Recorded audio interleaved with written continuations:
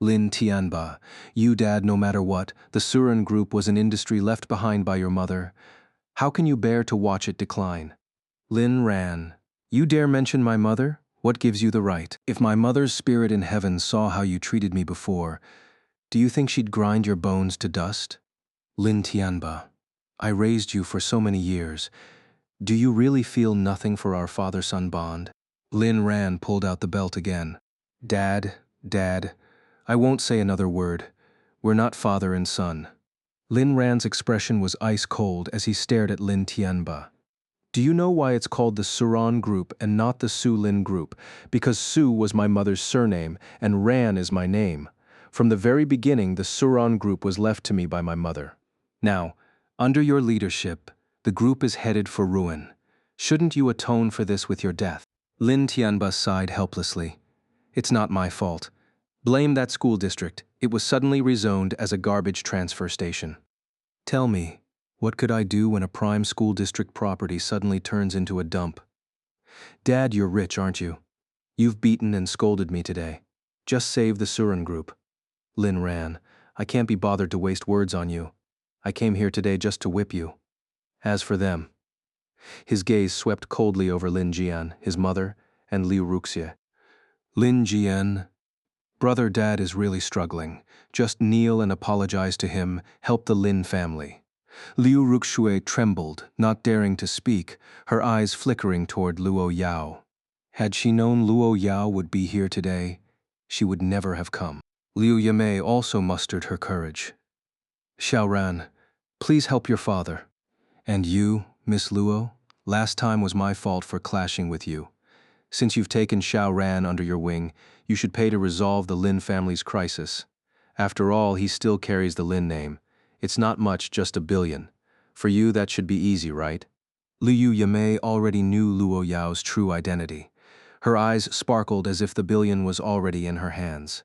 Lin Tianba suddenly remembered this too. Yes, CEO Luo, since you're keeping my son, no, my dad, you have to pay. Once you pay, he's yours. Even Luo Yao was stunned by the Lin family's words. This was more outrageous than her grandfather's antics. 1 billion wasn't much. She could produce it any time. If it were for Ah Ran, she wouldn't hesitate even for 10 or 100 billion. But for the Lin family?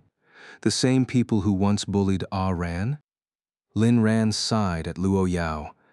I told you they'd disgust you. Believe me now. Luo Yao, a bit shocking. She then walked up to Liu Yuemei and the other two. Ah Ran, should I make them disappear? Lin Ran hesitated. He wanted to say yes, but compared to vanishing outright, he'd rather watch them suffer slowly in this world, descending into misery, becoming beggars, cripples, until they wished for death. Not yet. I haven't had my fill of fun. Luo Yao's eerie smile sent chills down their spines. Good. If Ah Ran wants to play, they'll be your toys until they die in agony. Lin Tianba's eyes widened. This wasn't how he imagined things would go. Luo Yao's ruthlessness was infamous in their circles. Fear gripped him. Maybe coming here today was a mistake. CEO Luo, you can't do this. Luo Yao, oh, why not? You bullied Ah Ran, so of course he'd seek revenge. To me, your Lin family is worth less than dog shit. Do you not understand? If not for Ah Ran's sake, you'd have died countless times already. But now, I'm looking forward to watching Ah Ran torment you slowly. This thrill is exhilarating. Luo Yao was genuinely pleased. She adored Lin Ran's transformation. It felt familiar yet thrilling. Perhaps Lin Ran was becoming like her. But no matter what he became, she'd love him. If he turned to Buddha, she'd guard him. If he became a demon, she'd slay gods for him. As long as Lin Ran was happy. Lin Tianba collapsed to the floor, drained of all energy. It was over. He'd thoroughly offended Luo Yao. He realized now Lin Ran wasn't Luo Yao's kept man. She was the one under his spell. How did this unfilial son have such power? His pride had always been his younger son, Lin Jian. How did Lin Ran tame a she-devil like Luo Yao? Lin Ran frowned. Lin Tianba was giving up too easily. That wouldn't do. He needed resistance. He needed to keep digging his own grave. How could Luo Yao's words alone shatter his will? Yao Yao, stay out of this. Lin Ran's words suddenly shifted the momentum. Lin Tianba stared at him in disbelief. Luo Yao, fine, I'll listen to Ah Ran. Luo Yao was sharp.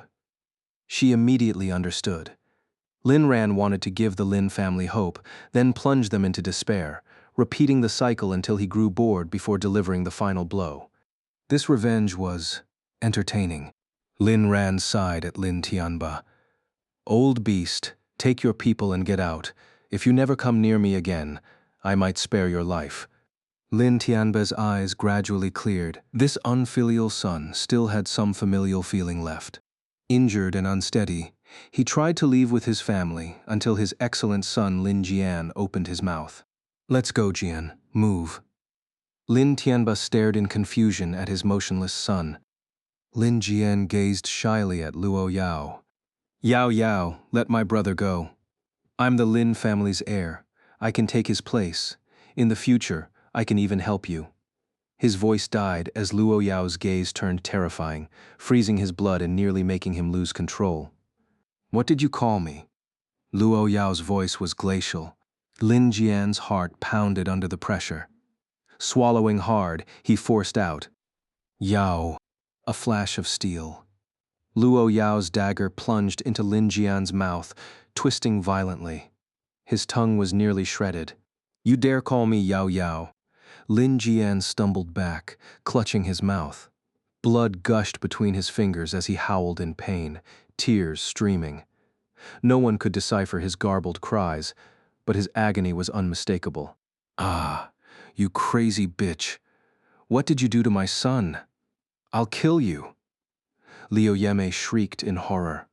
The sudden turn of events left everyone present stunned. Liu Ruxue covered her mouth in terror, afraid to make a sound. Lin Tianba's face darkened with rage, but his rationality ultimately suppressed his impulse. Though his heart ached, he valued his life more. Only Liu Yeme was screaming hysterically, rushing over to cradle Lin Jian. His blood splattered onto her, and the sight nearly made her faint on the spot. My son, she snarled, glaring venomously at Luo Yao. I'll kill you. That was her intention, but how could she possibly succeed? Before she could charge forward, Luo Yao kicked her 3 meters away, sending her writhing on the ground. Lin Jian had truly provoked her earlier, using such intimate terms had lit the fuse of her fury. After all, Luo Yao had a severe aversion to men. Apart from Lin Ran, every other man in her eyes was no different from a dog, including the dumbstruck Wu Zhishang standing nearby. The only reason Luo Yao had rewarded Wu Zhishang was because this particular dog had barked pleasantly, lifting her mood momentarily. But fundamentally, she despised all men except Lin Ran. Seeking death. With those words, Luo Yao turned and met Lin Ran's shocked gaze. She froze. Had she just acted violently in front of Lin Ran? Had she just exposed her cold-blooded, brutal side so blatantly to him? Would he be afraid? Would he run? Her mind raced. Suddenly she staggered, nearly collapsing, but Lin Ran swiftly caught her. Luo Yao whimpered, Husband, it wasn't me. He bullied me. Look, I'm hurt. She extended her delicate hand, showing a smear of bright red blood. Except that was Lin Jian's blood. Not that Luo Yao cared. Right now, she'd claim it as her own if it meant winning Lin Ran's sympathy. Wu Zhishang was speechless. Sis-in-law, do you think Brother Lin is an idiot? To his utter disbelief, Lin Ran pulled Luo Yao into his arms and said tenderly, He deserved it for daring to bully you. Wu Zhishang's pupils trembled. What was he witnessing? A husband and wife team shamelessly twisting the truth? Well, not entirely. Lin Jian was a scumbag. Luo Yao sniffled. Ran, they bullied me. I didn't mean to. I know. Yao Yao suffered unfairly. Lin Ran gently stroked her back to soothe her. Of course, Lin Ran wasn't afraid of Luo Yao. In his past life, he'd seen her far more deranged and unrestrained. The 4 people before them, They'd all been skinned alive by Luo Yao. The memory of their agonized screams under her blade was still fresh in his mind. Liu Yumei writhed on the ground, spitting out venomous words. I'll have you arrested. Lin Ran shrugged. Go ahead. My wife acted in self-defense. Lin Jian assaulted her. Everyone here saw it clearly. Wu Jishang. Ahem. You barged into our company to stir trouble, then attacked our chairman's wife. By rights we should call the police? Wu Jishang struggled to keep a straight face. Luo Yao's eyes sparkled. The dog had pleased her again. She shot a glance at Uncle Fu, who immediately understood, slipping Wu Jishang another check while whispering praise. Chairman's wife, well said. Keep talking like that. Wu Jishang stared blankly at the check in his hand, momentarily at a loss for words. Lin Ran noticed the exchange and nearly laughed. Truly, money could buy anything. Yao Yao, let's go. Lin Ran gazed at his injured wife, heart aching. Luo Yao nodded, nestling against him like a fragile bird. My legs are weak from fright. Carry me, A Ran. Lin Ran's heart melted. Who could resist such a mercurial little kitten? As he lifted her and turned to leave, Liu Yuemei shrieked, Stop. Lin Ran glanced back, his clear eyes questioning. Liu Yumei, regaining some composure, gritted out through the pain. You can't leave. You hurt my son. Pay compensation. Oh, even the most expensive pet hospital wouldn't charge more than 10 grand. The Lin family's loaded why fuss over pocket change. Before Liu Yemei could retort, Lin Jian croaked out through snot and tears, 15 billion. 15 billion. Lin Ran smirked. Even if I were your grandpa, you can't extort me like that. Lin Tianba finally snapped out of his daze. While he didn't dare touch Luo Yao, Lin Ran was fair game. Xiao Jian said 15 billion. Lin Ran feigned shock. Holy hell, is there no justice? My son and grandson are shaking me down for 15 billion. What kind of luxury pet hospital is this? He turned to Wu Jishang. Old Wu, what's your take on this unique logic? Wu Jishang deadpanned. It's extortion by any definition. Should we call the cops? Lin Ran. Yao Yao, your thoughts. I'll listen to A Ran. Luo Yao clung to him, utterly uninterested in the conversation. Lin Ran sighed dramatically. See? My wife says no deal. Do your worst. Luo Yao. Did I say that? Lin Tianba growled. Lin Ran. Don't think Luo Yao's backing lets you do whatever you want. Lin Ran scoffed. I love flaunting my wife's power. Got a problem? Hit me then. Luo Yao tightened her grip, adoring this version of Lin Ran. Lin Tianba fell silent. Then at least have your bodyguards release us and bail out Su Ran Group. I'll drop this.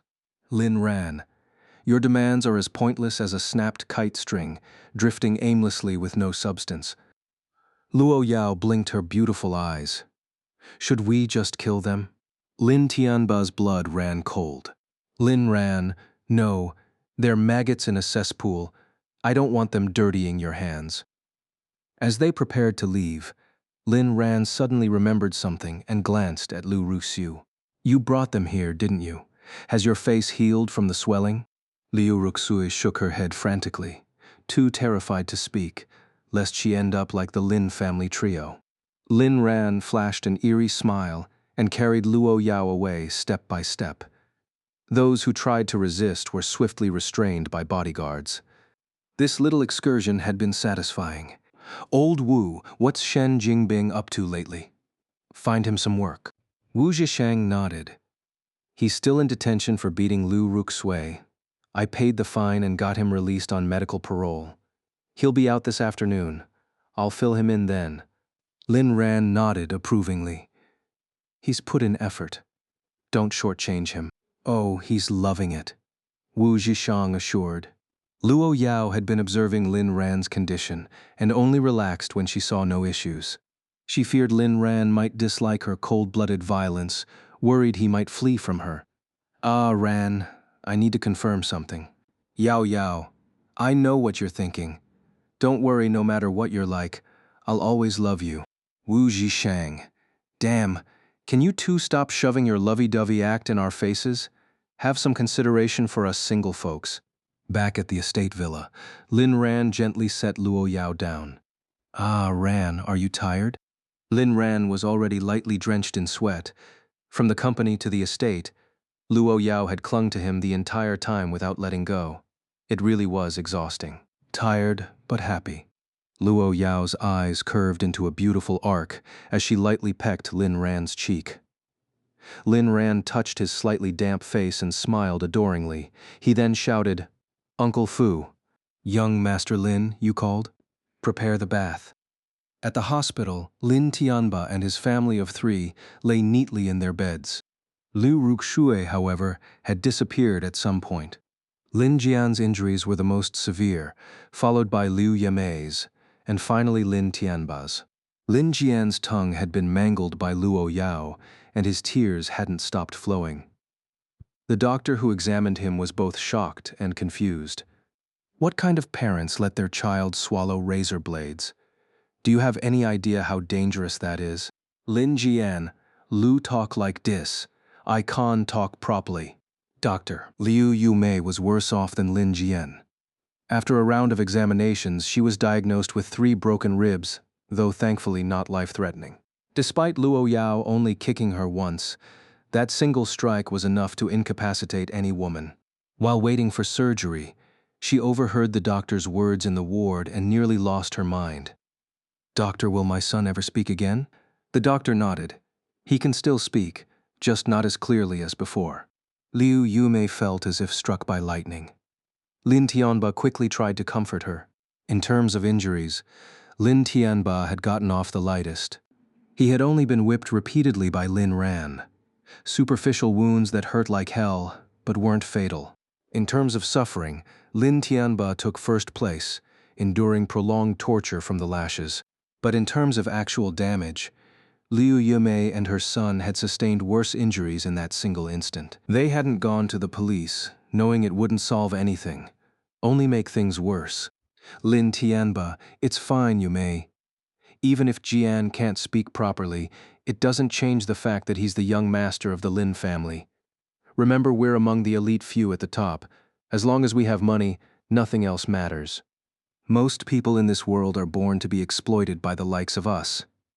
As long as Suran Group stands, Jian will always remain untouchable. Liu Yumei stared at Lin Tianba in disbelief. She was starting to see him in a new light. "I never thought you could be so weak. Our son's been brutalized and you're just going to take it. What else can we do? You won't even call the cops, let alone seek revenge." Lin Tianba sighed in frustration. He couldn't be bothered to argue with her.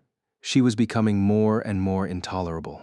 This woman might be kind, beautiful, and understanding, but when it came to real crises, she was utterly clueless.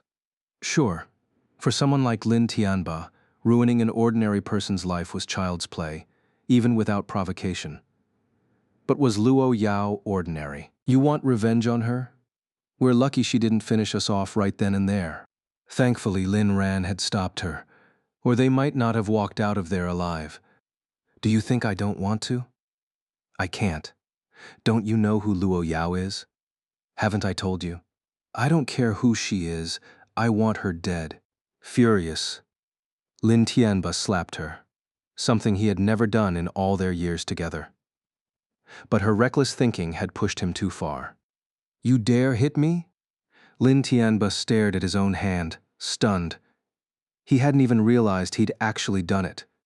I'm sorry. I lost my temper." Liu Yumei burst into tears, wiping her face dramatically. "You promised you'd cherish me forever, and now you hit me? Wah." Lin Tianba, irritated, stepped out into the hospital hallway. He felt utterly helpless.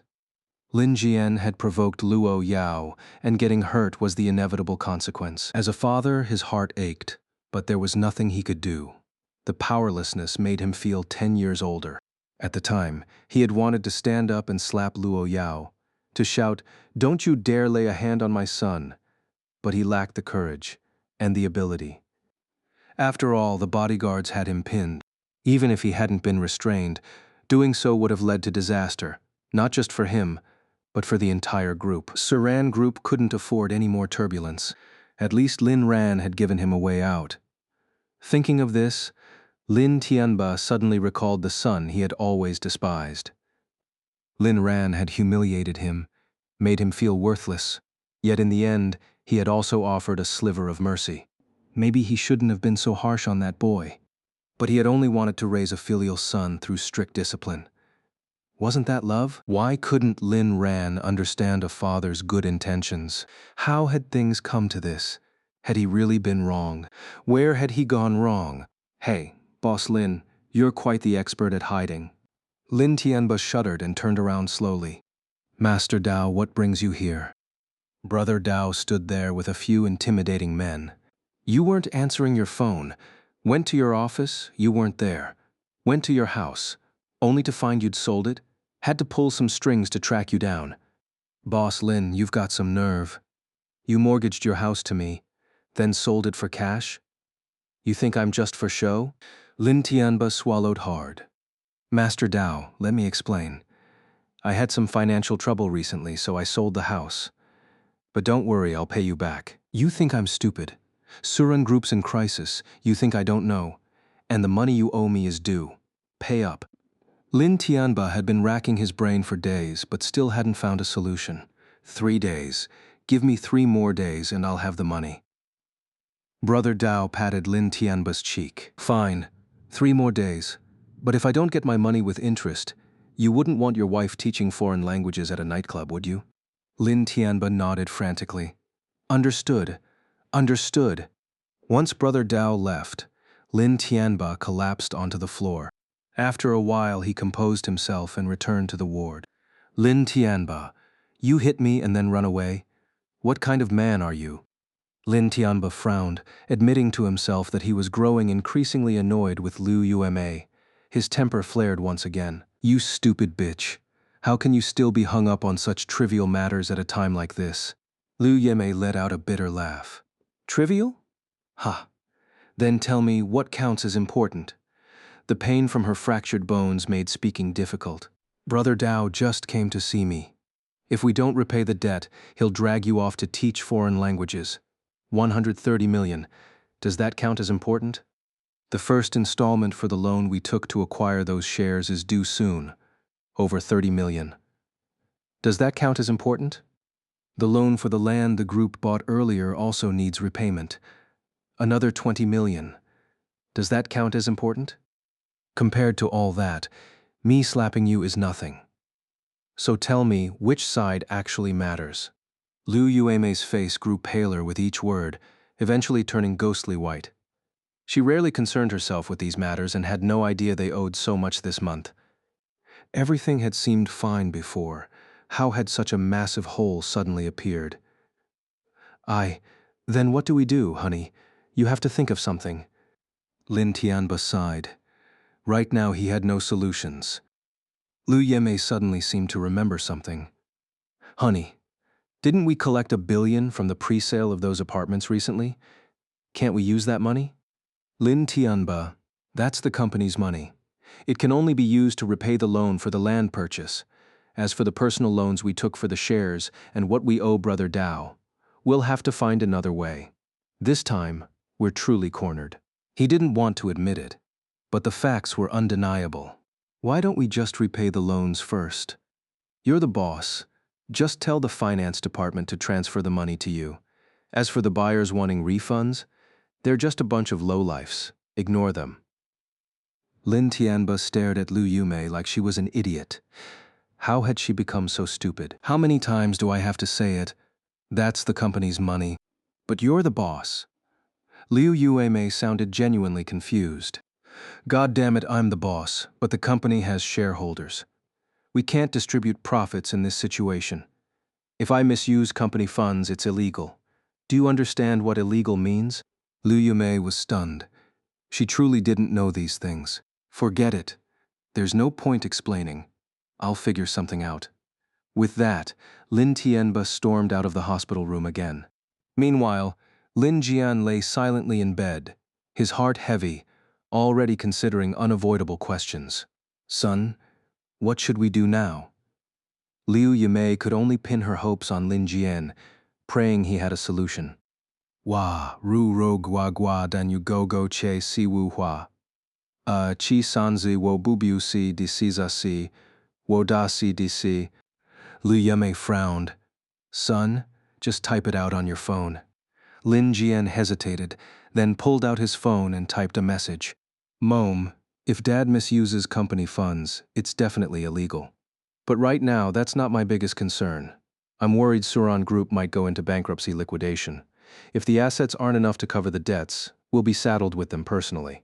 After reading the message, Liu Yuemei felt as if she'd been struck by lightning. Every penny she'd painstakingly saved over the years had gone to Lin Tianba. Not only was it all gone, but she might also be dragged down with him.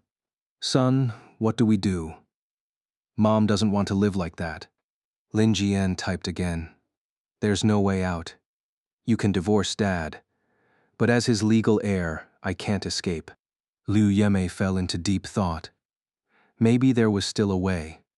Son, I need to tell you something, but you have to keep it secret for now.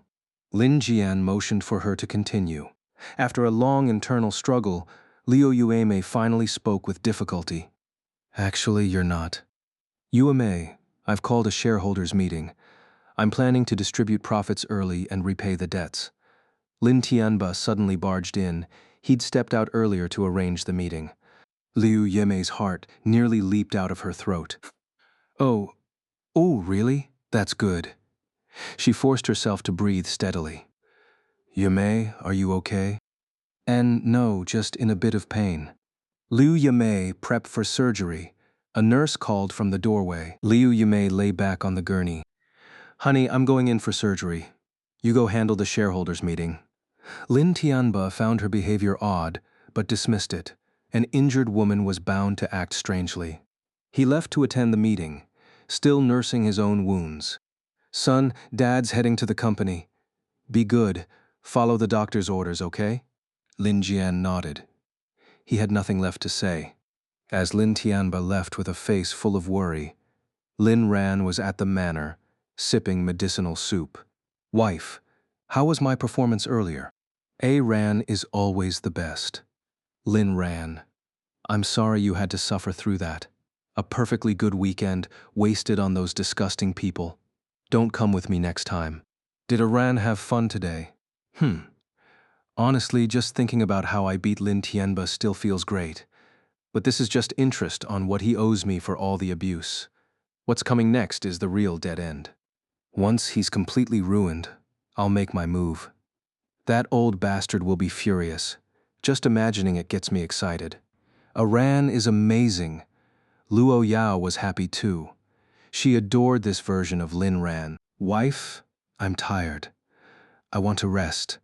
Okay, let's rest together. Luo Yao didn't object. Aran was tired. He needed to sleep. Under the mingling glow of sunset and moonlight, Lin Ran slipped back into that strange dream. A pitch-black night. A primeval forest. Lin Ran stood before a cave where he saw those eerie crimson eyes again. This time, he could see clearly. They were human eyes. Beneath them, a mouth opened, oozing an unknown red liquid.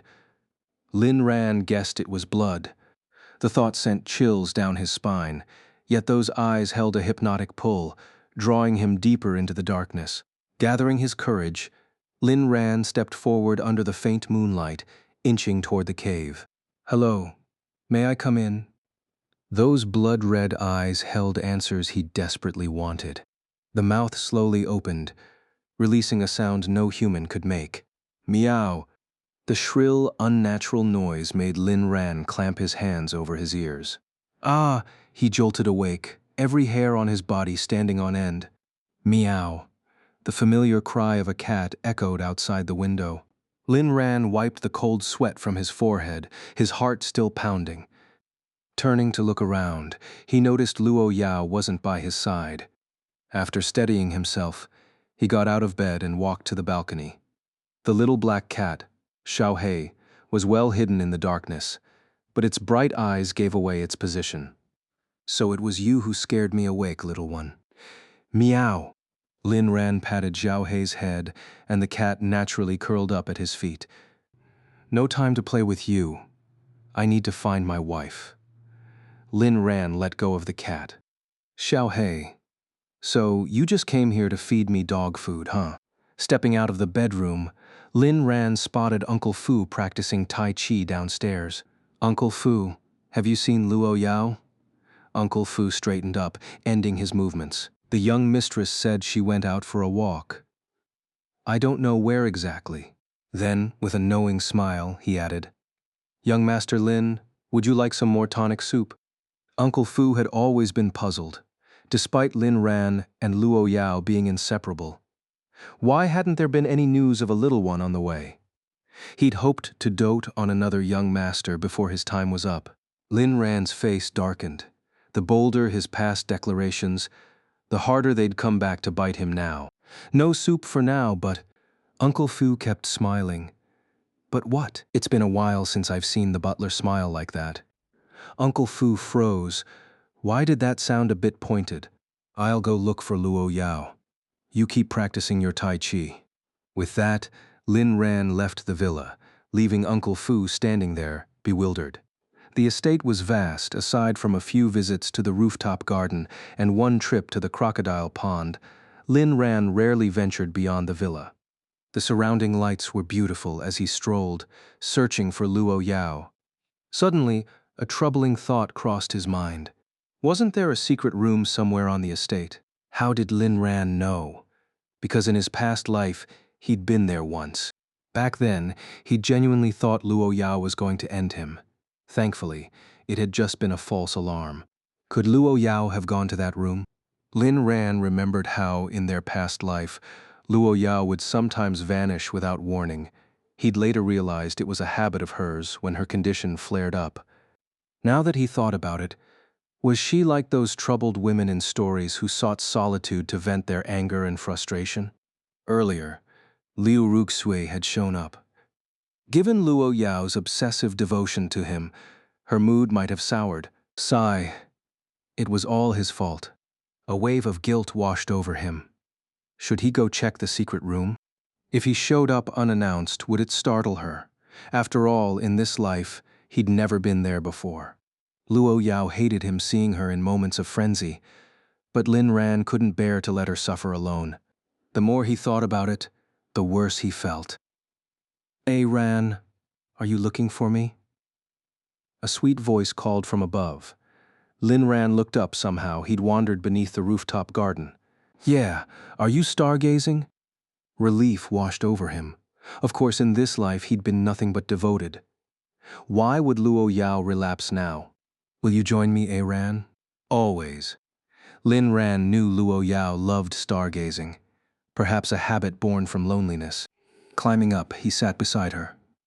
Their faces bathed in starlight, radiating happiness. Yao Yao, if something's bothering you, you have to tell me. Of course, I promised I'd never hide anything from you. Right now, I'm happy, truly. After a pause, she added softly, Ran, if we can keep living like this, I'll always be this happy.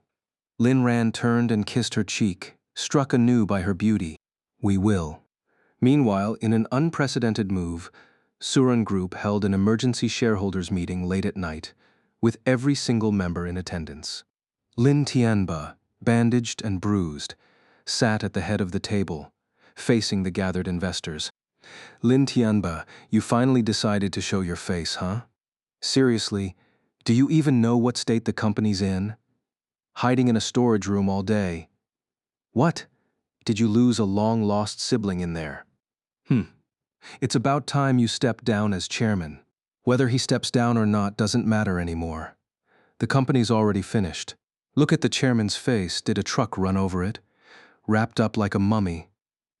Though crude, the remark drew scattered laughter. Lin Tianba's disheveled state had been obvious the moment he walked in, but no one had dared mention it until now. Lin Tianba stood, bowed deeply to the room, and then resumed his seat before speaking. Everyone, my apologies for calling this meeting so late. While Suren Group is facing challenges, I believe that with unity, we'll overcome them. He deliberately avoided explaining his injuries.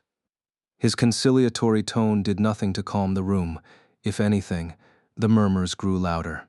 Chairman Lin, isn't this just self-deception at this point? Ha! Overcome them? Unity? That's rich. Challenges? Is that what you call this? Resign. The company won't survive under you. Lin Tianba clenched his jaw, enduring the ridicule. These people had done nothing but collect dividends for years, yet now that trouble hit, their tongues were sharper than knives. Finally, after relentless taunts, he snapped, "Have you no shame? Under my leadership, you've all profited massively, your initial investments repaid tenfold, and now you demand I step down? Where's your conscience?" Aside from Lin Tianba, the largest shareholder was Quiku Tui Tu Teniang, a name derived from his father's love for specialty liquor, holding 15% of shares. Chairman, must I spell it out? What have you actually accomplished? Our success had nothing to do with you. Back when Chairwoman Su Yanyan was alive, Suren Group was among the elite in the capital. Now, while our valuation's higher, our old rivals have multiplied in scale. You call this progress? Pathetic. Besides, without our initial investments, you'd be nothing. We invested because of Chairwoman Su's competence. After she passed, look at you, scraggly, unfit to lead. Lin Tianba forced down his rage. He still needed these people. Quoth Tenyang, is it the chairman's seat you're after? Quoth Tenyang slammed the table. I don't want to deal with this mess. I'm selling my shares and stepping down as executive director of the group. His words sent shockwaves through the room, leaving even Lin Tianba dumbfounded. Everyone knew Quich Tenyang was infamous in the industry as a sharp-eyed investor. Every project he backed turned a profit, and every share he abandoned was doomed to fail. Now, his decision to sell his stake could only mean one thing. He was ready to ditch this sinking ship. Lin Tianba panicked. He feared Quich Tenyang's move would set a dangerous precedent, leading to the collapse of Suran Group. After years of hard work, they had come this far. If the group fell apart now, he'd be ruined. No, I won't allow it. The group is already in crisis, and you want to bail now? Do you really think it's that easy? Kui Tenyang cut him off. Enough talk. Let's vote. He raised his hand first. The shareholders fell silent. Had Suran Group really reached this point? Lin Tianba expected resistance, but to his horror, the shareholders exchanged glances and slowly began raising their hands in agreement. One by one, every single shareholder, except Lin Tianba, voted in favor. At that moment, they all envied one person. Lin Ran, who had exited at the peak of Suran Group's glory. Selling high had been nothing short of divine foresight. Lin Tianba snapped. He shot up from his seat, pointing accusingly at the shareholders. You, all of you, I refuse. I'm the majority shareholder. Without my approval, you can't do this. Ku Chenyang smirked. Boss Lin, do you even understand corporate law? Let me educate you. For decisions like this, a 2/3 majority vote from present shareholders is enough. You may be the chairman with the largest stake, but you can't block our decision. Got it? Lin Tianba stared at him in disbelief. He knew Kui Tenyang was right. Owning 51% of the shares gave him more influence and secured his position as chairman. But this wasn't about shareholding, it was a corporate decision requiring a shareholder vote. A chill ran down Lin Tianba's spine. He had just spent over $1 billion if this went through now.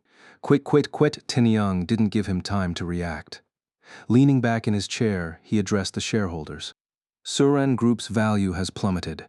I've consulted industry insiders. If we sell now, we might still get $1 million per share. Wait any longer, and they'll be worthless. So first thing tomorrow, I'm listing mine.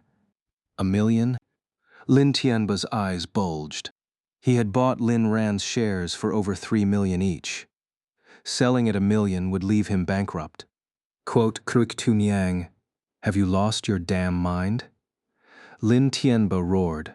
Ignoring him, Q Tenyang delivered the final blow. The chairman's emotional. I propose another vote on liquidating the group's accounts for dividends. Let's cash out and move on. Lin Tianba was stunned. This usually mild-mannered man was now ruthless, cutting through red tape without hesitation. No concern for whether Suran Group could recover. Why? One by one, the shareholders raised their hands. Eager to list their shares the next morning, they began proposing motions and voting on the spot. That night, the CFO was called back to the office. After setting aside employee salaries and project funds, they started dividing the money. By dawn, the accounts were prepped for dividend distribution, ready for the banks to process at opening. As for the looming risk of refund demands, the shareholders couldn't care less. The crisis hadn't erupted yet. Capitalists were merciless. Feasting on blood-soaked profits was their specialty. In good times, everyone prospered. In bad times, they saved themselves, even if it meant shoving others into the abyss. No matter how desperately Lin Tianba fought, no one listened. By the next morning, the payouts were done. Qu Tiniang was the first to leave, firing off a text message as he walked out. Alone, Lin Tianba stared at the 500 million deposited into his account, lost in thought. It wasn't enough to cover personal loans, corporate debt, or refunds, just enough to repay Brother Dao in that month's installments. But what then? Wait for new investors? Unlikely. If new shareholders discovered Suran Group's crisis and pushed for bankruptcy, the company's fate would be sealed.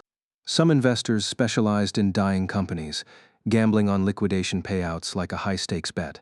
This was common in the investment world. In bankruptcy, old and new shareholders would walk away unscathed, maybe even profit. But Lin Tianba still owed the bank $1 billion. That was the mountain crushing him. His head throbbed. For now, he could only take it one step at a time. He even considered selling his own shares. Selling now would net him another 500 million, plus the 300+ million left after paying Brother Dao. Damn it, it still wouldn't cover the hole from buying Lin Ran's stake. How had he gone from billionaire to ruin in just over a month? Why? Why? Why? Lin Tianba screamed at the heavens, but they offered no answer. Defeated, he contacted Brother Dao, who quickly provided a repayment plan. Reluctantly, Lin Tianba transferred 100 million to Brother Dao and 30 million in interest to a corporate account. Overnight, he aged a decade. Only 3 options remained. 1. Sell Linyuan Victory Gardens to escape the crisis and reclaim his empire. But that was nearly impossible. Wait for liquidation and auction? That was suicide. Auction proceeds would go straight to the bank. In this state, how much could Linyuan Victory Gardens even fetch? Enough to fill the company's hole? 2. Beg Lin Ran to bail out his own father. But Lin Ran had turned cold. He wanted nothing to do with him. 3. Follow the other shareholders and dump Suran Group. But that would bury him in debt. Without the group's backing, he'd never escape it. After agonizing, the only realistic choice was to offload Linyuan Victory Gardens at a loss. But what about the homeowners who'd already bought in? Time to plan an exit. Quickly resolve the issue with Linyuan Scenic Estate, secure the money, and then transfer the assets. After that, emigrate? If that doesn't work, just leave the problem for society to deal with. Lin Tianba shook his head but ultimately couldn't bring himself to make a final decision. He decided to wait a little longer. If there was no turnaround by the end of the month, then he'd have no choice but to go through with it. Having gone a full night without rest, he looked utterly worn out. Combined with his injuries, he cut a pitiful figure. With hollow eyes, he dragged himself back to his pigsty of an apartment, not even bothering to go to the hospital. While Lin Tianba was resting, Luo Yao, who was at her estate, received a message. "Boss, it's done. Lin Tianba is finished this time." A pleased expression crossed Luo Yao's face. She thought how happy Ran would be when he heard the news. She would always be there to protect him. Monday arrived, and the world resumed its usual rhythm. Lin Ran was invited out by Wu Zheshang. An hour earlier, Wu Zheshang had happily attended what he considered an unexpected date. Chen Qingtian had taken the initiative to reach out to him, asking to meet.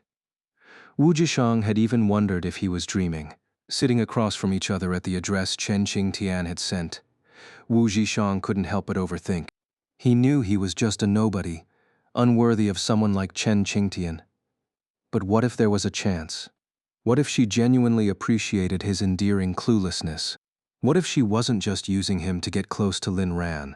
What if she, like Lin Ran's wife, had a thing for puppy-like guys? What if... What's on your mind?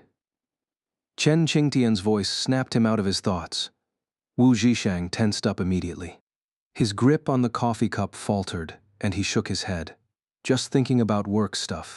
You're out with me, and you're thinking about work? Am I not pretty enough? Wu Zhishang flushed, remembering the first time he'd seen Chen Qingtian at the Pangu Hotel, swaying with her in the middle of the dance floor. So what did you want to talk to me about? He still refused to believe Chen Qingtian was here for romance, because he knew he wasn't good enough. Chen Qingtian nodded. I need you to help me arrange a meeting with Lin Ran. Wu Zhishang felt like he'd been doused in ice water. His heart sank. Lin Ran is married. What are you trying to pull? Married? But he's only 23. Chen Qingtian looked genuinely shocked. Seeing her reaction, Wu Zhishang thought, just as I suspected. She's after Lin Ran. Yeah, and my sister-in-law is an amazing woman. I suggest you drop whatever ideas you're entertaining. It took Chen Qingtian a moment to recover. She stared blankly before speaking. We're friends, aren't we? Last time you got dumped, I was the one who got drunk with you. The way you're talking to me now makes me feel like you're biting the hand that fed you. Wu Zhishang replied matter-of-factly. If you weren't lusting after Lin Ran, we could still be friends, but now I have to shut you out for his sake and his wife's. I have to protect the best version of Lin Ran for my sister-in-law, he thought. His bluntness wasn't surprising. He and Lin Ran got along precisely because they shared similar personalities. Chen Qingtian was so angry she laughed. Oh wow, so this is how you see me? Some homewrecker. Aren't you? Wu Zhishang shot back. I am not. She roared, then paused. Don't lose your temper. Stay calm. I'm Chen Qingtian, a public figure. I have to maintain my dignity. Wu Zhishang pressed. Then why do you want to meet Lin Ran? Chen Qingtian took a deep breath, recomposing herself into the poised celebrity she was supposed to be. I have something important to discuss with him. Just help me set up a meeting, and I'll give you 10 grand. Wu Zhishang scoffed. Do I look like the kind of guy who'd sell out his brother for money? 10 grand? Seriously? My sister-in-law hands out checks like candy. Chen Qingtian fell silent for a moment. Then what will make you help me? Wu Zhishang crossed his arms. Tell me the real reason. If I'm convinced you're not a threat to Lin Ran's happiness, I'll consider it. You really think so little of me? That I'd stoop to being a mistress? People aren't always what they seem. You've been acting suspicious from the start, always fishing for info about Lin Ran. For some reason, seeing Wu Zhishang's stupidly earnest face made Chen Qingtian want to mess with him. Fine, you got me. What if I do like Lin Ran? What then? Wu Zhishang immediately bristled. Oh, hell no. You think you can just waltz into his marriage? Sure, you're decent looking, but you're nothing compared to my sister-in-law. Lin Ran loves her, truly loves her. And let me give you some advice. Being a mistress isn't glamorous. You're like an uninvited stray, barging into someone else's life without a clue. Love isn't built on other people's pain. What you're chasing isn't romance, it's moral bankruptcy. You're like a rat in the shadows, too ashamed to face the light. So let me leave you with 2 words. Don't. Chen Qingtian trembled with rage but forced herself to stay composed. Don't is 1 word. Wu Zhishang smirked. Oh wow, you can count. I thought you'd go for the 3rd. That was the last straw. Years of etiquette training and public image discipline crumbled in an instant. You, little shit, she screamed, hurling her coffee into his face. This bastard is insufferable. Wu Zhishang wiped the coffee off his face. Bit bitter, not as sweet as Lin Ran and my sister-in-law. Chen Qingtian stared at her empty cup in disbelief. What did I just do? She glanced around frantically. Thankfully, no one had seen. Her reputation would have been ruined. As Wu Zhishang stood to leave, Chen Qingtian panicked. Wait, you can't go yet. I'm not done. Wu Zhishang turned back, raising an eyebrow. What? Trying to redeem yourself? Won't work. I'm not helping you meet Lin Ran. Chen Qingtian took another deep breath, though her voice still shook. Relax. I'm not into Lin Ran. I need to talk to him about something else. Sure, something else. Like being his side piece, Wu Zhishang muttered. You? Ugh, fine. I'll tell you the truth, but you cannot tell anyone. Actually, what I have to say is in the next chapter. Chen Qingtian finally understood. If she didn't tell the truth, that idiot Wu Zhishang would never help her. Wu Zhishang slowly sat back down, listening intently until his jaw dropped in shock. He never expected things to be like this. Now, can you help me arrange a meeting with Lin Ran? Chen Qingtian's slightly sulky tone made Wu Zhishang wish he could vanish into the ground. Had he really misunderstood her so badly earlier?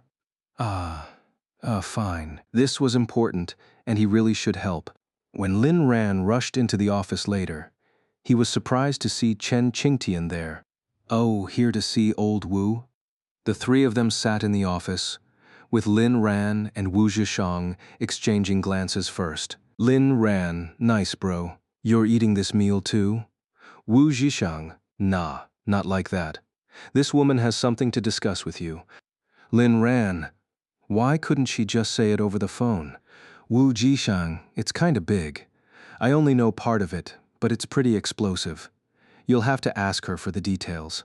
Watching Lin Ran and Wu Zhishang blink rapidly at each other, Chen Qingtian was immediately reminded of their first meeting. Back then, these two had also been making weird faces at each other. Are you two speaking some kind of secret language? Chen Qingtian asked, cutting straight to the point. Lin Ran coughed. Ahem, ahem. Miss Chen, what brings you here to see me? Oh, you knew it was me who wanted to meet? Lin Ran, old Wu just told me. Chen Qingtian, did Wu Zhishang even say anything? Two things. First, I just wanted to catch up. Chen Qingtian figured easing into the conversation would make it easier to broach the real topic. But Lin Ran frowned and went straight for the jugular. Catch up? We're not exactly close, are we? Let me make this clear. I'm a married man. You'd better get to the second thing, or I'll start thinking you're trying to be my mistress. Chen Qingtian froze on the spot.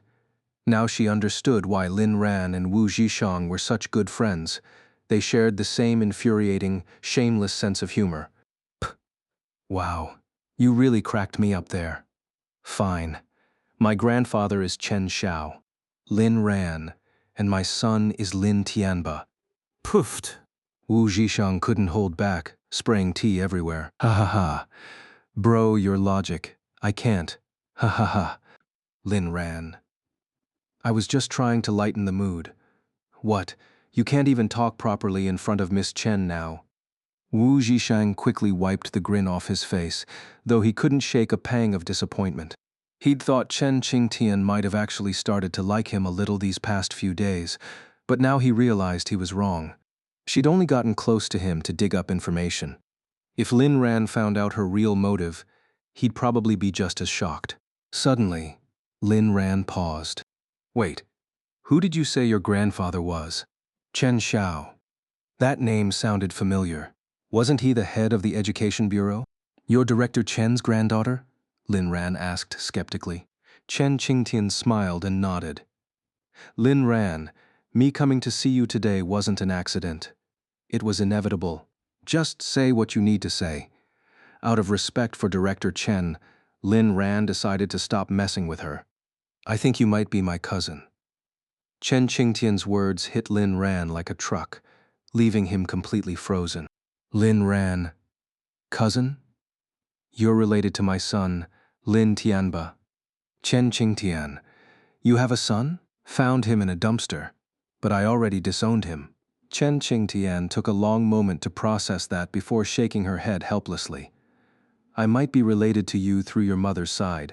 Honestly, the first time I saw you, I felt something different, a sense of familiarity.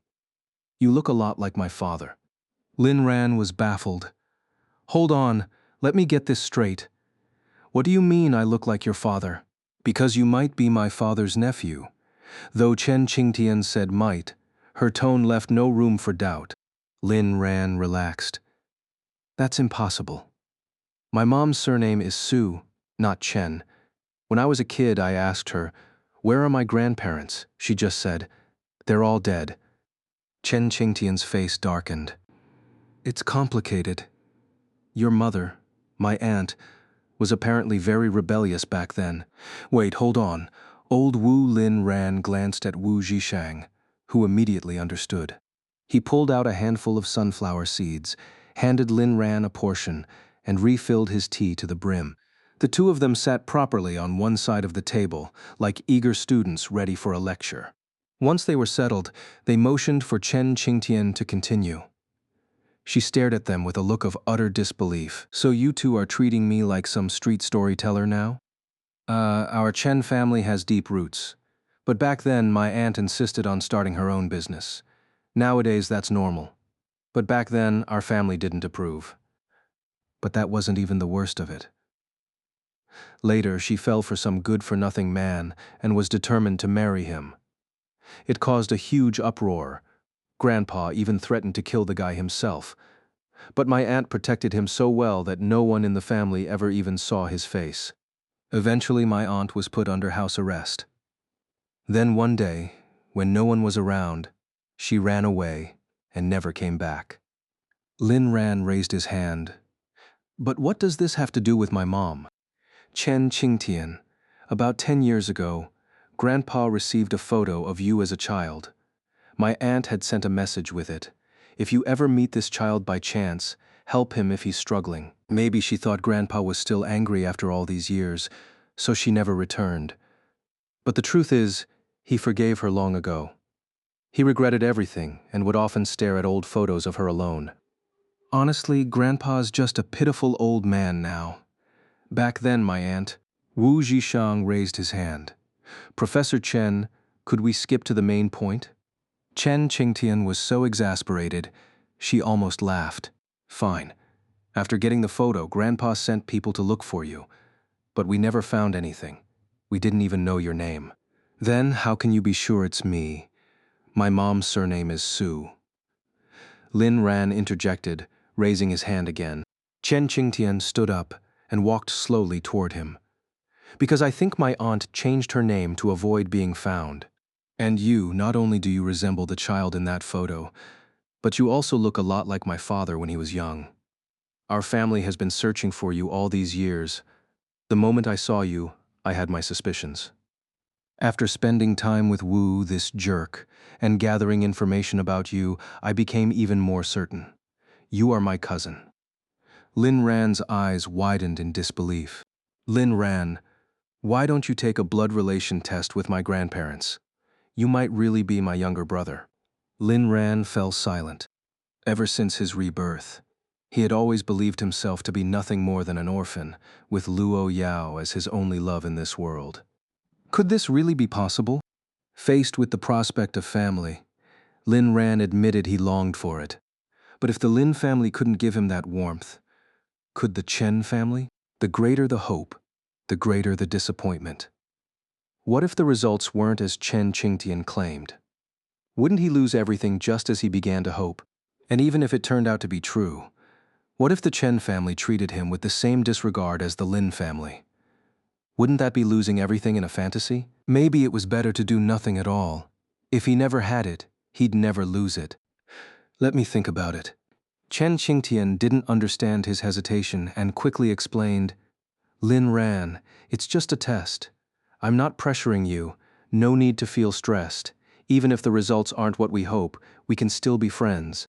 Besides, my grandfather really likes you, you know. I was shocked when I found out you went to see him. Lin Ran, does Commissioner Chen know? Chen Qingtian shook her head. That idiot is as clueless as a pig. How would he know? The other day he told me about a young man named Lin Ran and his family tragedy, and only then did I realize it was you. Because I'd heard parts of your story from that damn scumbag. Her expression softened with sympathy as she looked at Lin Ran. Whether or not they were cousins, she pitied him for what he'd been through.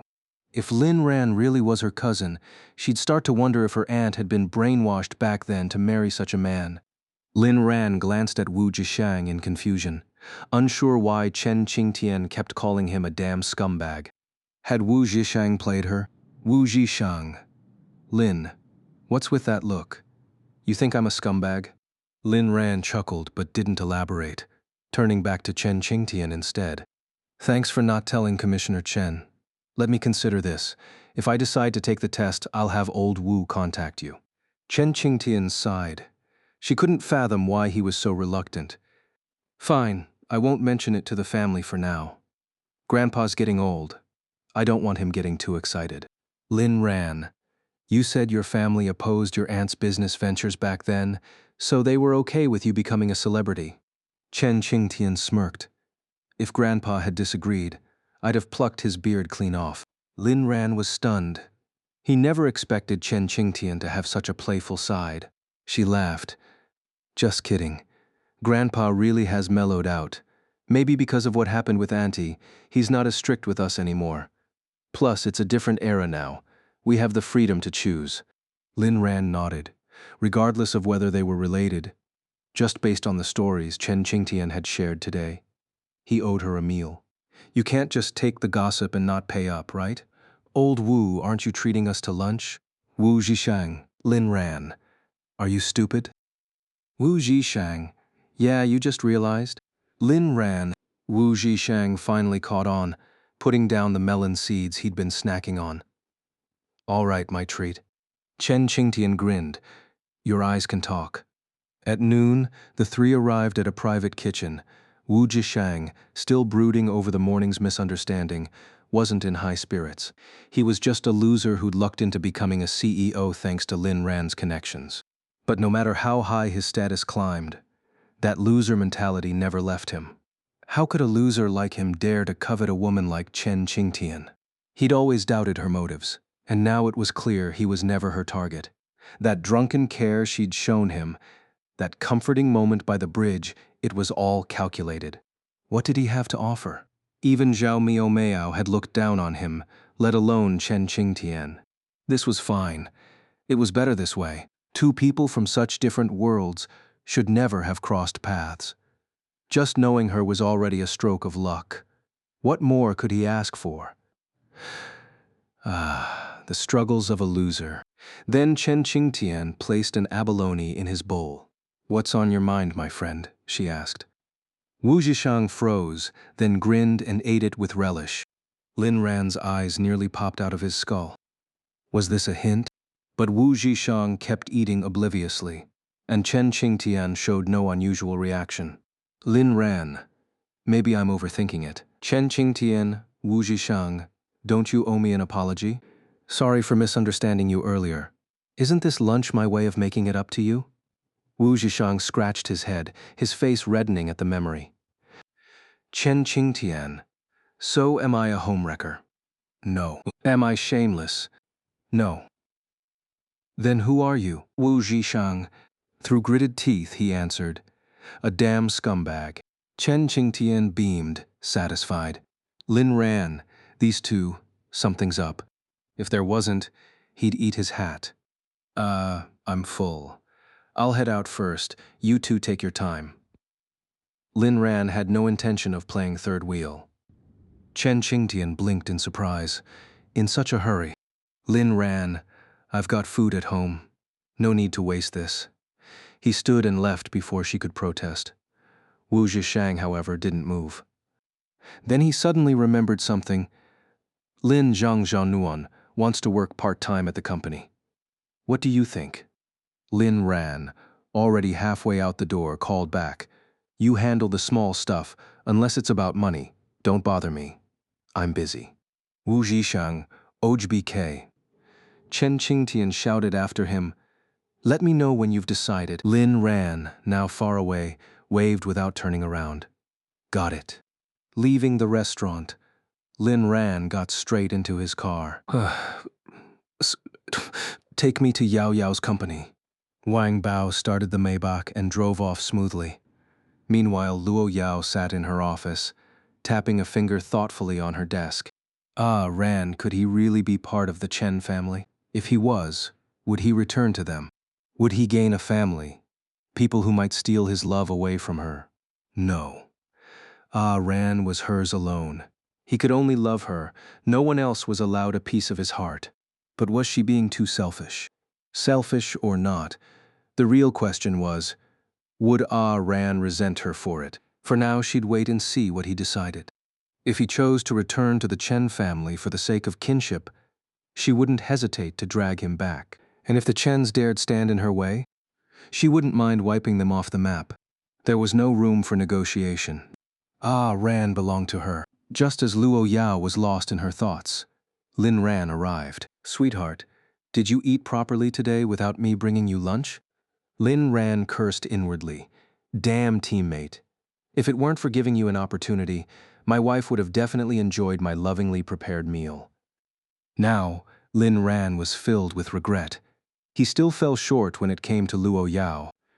Wu Zhishang sacrificing his lifelong happiness for not finding a wife was one thing, but if his own wife missed the meal he sent, she might go hungry all afternoon.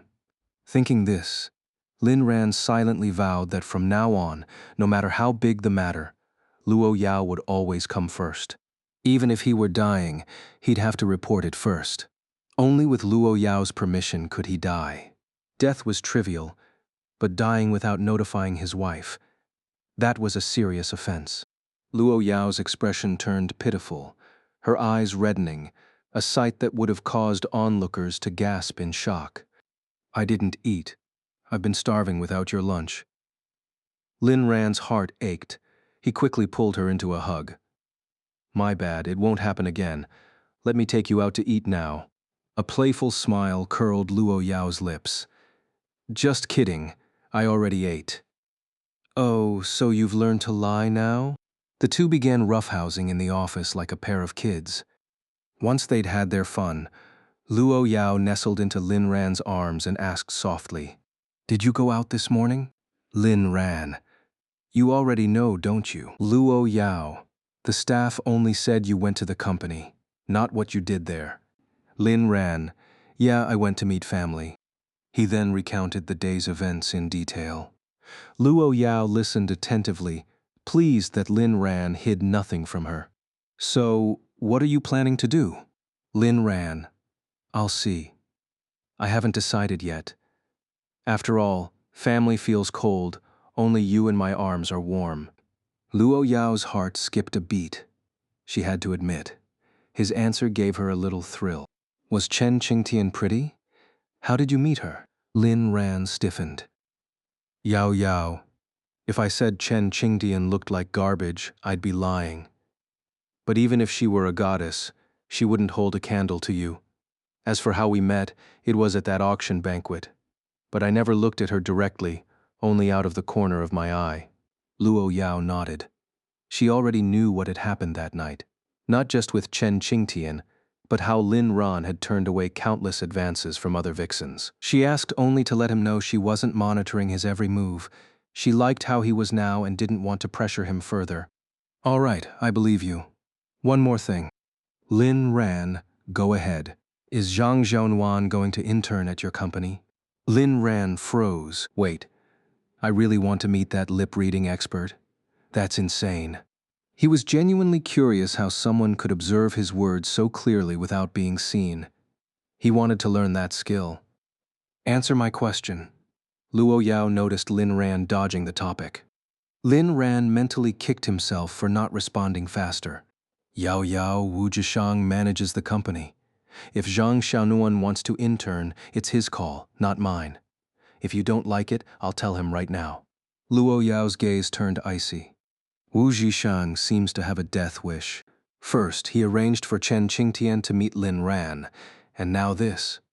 He was speeding down the path of self-destruction. Seeing Luo Yao's expression, Lin Ran's heart sank. Uh-oh, murder vibes. He hurriedly pleaded for Wu Zhishang. Though Wu Zhishang has indeed courted death, please spare his miserable life, for old time's sake. Tell Wu Zhishang to think before he acts, Luo Yao said coldly. Lin Ran was baffled. Even now, he often couldn't decipher Luo Yao's thoughts. A saying about ancient rulers flashed in his mind: living with a tyrant is like living with a tiger. Sweetheart, you're not worried I'd fall for Zhang Xiaonuan, are you? With you around, how could I even glance at another woman? Besides, there are plenty of female colleagues at the company. Why single her out? Luo Yao, I'm not worried you'd like her. I'm worried she likes you. I'm not Cash. How could every woman be into me? Lin Ran was lost. Luo Yao, intuition. Have you met Zhang Xiaonuan? No. Your intuition might be off this time. It's not. Lin Ran sighed. Why did women always default to intuition? Even Luo Yao wasn't exempt. Fine, I'll tell Wu Zhishang to kick Zhang Xiaonuan out. Luo Yao paused. Also tell him to stay away from you when he's got nothing better to do. Lin Ran nodded. Whatever you say, my love, a happy life comes from obeying the wife. His wife, his rules. What could he do? She was Luo Yao. Loving Luo Yao meant sacrificing certain things, because her devotion bordered on obsession. As for Wu Zhishang, call if it's urgent, otherwise, keep your distance. Not that he was heartless, but when your wife's a yandere, you adapt. Maybe I'm being selfish. Fine, you can meet Wu Zhishang, but if he lets another woman near you, I won't hesitate to end him. Surprisingly, Luo Yao compromised. She was trying to change, to give Lin Ran a bit more freedom. Lin Ran immediately agreed. Wow, you're so generous, babe. On Wu Zhishang's behalf. Thank you, sister-in-law. Luo Yao patted his head, about to speak, when urgent knocking interrupted. Frowning, Luo Yao called, "Come in." Liu Meng opened the door, flinching under Luo Yao's glare. Did I interrupt something? But this couldn't wait. President Luo, bad news. Our pharmaceutical subsidiary's been exposed for tax evasion. Negative reports are spreading fast across all platforms. Partners are calling non-stop for clarification. The medical branch manager just called too, asking for instructions. After hearing the report, Luo Yao narrowed her eyes, lips curling into an eerie smile. How interesting, I didn't expect her to still be alive. The Luo Corporation, as the world's largest conglomerate, naturally doesn't lack its share of scandals. But this time, it's about tax evasion, a matter that's always been a no-go zone. Over the years, countless companies have crumbled due to tax-related issues. If a giant like the Luo Corporation were to collapse, it wouldn't just shake the economy, but also cause significant social upheaval. Yet, Luo Yao seemed entirely indifferent to it all. Her only thought was sticking to Lin Ran, getting close to him in the office, at the mall, and even at the estate. Ran, we've had our fun today. Let's go home. All right. Seeing Luo Yao's calm demeanor, Lin Ran couldn't help but admire her composure, while also wondering if she'd been blinded by his charm. There's truth to the saying, handsome faces bring disaster. How many rulers have been ruined by just such disasters? The moment they returned to the estate, Lin Ran's phone buzzed with a news notification. When he opened it, he saw that the manager of Luo Pharmaceuticals had stepped forward to release an official statement, declaring that there was absolutely no tax evasion within the company. But looking at the comments section, Lin Ran felt a pang of frustration. Though Luo Pharmaceuticals' timely response had somewhat shifted the tide of public opinion, the majority of netizens still weren't buying it. There was no helping it. To the average person with a grudge against the wealthy, making money itself is a crime. User, a cow that went to heaven and still poops. Luo Pharmaceuticals is the cornerstone of the Luo Corporation, and they're engaging in such despicable acts. It's outrageous. User, dumpster diving on Douyin. From today on, I am boycotting all medicines produced by the Luo Corporation. Disgusting. User, stubborn donkey refuses rides, but some of their specialized drugs are exclusive to Luo Pharmaceuticals. Even if you don't take them, someone else will. User, a lonely cucumber. I thought Luo Pharmaceuticals' prices were fair. Why would they stoop to this? User, roaming with keys in hand. Ha! Don't be naive. Medicine production costs are dirt cheap. Yet these capitalists mark prices up by dozens, even hundreds of times. If that's not heartless, what is? User, can't see, don't provoke. You think R&D comes free? Costs include labor, facilities, equipment, none of it's. Sure, tax evasion is shameful. But does it erase all their effort? They work hard to develop these medicines. Isn't that just to drain the common folk dry? User, without Leo Ruyan, I can't be a jerk. I remember someone once said, good medicine doesn't necessarily make good business. Lin Ran scrolled through the comments for a while. Most people remained unconvinced, with only a rare few showing signs of changing their tune. Ran, what are you looking at? Casually, Lin Ran passed his phone to her. He knew Luo Yao would be aware of these things anyway, even if he didn't show her. Luo Yao cast a glance at the screen. Is this it? This batch of netizens isn't nearly aggressive enough. Yao Yao, you worried at all. Worried about what? If I wanted to, I could shift public opinion in an instant. All right then, I wouldn't expect anything less from you. Seeing Luo Yao so unruffled, Lin Ran felt reassured as well. He knew that her confidence wasn't without reason. If she was this composed, she must have a solution ready. Just as Lin Ran was about to close his phone, another trending topic notification popped up. Shocking. A traitor in Luo technology. What's behind this scandal? Lin Ran clicked on the headline with a puzzled expression and was completely stunned when the article loaded. This time, things seemed slightly off. Luo Technology, a research institution collaborating with the authorities, been accused of leaking core technological information to Little Days, a derogatory nickname for Japan in certain Chinese discourses. Shockingly, the culprit turned out to be one of the experts within Luo Technology's specialized team. Once again, Luo Corporation was thrust into the eye of the storm. Tax evasion and dodging responsibilities were things that people might grudgingly tolerate, but when national affairs are involved, that's crossing a line no one can endure. By the next morning, crowds were already gathered outside Luo Corporation's headquarters. Traitors, get out of China. Traitors, get out of China. Traitors, get out of China.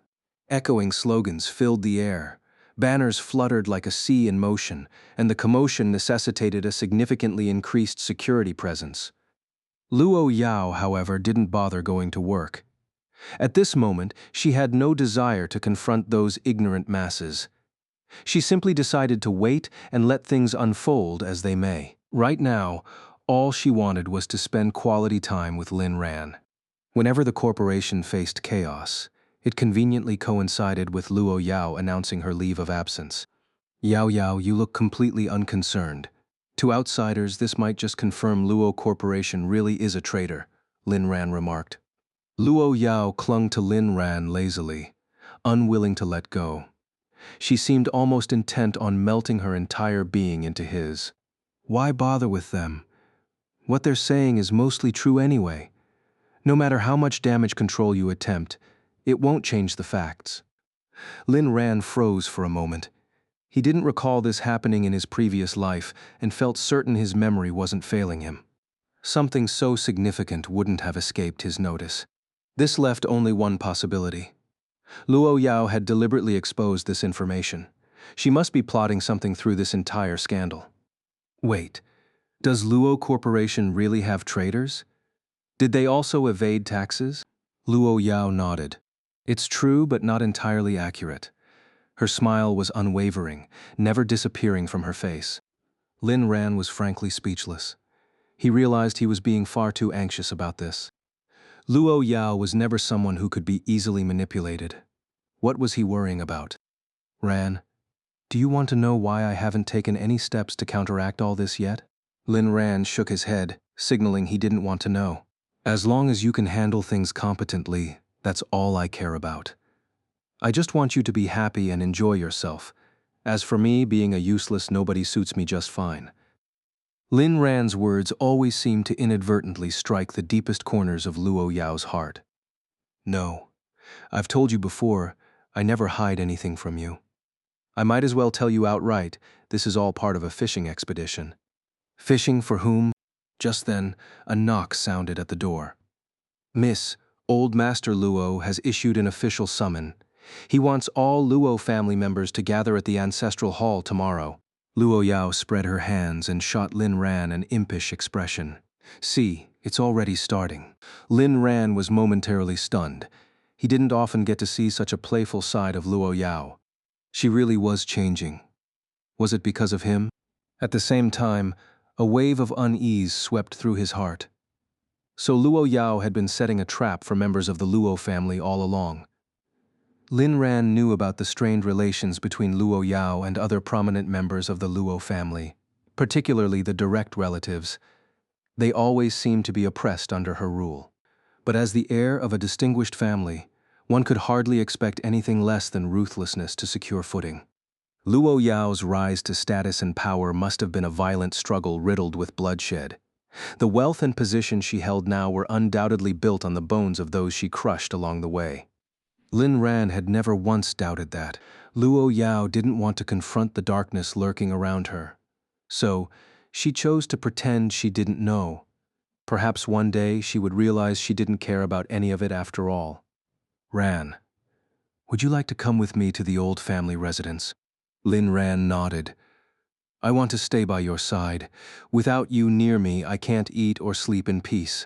Luo Yao embraced Lin Ran, her tone light and casual. Don't worry.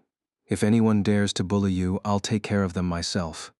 Lin Ran couldn't help but marvel at the boldness of her words. Well then, I wish them good luck. Luo Yao asked Uncle Fu again. Has Luo Wuyo's body been found? No. All the plane wreckage has been recovered, but there's no sign of him. I see, you may go. After Uncle Fu left, the two of them got cozy again, with Lin Ran going all out until the break of dawn. By the next morning, when Lin Ran woke up, the other side of the bed was empty. The lingering warmth on the sheets reminded him that Luo Yao had already gotten up. Had she gone to the company? Impossible. Weren't they supposed to visit the old family mansion together today? Suddenly, Lin Ran heard Luo Yao's voice coming from the walk-in closet. Puzzled, he walked in and found the room packed with people. The clothes here still aren't enough. Clear out Villa number 2 tomorrow. We'll turn the whole place into Aran's wardrobe. Uncle Fu replied, Yes, miss. This outfit will make Aran look absolutely irresistible. This one's nice too. Aran will instantly turn into a domineering CEO, and this one, so elegant and refined. He'll look like a sophisticated villain. Ah, Aran is just so versatile. He's such a master of disguise. Lin Ran listened from outside, his face darkening. Darling, these are all just your fantasies, okay? When have I ever disguised myself? In front of you, I'm as transparent as a sheet of paper. Uncle Fu, standing inside the closet, wore a knowing smile. It's been so long since I've seen the young miss this happy. The other servants eagerly chimed in. Miss Young Master Lin is a natural-born model. He looks good in anything. Just go back to the old mansion for a while. There's no way he could wear all these even if he tried. Luo Yao thought for a moment and realized they had a point. Young Master Lin, you're awake? The miss has been picking out clothes and accessories for your visit to the old mansion today. Uncle Fu was the first to spot Lin Ran eavesdropping by the door. Hearing that Aran was awake, Luo Yao immediately turned around. Her gaze lingered on Lin Ran's body, gradually slipping into a state of infatuation. Aran, how about this one? Looks great. Anything you pick is perfect. Then put it on, right now. Lin Ran, fine. What else could he do? Just indulge her. Uncle Fu signaled for everyone to leave. Inside the walk-in closet, Luo Yao made Lin Ran change outfits repeatedly, showering him with affection each time. By noon, Lin Ran emerged looking dashing, but leaning heavily against the wall for support. Uncle Fu, hurry. Understanding immediately, Uncle Fu brought out an assortment of tonics, along with vitamins and amino acids to accompany the meal. At the dining table, Luo Yao had resumed her usual icy demeanor. Aran, don't feel pressured when we go to the old mansion today. If anyone provokes you, just slap them. I'll have people follow you. No one will dare lay a finger on you. Lin Ran fed the little demoness a bite while replying, But randomly hitting people isn't great, right? They're still your family. You're wrong, Aran. Remember this, not a single person in the Luo family is good. Just treat them all like dogs. Lin Ran's expression darkened. Wasn't Luo Yao being a little too blunt? All right, I'll listen to you. If anyone messes with me, I'll first greet their relatives, then slap them.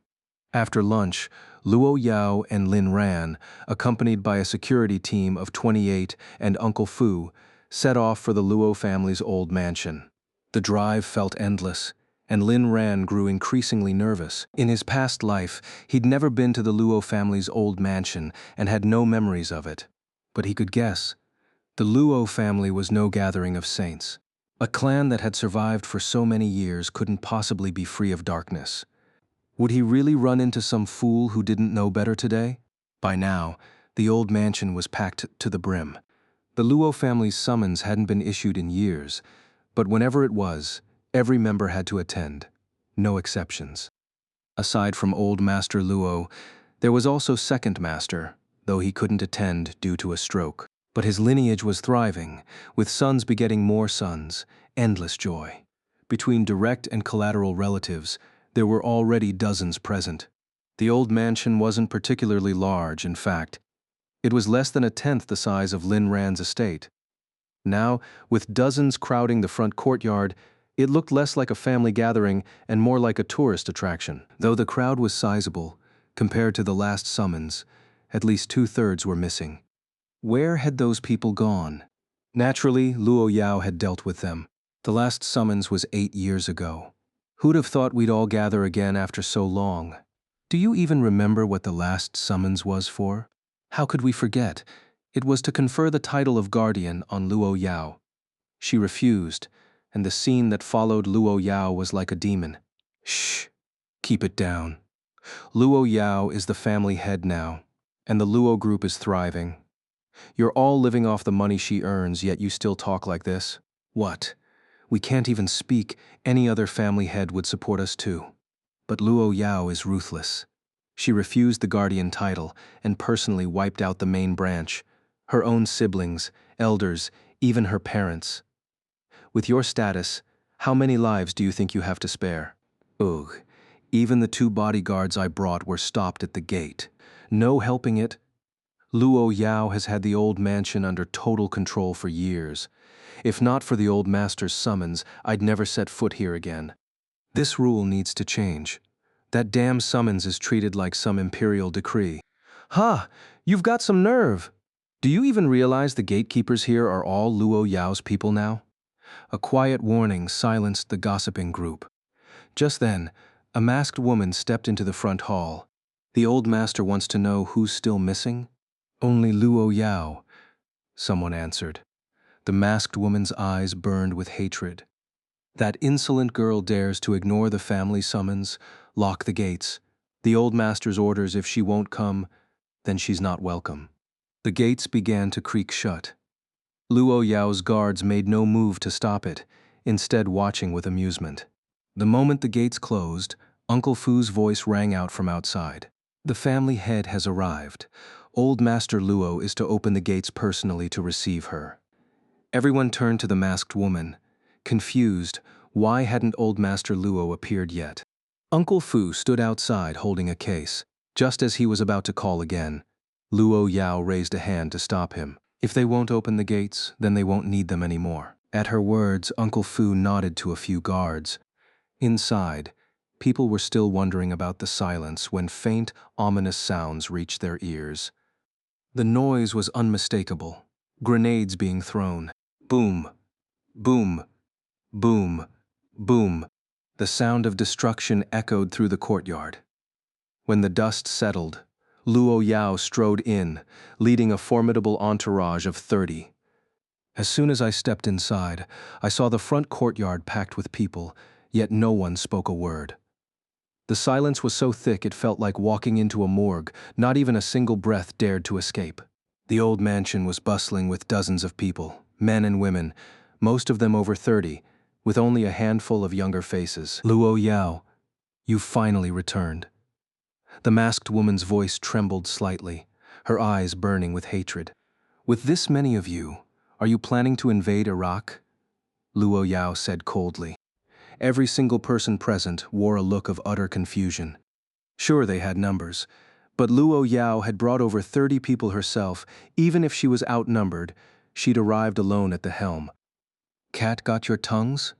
Luo Yao's voice was icy. This must be our nephew-in-law. Come, take a seat. A middle-aged woman spoke with exaggerated warmth, putting on the airs of a doting elder.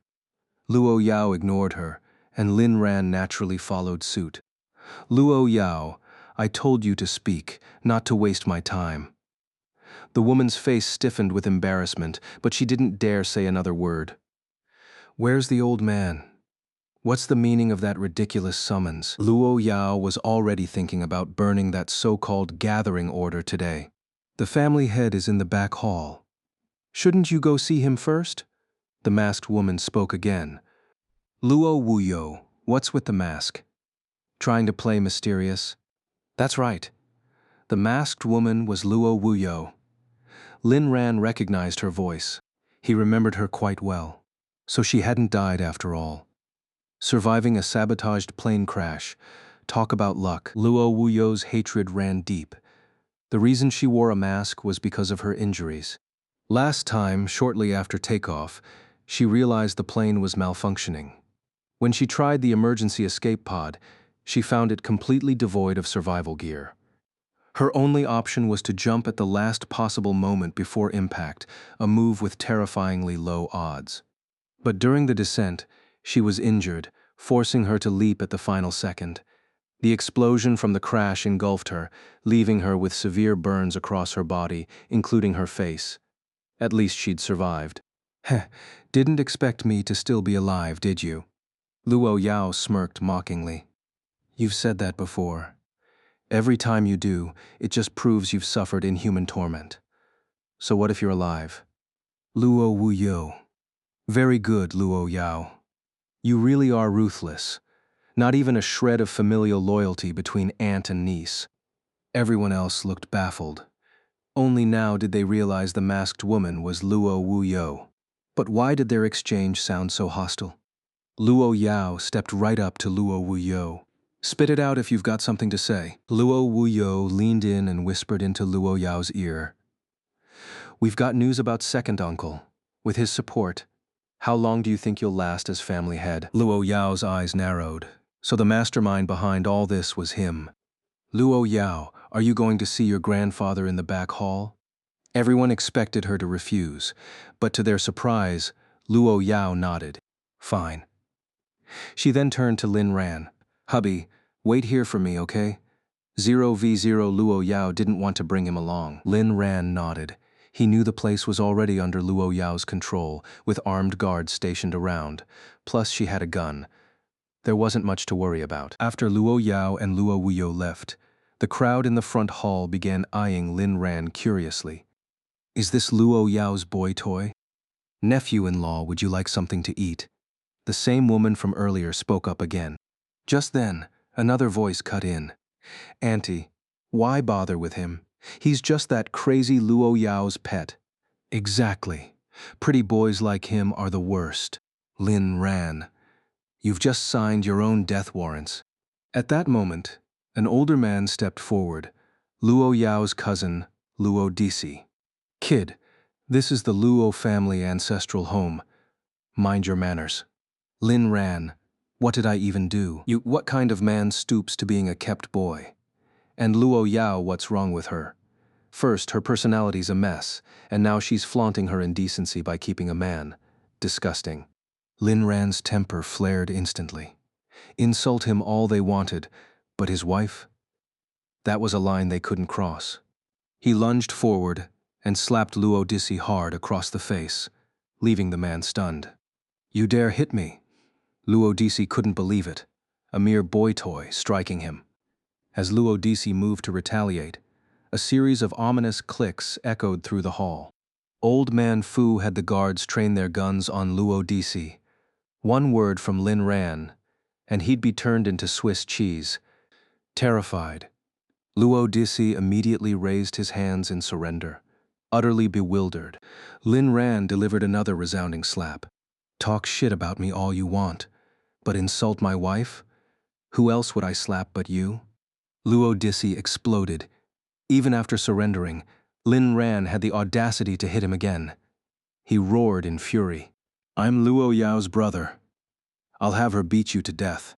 Another slap landed. Keep your voice down, dumbass. Your spit's flying everywhere. Disgusting.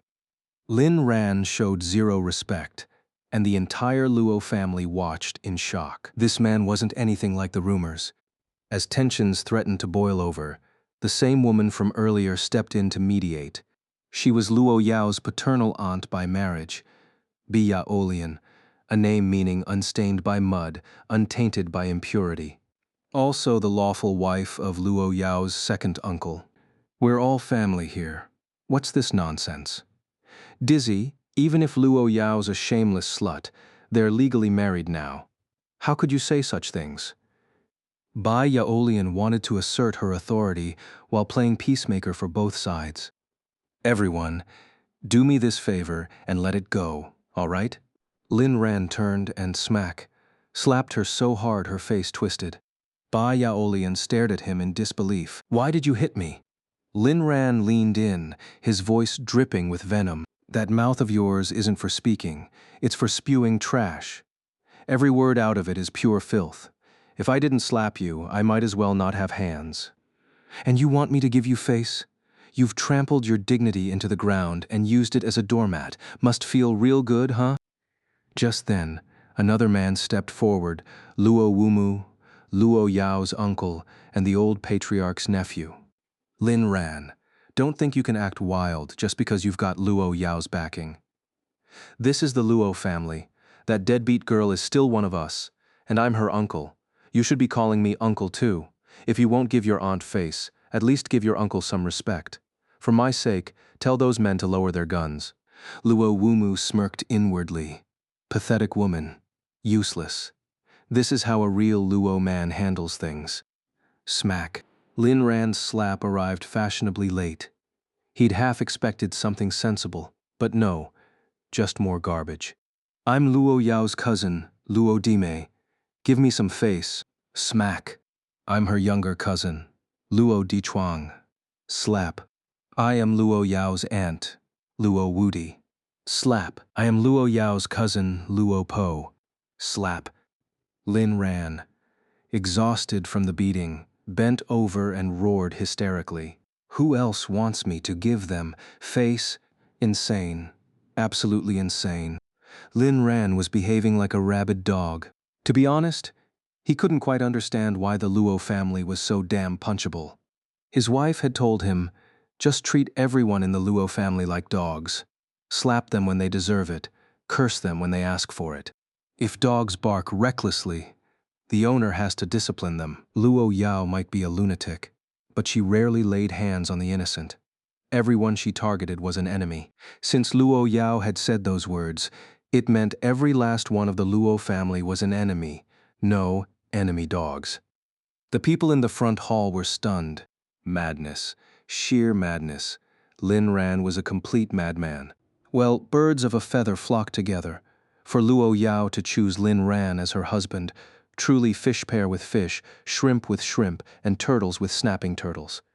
Lin Ran and Luo Yao were a match made in madness, a deranged couple. The Luo family members who had been slapped across the face were seething with rage, but at least they had quieted down. What else could they do? If they dared to speak, Lin Ran would really hit them. No hesitation, no restraint. If it weren't for Uncle Fu and his men pointing guns at them, they would have torn Lin Ran apart by now. An outsider, in the Luo ancestral home, slapping one Luo after another. And from the way he was panting, it seemed like he was getting tired. Lin Ran had no intention of going easy on them. His mindset had already undergone a complete transformation by Luo Yao's side. He had to become the person she wanted him to be. That way she wouldn't worry about him running away because they were the same kind of people. Besides, these people might have bullied Luo Yao in the past. They deserved to die. As Luo Yao's husband, he had no reason to show them any respect. If the day ever came when Luo Yao became the target of public condemnation, These people would surely grind her bones to dust, and they'd do the same to him. Lin Ran knew that all too well. If Luo Yao lived, he would stand by her. If Luo Yao died, he would follow her. Meanwhile, in the back hall, Luo Yao was staring coldly at the two men before her. "Where is second Luo? Tell me, and you'll live." Old Master Luo was caressing the summoning order in his hands, his face filled with delight. Even the summoning order couldn't bring him back. "Who do you think he's hiding from?" Luo Yao glanced at them indifferently, as if they were nothing more than stray dogs. "No matter. As long as he's alive, he'll show up eventually. As for you two, whether you live or die is another question." Just then, a knock sounded at the door. The three inside, along with Luo Yao's two bodyguards, frowned. Who dared to interrupt at a time like this? A Luo family member outside called out, "Old Master, it's bad. Lin Ran has gone berserk in the front hall. He's slapping every Luo family member one by one." "What?" Old Master Luo was so furious he nearly recovered on the spot. Outside, just as Lin Ran was preparing to unleash another round of slaps under the protection of his bodyguards. "Stop." Luo Wuyu pushed Old Master Luo forward in his wheelchair. The old man was livid. Though he couldn't see, the report he'd just heard was crystal clear. He had immediately ordered Luo Yao to go out and kill Lin Ran, but she responded by slapping him into submission. Left with no choice, Old Master Luo had to intervene himself. He thought Luo Yao was just displeased with his orders, never imagining how far she would let Lin Ran go. The last time he had Lin Ran watched, Luo Yao borrowed his eyes, but he refused to believe she had done it for Lin Ran. No, it must have been because he'd overstepped by spying on Lin Ran, provoking her disdain. She hated that kind of intrusion. And he was just an old man halfway into the grave. Luo Yao had always been unhinged. What happened wasn't surprising. But this time was different. With so many people present, surely Luo Yao wouldn't openly shield Lin Ran, would she? "You're the head of the Luo family. Lin Ran is just your plaything." But in the next moment, he realized just how wrong he was. "Lin Ran, you, an outsider, dare to strike members of the Luo family in our ancestral hall, before the tablets of our ancestors? Do you think the Luo family has no dignity left?" At that moment, every single bodyguard's gun turned toward Old Master Luo. The sound of weapons cocking made the old man freeze. He knew that sound all too well. Back when he was still the family head, he too had been licensed to carry. Seeing Old Master Luo stepping in to restore order, the Luo family members began wailing in grievance. "Old Master, you must uphold justice for us. That pretty boy hit me over and over." "That's right. He's running wild in our home, acting like he owns the place just because his men have guns." "Wah, my face is swollen. My girlfriend will dump me when she sees me like this."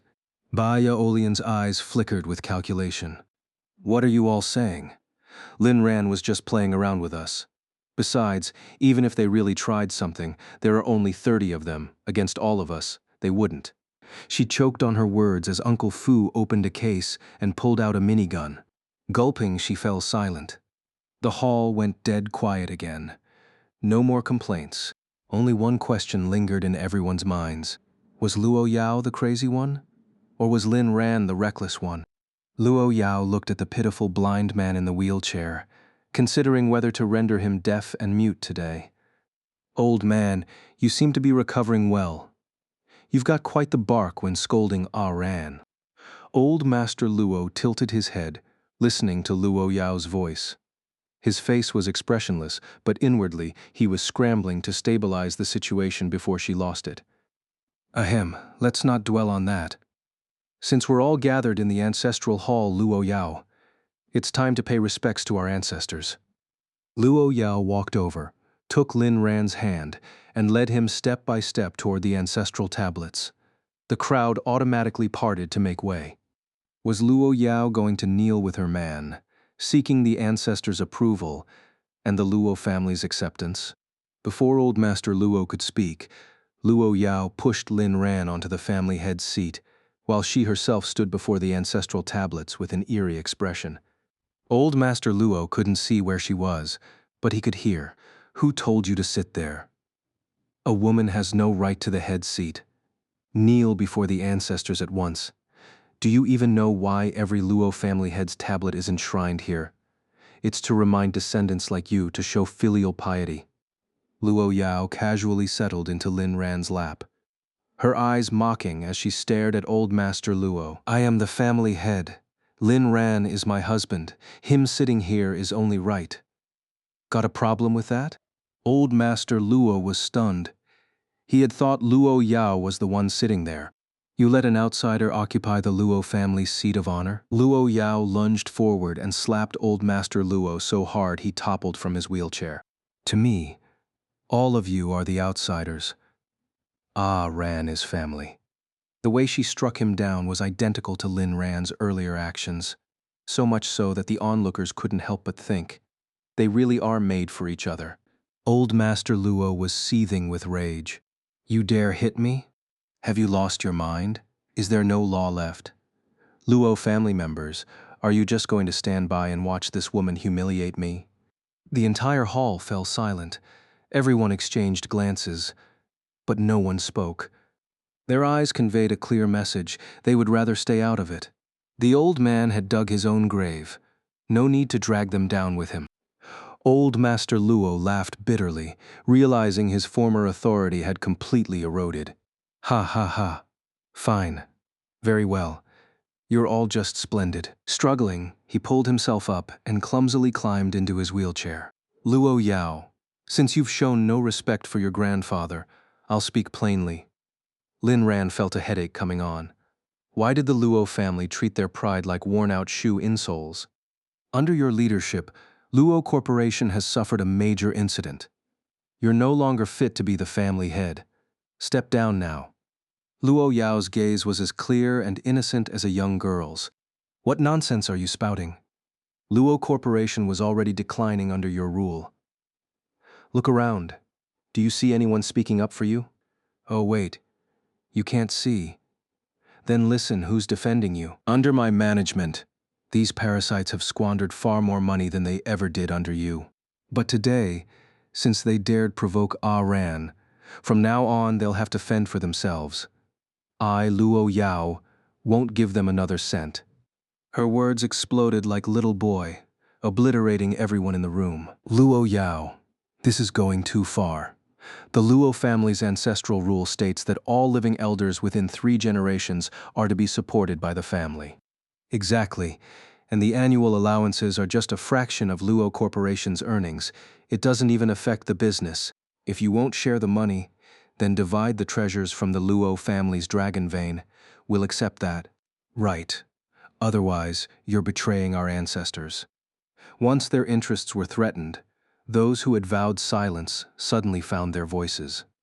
Without the Luo family's subsidies, their lives would plummet from the clouds straight into hell. Even the most distant 3rd-generation relatives received millions each year. Old Master Luo chimed in, "Luo Yao, with our ancestors watching, is this how you fulfill your filial duties?" Luo Yao stared at the ancestral tablets in the hall, her eyes filled with disdain. "Ancestral tablets? Fine. You want to prove your piety? Uncle Fu." "Yes, miss. Tear them down." Uncle Fu and his men swiftly cleared the tablets, smashing them to pieces. Everyone watched in stunned silence. No one had expected that after 8 years, Luo Yao had grown even more ruthless and unhinged. But under the weight of her authority, no one dared intervene. Old Master Luo trembled with rage. "Stop this, you mad girl. Do you want to be cursed by our ancestors for your unfilialness after death?" Luo Yao slowly walked up to Old Master Luo, looking down at him. "You can't even look me in the eye. What right do you have to command me? To call yourself my elder? I'm still your grandfather. How am I not your elder?" His beard quivered as he stammered, finally resorting to his familial title. Watching Uncle Fu finish the destruction, Luo Yao spoke softly. "There. Now none of you have ancestors left to honor. Problem solved." Lin Ran thought, "My wife is on another level." He'd only tortured and beaten Lin Tianba, but Luo Yao had just obliterated 18 generations of her own ancestors. Luo Yao observed Old Master Luo, now speechless with fury. "What's wrong? Cat got your tongue. If you like silence, you can keep it forever." Her words dripped with venom, sending chills down everyone's spines. The familiar dread returned. Yet no one dared stand up for Old Master Luo. Many here were direct descendants, but not the main lineage. Luo family rules forbade non-mainline members from interfering in internal conflicts. As for the main lineage, it was nearly extinct. The only potentially intact member, second Luo, was nowhere to be found.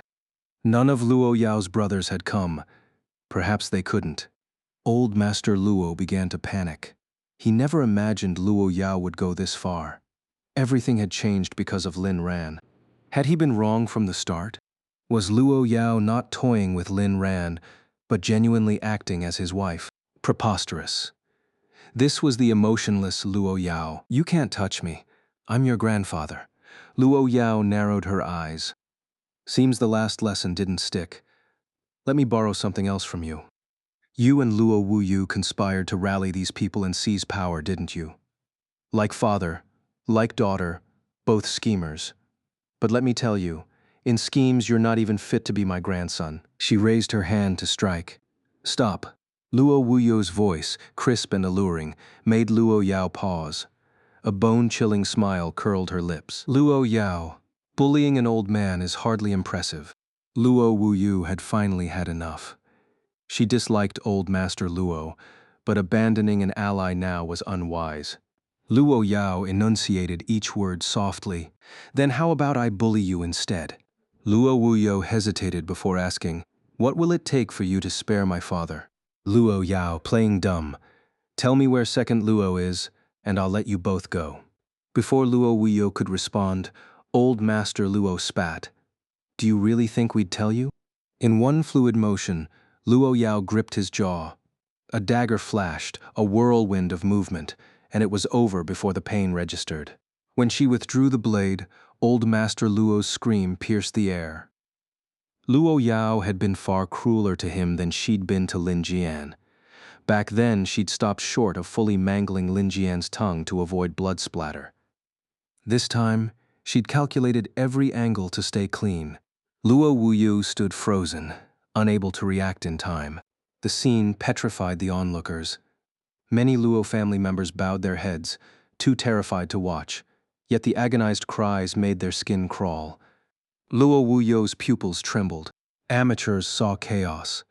Professionals recognized skill. Luo Yao's precision, executed in under a second, was masterful. To achieve this required not just ability, but experience. Just as a renowned doctor must lose many patients to earn the title, Luo Yao had clearly done this countless times, far more than Luo Wuyo ever had. Luo Wuyo's mind was reeling. Luo Yao had also left home at 18. Why was she so much more formidable? In the past, Luo Wuyo had entertained the thought that if it ever came to a life-or-death struggle with Luo Yao, she might stand a chance. But now, that notion was utterly crushed. Disgusted by Old Master Luo's shrill voice, Luo Yao kicked him square in the mouth. "You had your chance to speak earlier now. No need." Snapping back to reality, Luo Wuyo rushed to support Old Master Luo. "Father, are you all right?" Old Master Luo. "Uwa, aba, wa." "Father, what are you saying?" "Wa, aba, ba." Luo Wuyo stared at Luo Yao, her eyes burning with hatred and fear. "Luo Yao, what exactly do you want?" Luo Yao looked puzzled. What did she want? Wasn't it them who issued the summons? Two things. First, hand over the family head's key. Second, deliver second Luo to me. What Luo Yao sought was crucial. It involved the Luo family's dragon vein, though no one knew what lay inside. The key was split into two parts. One half belonged to the family head, but Luo Yao had seized the position through bloodshed, so she'd never obtained it. This was Old Master Luo's last lifeline. The other half should have been with the Guardian, but the previous Guardian, Luo Wuyo, had failed in her role, so second Luo, Luo Yao's own uncle, had taken temporary custody, claiming Luo Wuyo wasn't fit. Later, when Luo Yao returned, she refused the guardianship and unleashed a massacre. Second Luo vanished. Everyone assumed Luo Yao had imprisoned him. No one had ever opened the Luo family's treasure. Rumor said it required both keys, but for generations, no guardian and family head had ever agreed to unlock it. Luo Yao didn't need the key, she just wanted to see what was inside. Was it something she required? She hadn't even known about the keys until after Second Luo disappeared. Second Luo had been the most ruthless man of his generation. Don't delude yourself. A woman has no right to control the Luo family's legacy. Hand over Luo Corporation now, Luo Wuyo snapped, speaking for Old Master Luo, who could no longer articulate words. It had just dawned on her why her father had clung to the key all these years. It was his only shield against death. As long as he held it, Luo Yao wouldn't kill him. Luo Yao's voice was ice. No answer. Then silence it is. Uncle Fu, send this woman back there. She won't see daylight again. Yes. Luo Wuyo froze, a chill crawling down her spine. The last time Luo Yao had sent her away, it had taken years to escape. Was she really going back? Luo Yao's disdainful gaze swept over her, and Luo Wuyo looked up. The scene was eerily familiar. Luo Wuyo, if I hadn't used you as bait to lure out Second Luo, did you really think you could have escaped? What? Luo Wuyo felt as if struck by lightning. Now she understood why the heavily guarded facility had suddenly presented an opportunity. It had all been Luo Yao's design. She was a pawn. Old Master Luo was a pawn. Luo Yao cared nothing for blood ties. Ha ha ha ha ha. Luo Wuyo tore off her mask, revealing a face ravaged by burns, a grotesque contrast to her former allure. Lin Ran recoiled. It was hideous. So we were all your pieces on the board. Luo Yao, you truly are heartless. Her eyes flicked to Lin Ran. Little brother, be careful. This woman won't love you. She'll only use you. Uncle Fu swiftly had Luo Wuyo bound. She gritted her teeth. No, I have to fight back. What if? She lunged, but a dart struck her neck, pumping her full of sedatives. Luo Wuyo. It's over. Luo Yao turned to Lin Ran, a flicker of panic in her eyes. She was unsettled by Luo Wuyo's words. What if Lin Ran believed them? Everyone in this world could be a tool, but her Aran wasn't. Lin Ran grinned. I love you, wife. You're the best. Luo Yao exhaled in relief, her icy glare sweeping the room. The Luo family members shuddered, remembering her past brutality. Why were only Luo Wuyo, Old Master Luo, and Luo Yao left of the main bloodline? Lack of heirs. No, it was because years ago in this very hall, a purge had left the family drenched in blood. You fed on the Luo family's wealth for years, yet you dared disrespect Iran. Before they could protest, Luo Yao cut in coldly. Expel them all. From today, they're no longer under Luo family protection. Uncle Fu moved instantly. Luo Yao approached Lin Ran. Aran, did you hit them earlier for me? The servants had reported Lin Ran's outburst, how he'd slapped faces over their vile tongues. Damn right. They can insult me, but badmouth you. I'll wreck them. Give them face? If I bowed to every demand, where's my dignity? Luo Yao's heart swelled with joy. Meanwhile, her guards dragged the offenders out at gunpoint. Outside, under the barrel's threat, Uncle Fu achieved a silent feat, severing one hand from each traitor. From this day, few in the Luo family would remain whole. Bai Yaolian, the second aunt, lost a hand, plus her tongue. After a pause, Uncle Fu ordered her 2 balloons removed too. No sign of him. Probably won't show. Only then was she released, left for others to scavenge. Returning inside, Uncle Fu reported, Young miss, they're gone. Luo Yao nodded. Aran, let's leave. This place unsettles me. Sure. Lin Ran stood, amused by the day's theatrics. Pity there weren't snacks. As they passed Old Master Luo's wheelchair, the man had succumbed to pain-induced unconsciousness. Luo Yao had him dumped in the back chambers to rot. But she knew he'd cling to life. He still craved his throne. How delightful when you finally reclaim it, only to find Luo Corporation no longer belongs to the Luos. I can't wait. Returning to the estate late into the night, Luo Yao couldn't bear to wake Lin Ran, who was fast asleep. So she stayed in the car with him until dawn. Ah, Ran, you'll always stay by my side like this, won't you? Lin Ran didn't answer. He was genuinely asleep, and Luo Yao simply watched him quietly. When Lin Ran finally stirred awake, he was startled to see the faint light of dawn outside the car window. Glancing beside him, he found Luo Yao peacefully asleep with her head resting on his lap. Gently, he took off his coat and draped it over her. By the time Lin Ran's legs had gone completely numb, Luo Yao shifted in her sleep. Ah, Ran, you can only belong to me. Was Luo Yao actually talking in her sleep? Don't worry, even if my entire family dies, I won't leave you. Lin Ran made the promise, and Luo Yao seemed to hear it, sinking deeper into sleep. But the peace didn't last. Luo Yao had always struggled with insomnia, so the fact that she'd managed to sleep at all in such conditions was nothing short of a miracle. Before long, she woke up. Seeing Lin Ran quietly watching her, Luo Yao's joy nearly spilled from her eyes. Her voice was still hoarse from sleep as she asked, "Ah, Ran, have you been with me this whole time?" "Yes, just like you stayed with me," he replied. Luo Yao naturally stretched out her arms, asking for a hug. Lin Ran leaned down, picked her up, and stepped out of the car, only to immediately drop to his knees. Uncle Fu, who had been waiting outside, startled and quickly moved aside. "Young Master Lin, I couldn't possibly accept this." Lin Ran's legs were still weak, so after Luo Yao slid out of his arms, she steadied him as they slowly made their way inside. Lin Ran awkwardly said to Uncle Fu, "Just consider it us paying respects to you, the only elder at our wedding."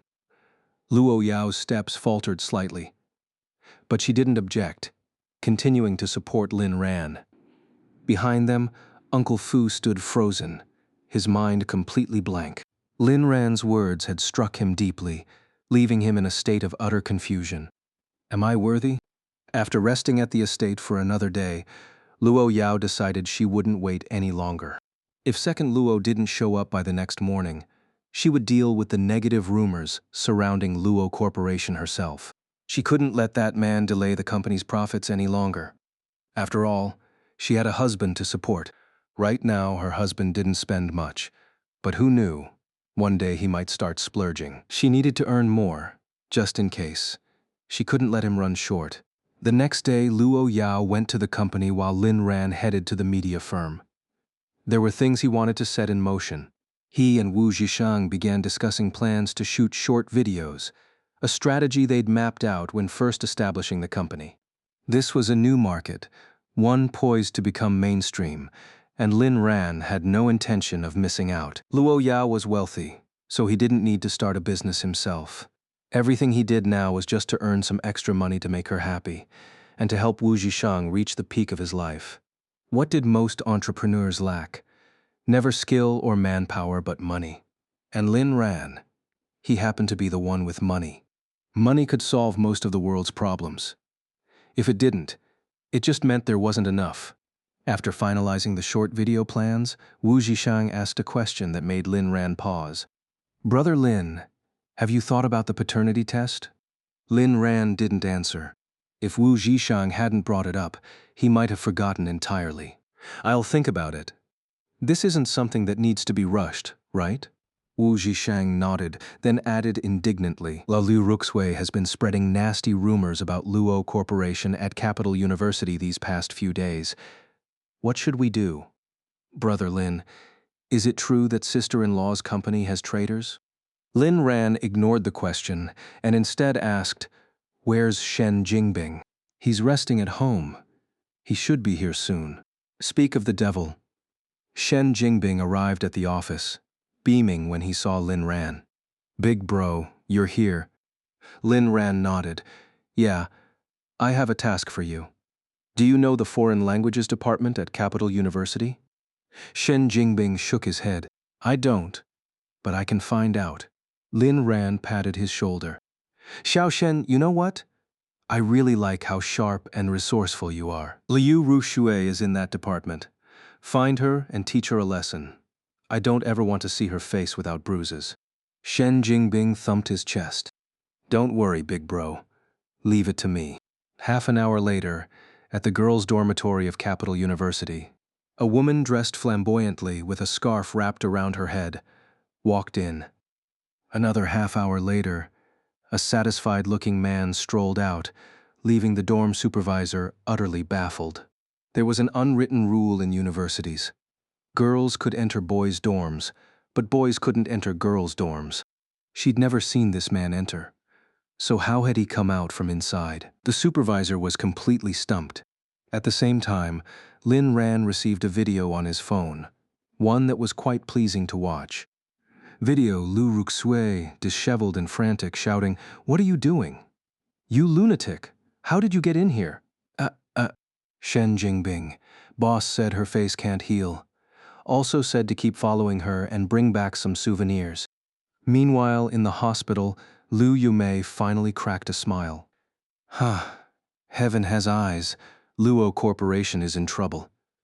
She cheered, waving her phone excitedly. To them, Lin Ran might be detestable, but Luo Yao was even worse. That little witch must be in a foul mood now. Maybe she'll even take it out on Lin Ran. Ha ha ha. Oh, husband, you should go save Xiao Ran. Realizing her outburst, Liu Yuemei quickly composed herself. She'd been in the hospital all this time, unaware of outside events. Only now, with her arm finally mobile enough to check her phone, did she see the news. Lin Tianba remained silent, having witnessed Liu Yumei's earlier reaction. After a moment, he let it go. Given how Luo Yao had treated them, it was natural for Liu Yumei to gloat over Luo Corporation's misfortunes.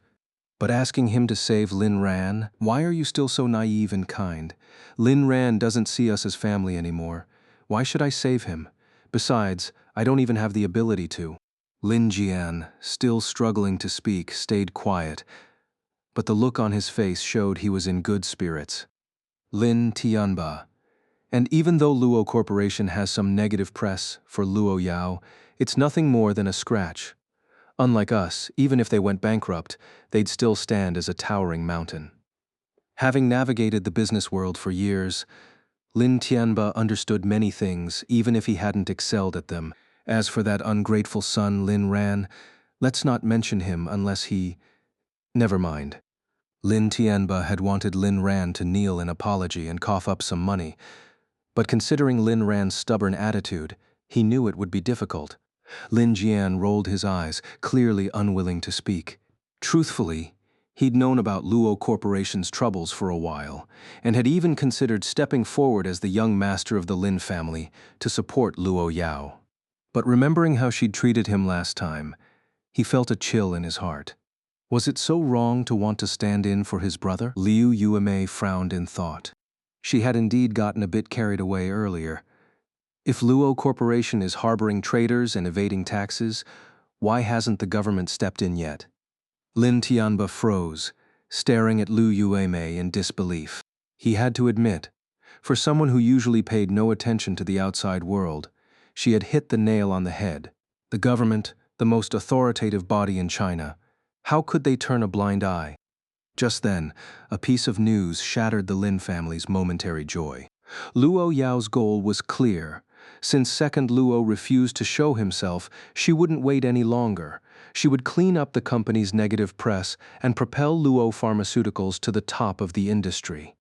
In truth, second Luo had already made his move, only to be forcefully suppressed by Luo Yao. This battle for power had barely begun before it ended in Luo Yao's victory. As for second Luo, hiding in the shadows, he had no choice but to stay there.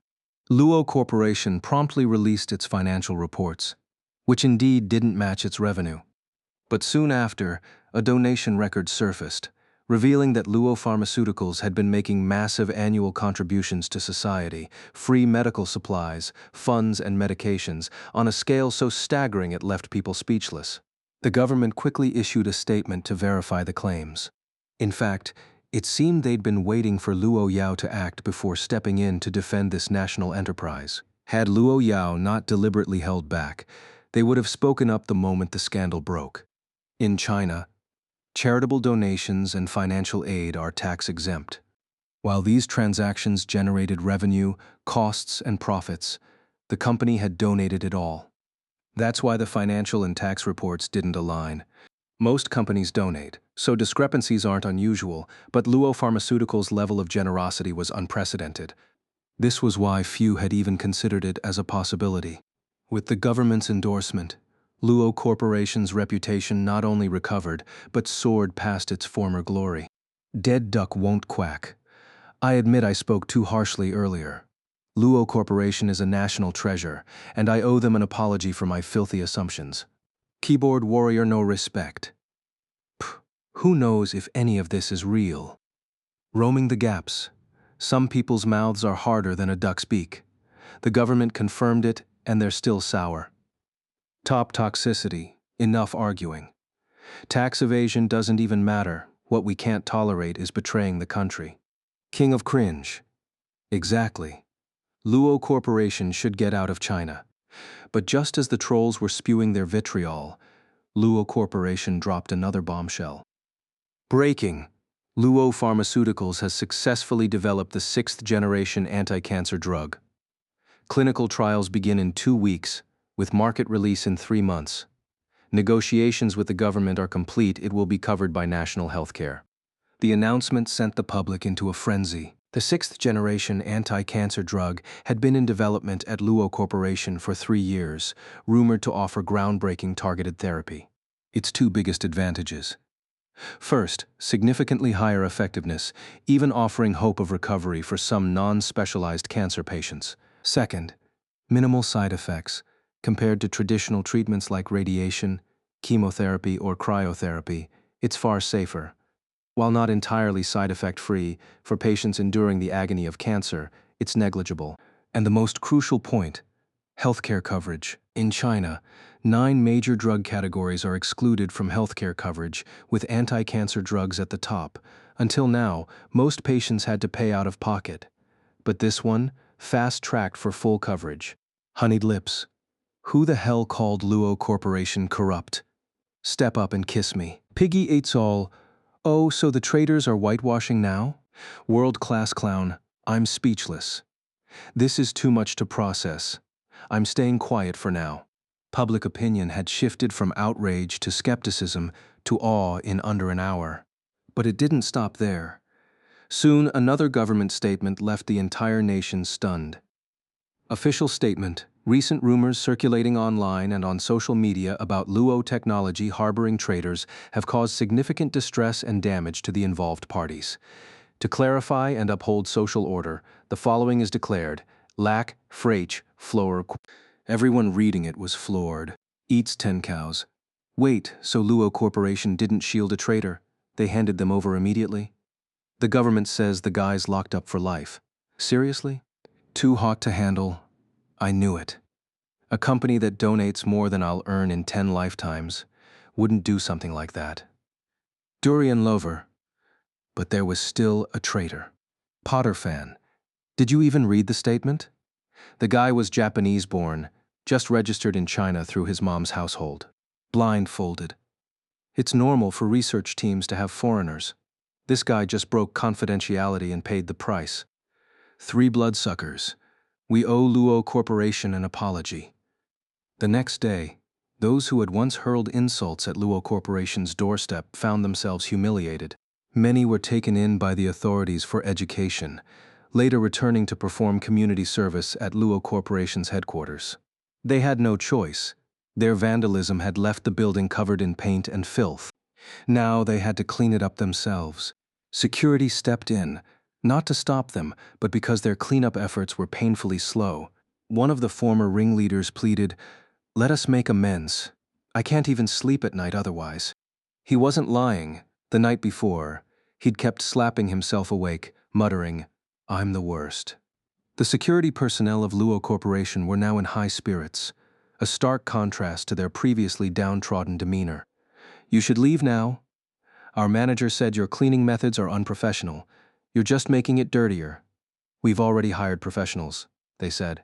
The team leader was moved to tears. After how they had treated Luo Corporation, the company was now not only refusing their service, but had even arranged for professional cleaners on their behalf. He was genuinely touched, so much that he could cry. Life returned to its usual rhythm, and Lin Ran resumed his daily routine of delivering meals to Luo Yao. These days, Lin Ran had been pondering two questions. First, what had shaped Luo Yao's personality? Why had she become the way she was? Second, should he acknowledge his ties to the Chen family? Chen Qingtian had repeatedly sent Wu Jishang to contact him about it. That night, after their usual battle, Lin Ran sought Luo Yao's opinion.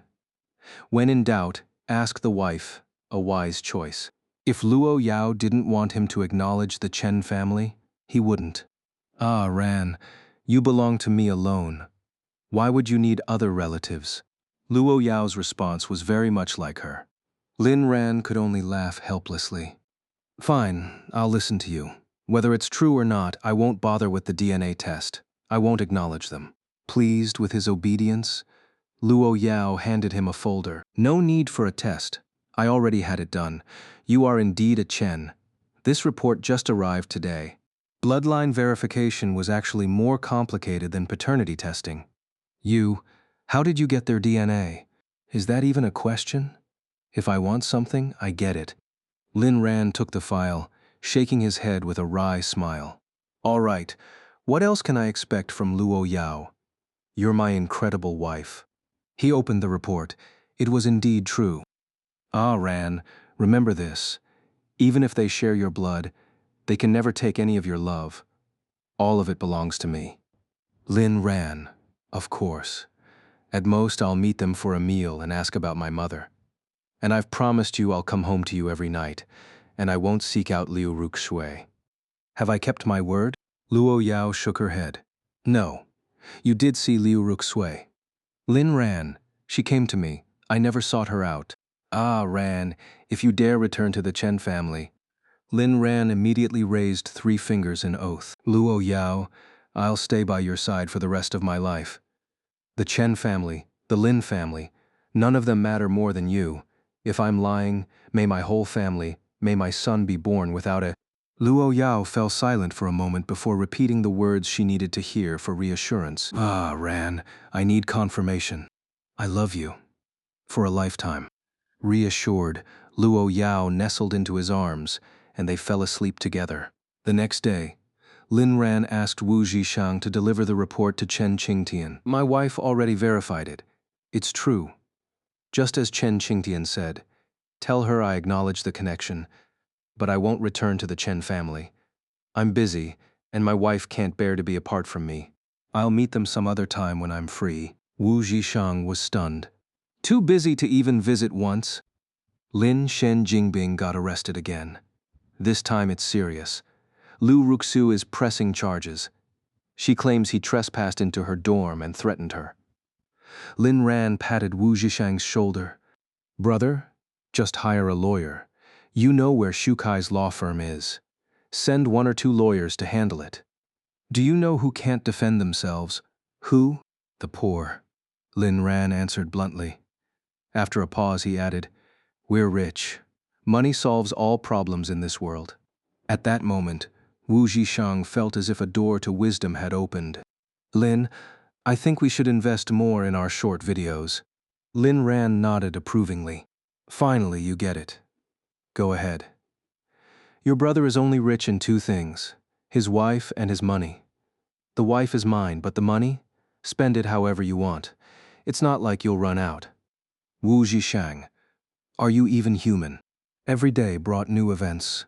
Some ordinary, some bizarre, some frustrating, some despairing. For Lin Tianba, this day was one of despair and agony. He repaid 2 bank loans, only to face a wave of tenants canceling leases. He was overwhelmed. Construction sites halted. Unsold properties piled up, and new shareholders demanded liquidation. He was at his limit. For Liu Ruxu, it was a day of frustration. She reported Shen Jingbing to the police, but they demanded evidence, which she didn't have. She wanted Shen Jingbing locked away forever, but the officers told her even if he had assaulted her, the worst he'd get was a few days in detention and a fine.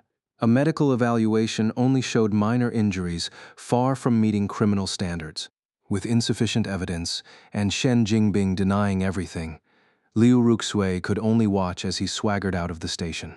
All because she'd once ridden in Lin Ran's Ferrari. Why had this man fixated on her? And it wasn't even her who stole the keys, it was Lin Jian. Liu Ruxui was breaking down. She knew Shen Jingbing would come for her again.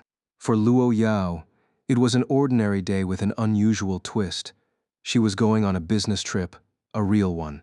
Luo Corporation's latest pharmaceutical breakthrough, a drug poised to revolutionize medicine, required her presence to sign a crucial licensing agreement. She hated being apart from Lin Ran, but there was no choice. For Lin Ran, it was a bizarre day. Not only was it the first night since his rebirth that he'd be without Luo Yao, but something happened that completely shattered his worldview.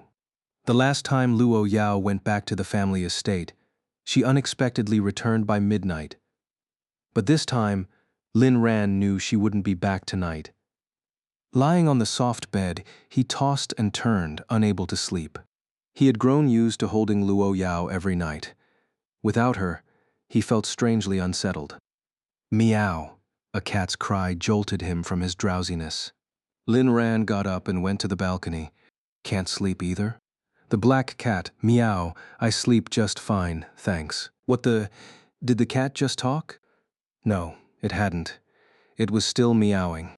But Lin Ran had somehow understood its meaning, as if the words had formed in his mind. What the hell? Friendly reminder. Make sure to read these chapters carefully. You. Why does it seem like I can hear your thoughts? Meow. Xiao Hei's inner voice came through again. Xiao Hei, because I wanted you to hear it, Lin Ran. Aren't you curious about why you were able to be reborn? Lin Ran's eyes widened as he stared at Xiao Hei in disbelief.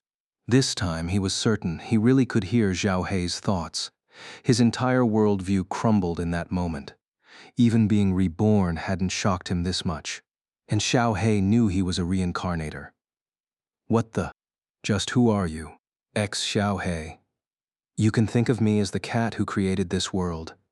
Lin Ran fell silent. So, you're the author of a novel. Meow. Xiao Hei. Don't talk nonsense. This isn't a fictional world, it's a real one. I can't tell you the reason yet. But one thing's for sure, I was the one who gave you the chance to be reborn. Lin Ran didn't understand. Xiao Hei, let me ask you, do you love Luo Yao?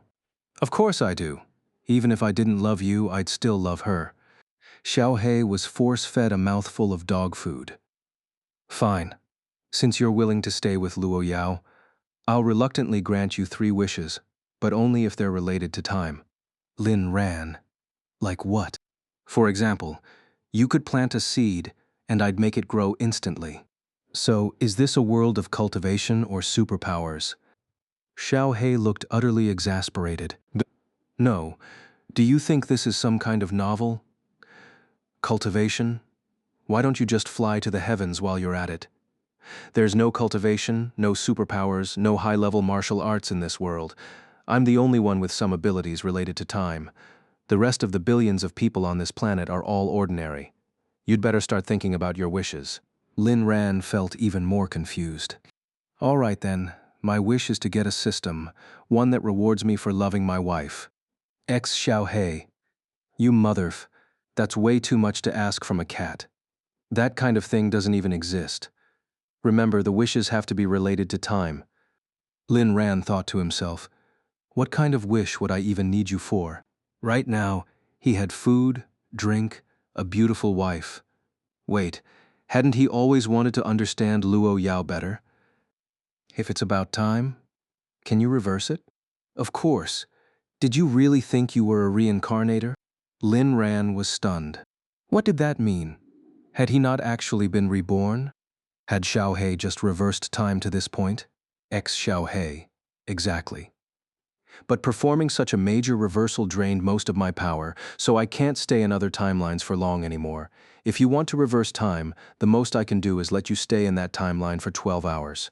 After that, we have to come back or we'll both die. Lin Ran was shocked. He never imagined something so fantastical could be real.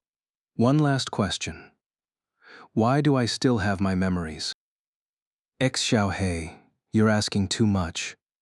I'll answer this one last time, because I didn't reverse the cells in your brain. Lin Ran didn't expect you to be so scientific. So, which point in time do you want to go back to? Lin Ran, I want to see Luo Yao's childhood. Take me to when she was a kid. He desperately wanted to understand why Luo Yao had grown into the person she was now. He'd never had the chance before, but now he wanted to see for himself. Fine. Get ready. We're leaving soon. So soon? X Xiaohei. What? You want to drag it out? Hurry up. You're acting like a damn woman. Then, let's go. It was late autumn, and the temperature in the Great Xing'an Mountains was bitterly cold. Though there was no snow, Lin Ran shivered uncontrollably as he stood before a towering forest of pine trees, scanning his surroundings. Meow. Xiaohei, you're here too. Duh. Who else is gonna take you back? Xiaohei meowed, but Lin Ran could understand its thoughts. Where's Luo Yao? If you think a cute little kitty like me can answer that, you're sorely mistaken. Lin Ran's face darkened. Aren't you supposed to be the creator? You can't even answer something that simple? Just because I'm the creator doesn't mean I know everything. Tell me, do you know what every single bacterium on your body is doing right now? Lin Ran had no retort. He realized he might have overestimated Zhao He. So what do we do now? If you think I'm some kind of genius cat, think again. How the hell should I know? Lin Ran felt like vomiting blood. He wanted to curse at the cat. For that answer, I'll give you an 8.5 out of 10, because I'm speechless.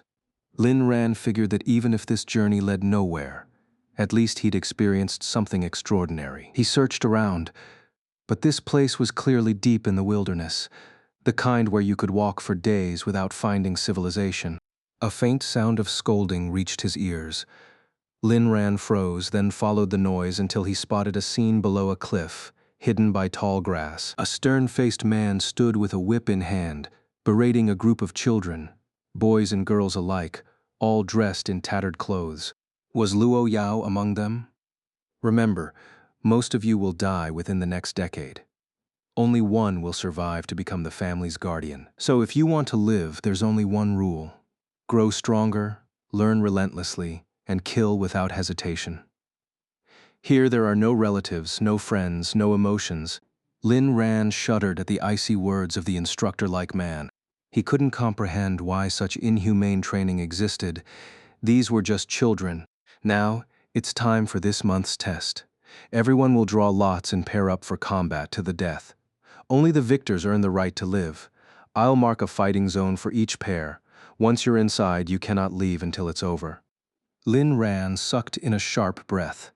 Those kids looked no older than a few years. Some could barely walk steadily, yet they were forced into this brutal training, fighting for survival. What kind of monster would do something so insane?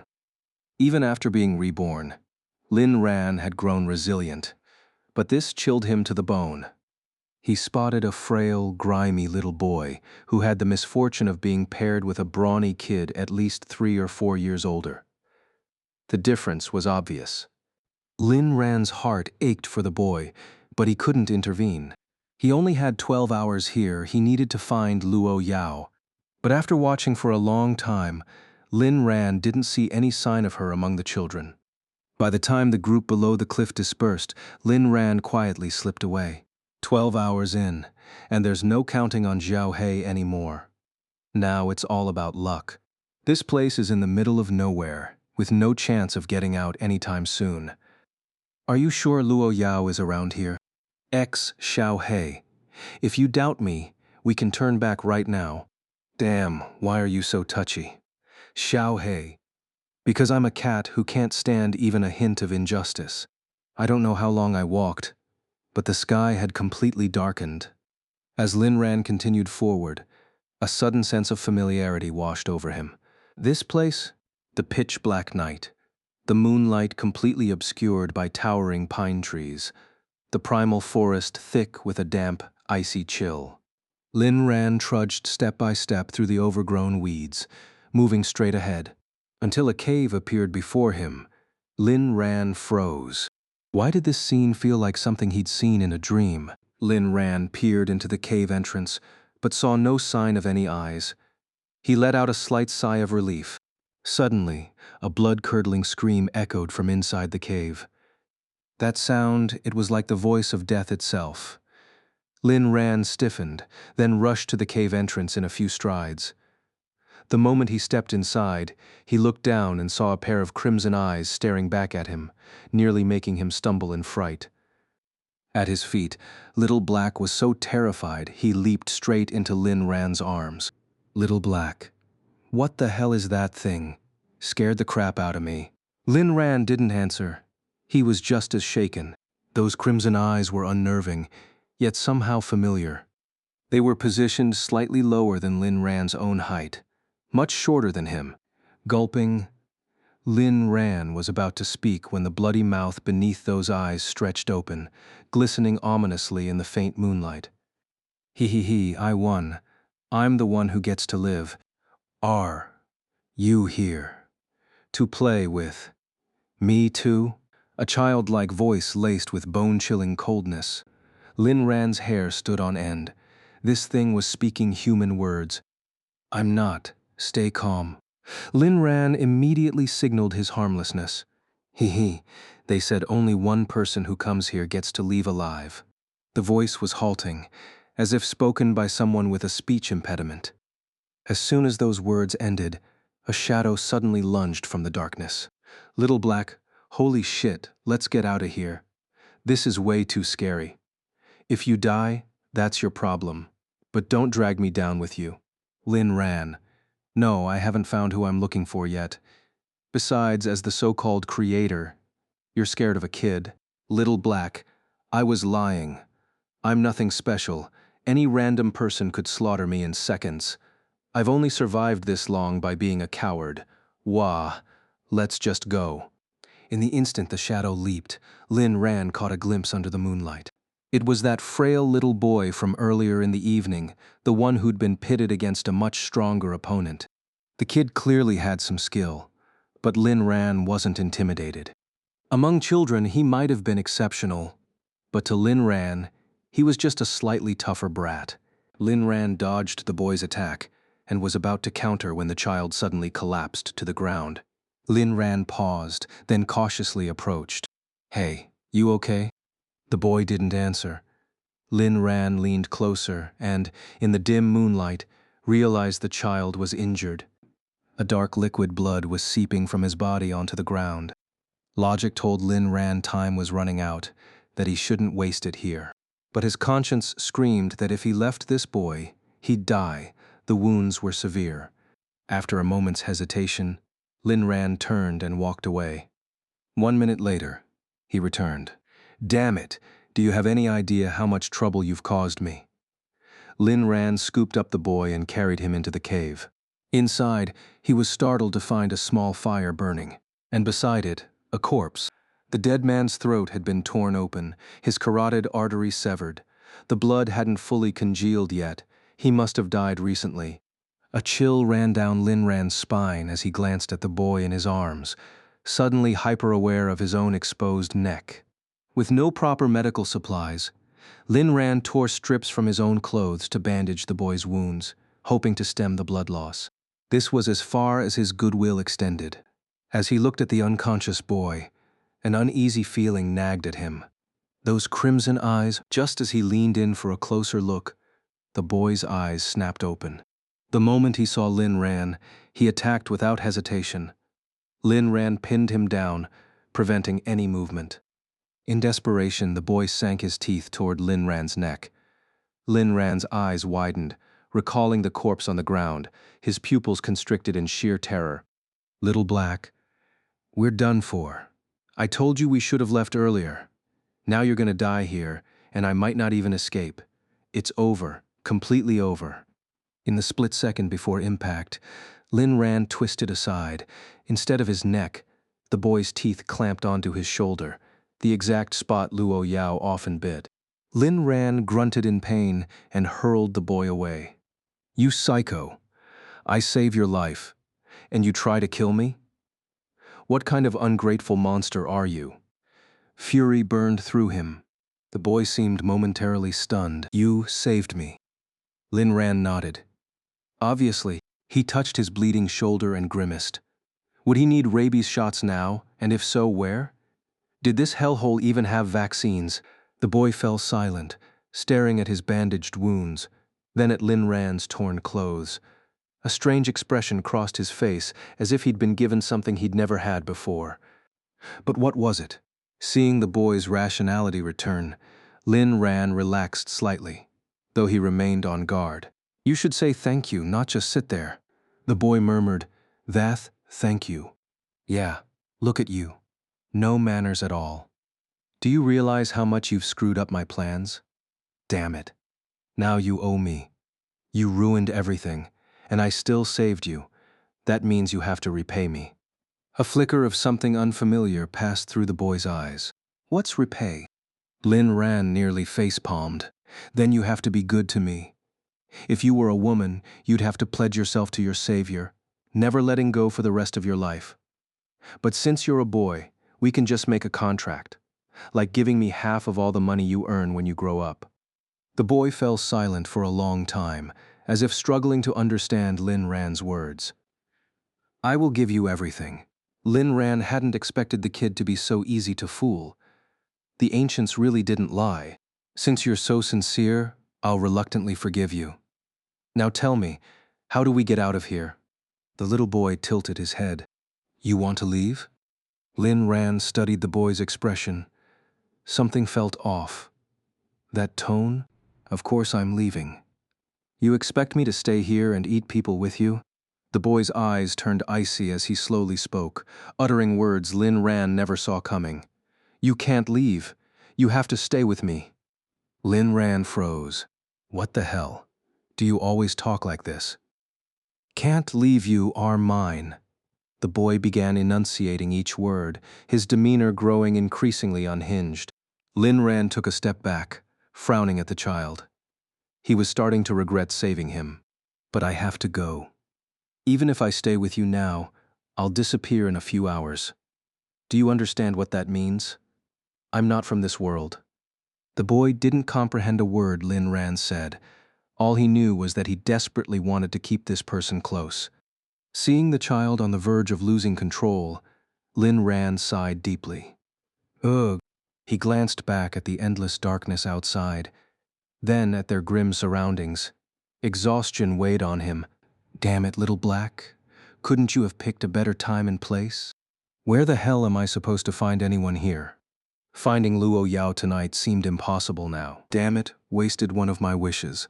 Fine, I'll stay with you for one night. But this cave is suffocating. Let's go outside. The boy understood that.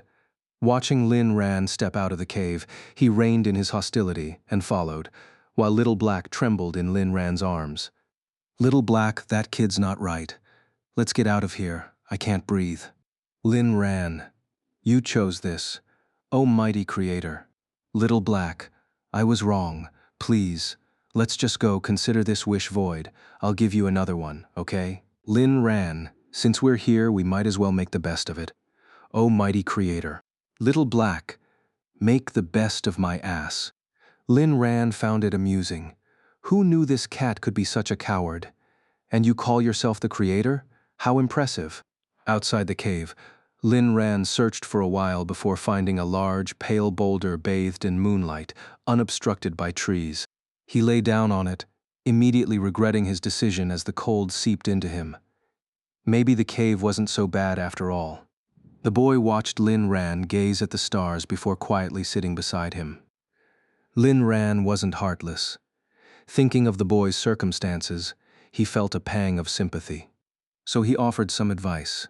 If you really survive, you can come find me in the future. Can't promise much, but I'll at least give you a meal. Do you like looking at the stars? Faint stars. Lin Ran pointed at the twinkling lights above. Those little blinking things up there. The boy didn't care for them, but being with Lin Ran made him want to look. So he tilted his head upward. My wife loves watching the stars. Watch stars, love, wife, the boy murmured. Yeah, normal people do that, but I'll tell you something. Don't stare at them too much. Stars make you feel good, give you endless fantasies. But you know what? For someone like you, stars might not be so good. Your world's too harsh for fantasies. If they ever shatter, you'll only feel despair. Got it? Got it. The boy lowered his head but soon looked up again. Just once. Those words, just once, struck Lin Ran. What kind of world was this? What had happened to this child? If he could, Lin Ran would have loved to unravel the boy's story. But time wasn't on his side. The two sat in silence, watching the sky until Lin Ran's mind began to drift. A chill swept over him, and Little Black nuzzled closer, offering some warmth. The night sky was radiant, but the towering trees obscured most of it, leaving only scattered glimpses of starlight. Yet the boy was mesmerized. So this was the beauty of the stars? For the first time, a smile, one that shouldn't belong on his face, appeared. Before they knew it, dawn approached. Lin Ran realized he'd spent the whole night here. I have to go now. The moment Lin Ran spoke, panic flashed across the boy's face. Slowly, his eyes turned blood red. You can't leave me. You belong to me. Lin Ran. Why does that sound so familiar? That's not how it works. No one belongs to anyone else in this world. Well, actually, maybe not. He reconsidered. After all, he did belong to Luo Yao. Only the closest two people can belong to each other. And that's not us. The boy stared intently, as if Lin Ran might vanish any second, because Lin Ran had said he would disappear. You are mine. Lin Ran was done. Talking to this kid was a waste of time. May I ask, what do people call you? They call me White-Eyed Wolf. Lin Ran's face darkened. Well, they're not wrong. But I really have to go. If I don't leave now, I never will. Little Black. Finally figured it out? Hurry, my heart's racing. Lin Ran pitied the poor cat. Little Black. We're leaving in 5 minutes. Brushing off the dust, Lin Ran suddenly thought of something and turned to the boy. Oh, what's your name? Since fate brought them together, it was only natural to ask. If the kid grew up to be someone important, Lin Ran could always cash in as his savior. Even if he didn't get half the boy's earnings, a tenth would be nice. The boy tilted his head, looking dazed. Name? Yeah, everyone has one. Like me, I'm Lin Ran. Don't you have a name? After a long pause, the boy seemed to remember. I do. What is it? Luo Yao. What? Shock, stupor, petrification. Lin Ran stood frozen in place, unable to react for a long time. Little Black, holy shit, is that Luo Yao? Mind blown for a cat. How is she so skinny? And with short hair looking like a little beggar who could have guessed this was actually a girl. Lin Ran. So you're Luo Yao. Lin Ran couldn't see even a trace of the current Luo Yao in this little boy. No little girl. Mainly because Luo Yao was still very young, with short hair, a childish voice, and covered in dirt. It was genuinely hard to tell her gender. Okay? Wait, there was one similarity. Their eyes. Especially now, those crimson eyes were practically a carbon copy of little Luo Yao's. Slap. Lin Ran harshly struck himself across the face. His beloved was right in front of him, and he hadn't recognized her. Not only that, he'd mistaken her gender entirely, thinking she was a boy. Little Black. You think slapping yourself makes up for your stupidity? Luo Yao, Before Lin Ran could finish, little Luo Yao suddenly leaped at him without warning. You are mine. Lin Ran was instantly knocked to the ground, feeling a sharp pain in his shoulder. Exactly the same spot as before. Little Luo Yao, he can't leave. He's mine. I want to eat him up. Lin Ran gritted his teeth against the pain. Little Black, Lin Ran, we have to go. If we don't leave now, we'll be obliterated by the temporal pressure, not even ashes left. Lin Ran, Luo Yao, listen to me. As much as I want to stay with you here, I have to go. You have to survive and get out. When you grow up, I'll marry you. Then we'll live together forever. The words worked like magic. Little Luo Yao gradually loosened her bite, the metallic taste of blood lingering on her tongue. Her eyes flickered with confusion. Marry me? Yes. When you grow up, you'll marry me, understand? We'll be together forever, inseparable. We'll eat together, sleep together, wake up together. When you can't sleep, you'll curl up in my arms and stare at me. When I can't sleep, I'll lie under you and stare at you. A glimmer of light slowly returned to little Luo Yao's eyes, as if she'd found a reason to keep living. Really, can we? Of course. I'd lie to the whole world before I'd lie to you. Little Luo Yao stared at the bloody bite mark on Lin Ran's shoulder, the crimson in her eyes fading, replaced by reluctance. Want to eat you. Lin Ran's heart ached. He didn't want to leave either, but if he stayed, he might never see Luo Yao again. He pointed at his still bleeding shoulder.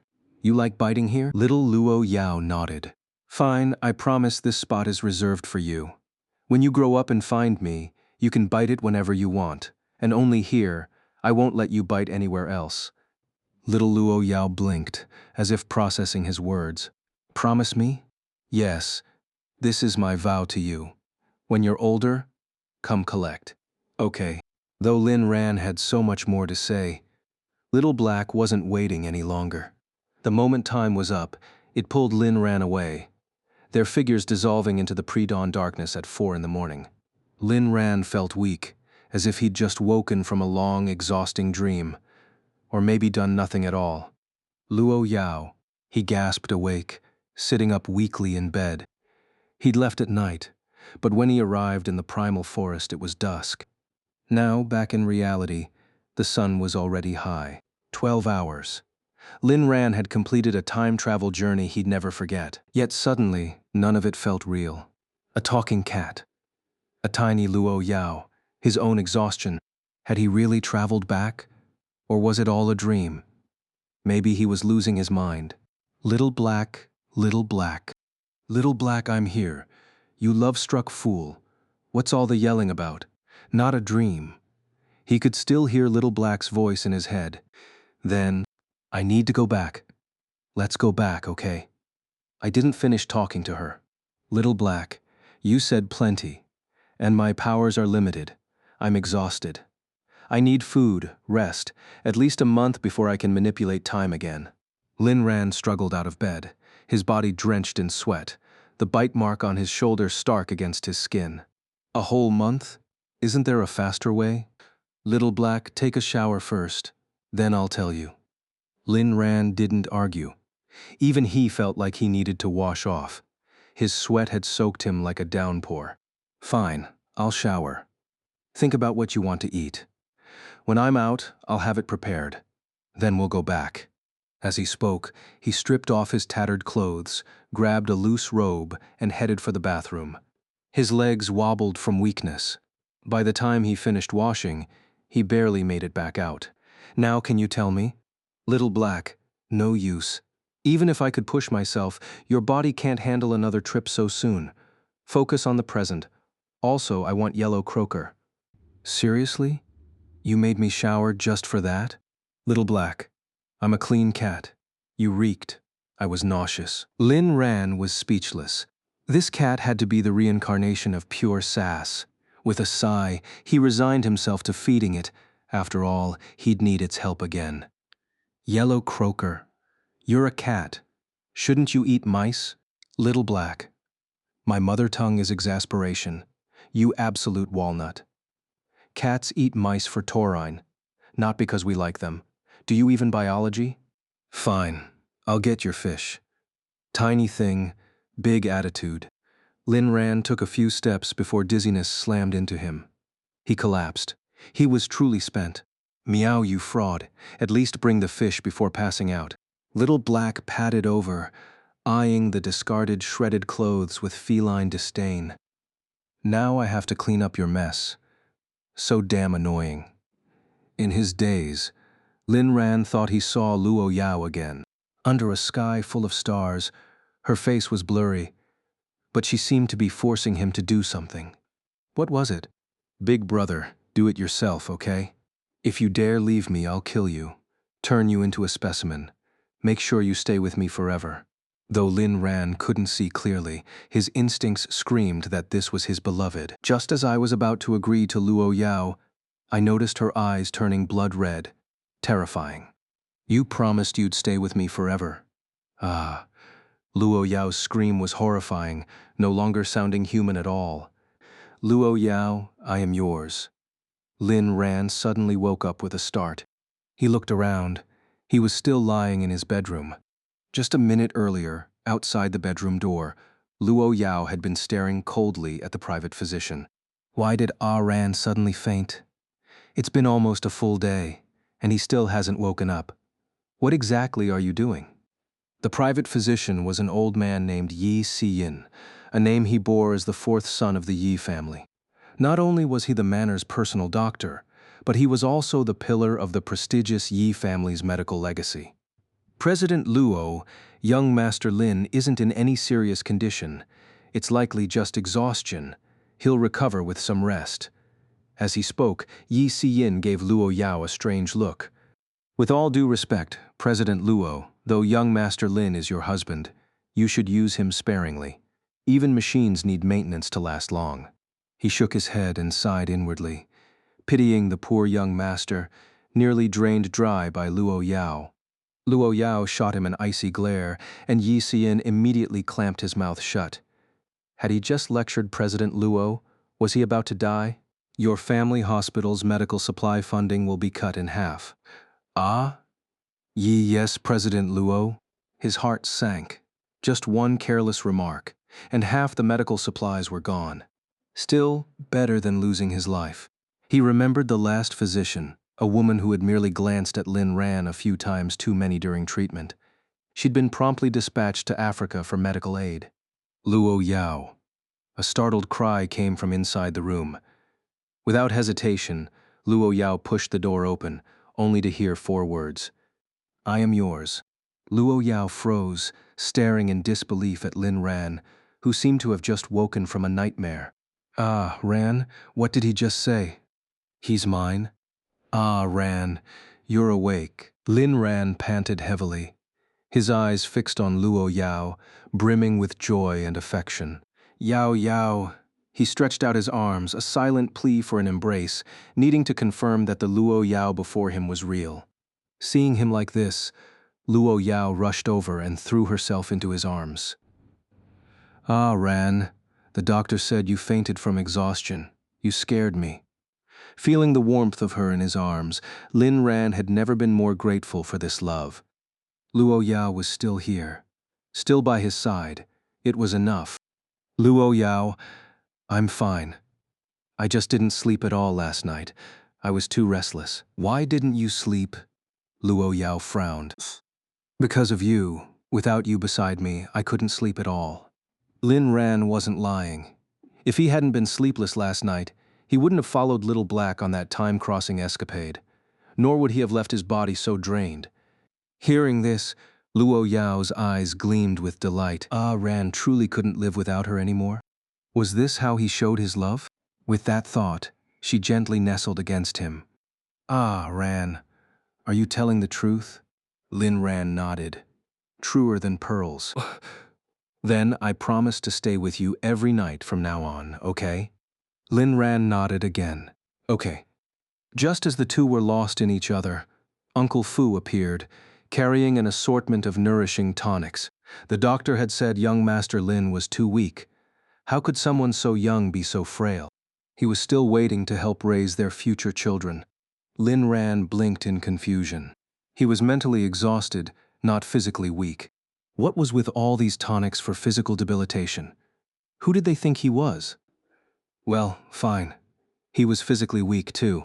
Youth wasted on restraint, regret in old age. After finishing the tonics, Lin Ran pulled Luo Yao closer. Wife, stay with me today, okay? Luo Yao nodded. It's almost nightfall, of course I'll stay.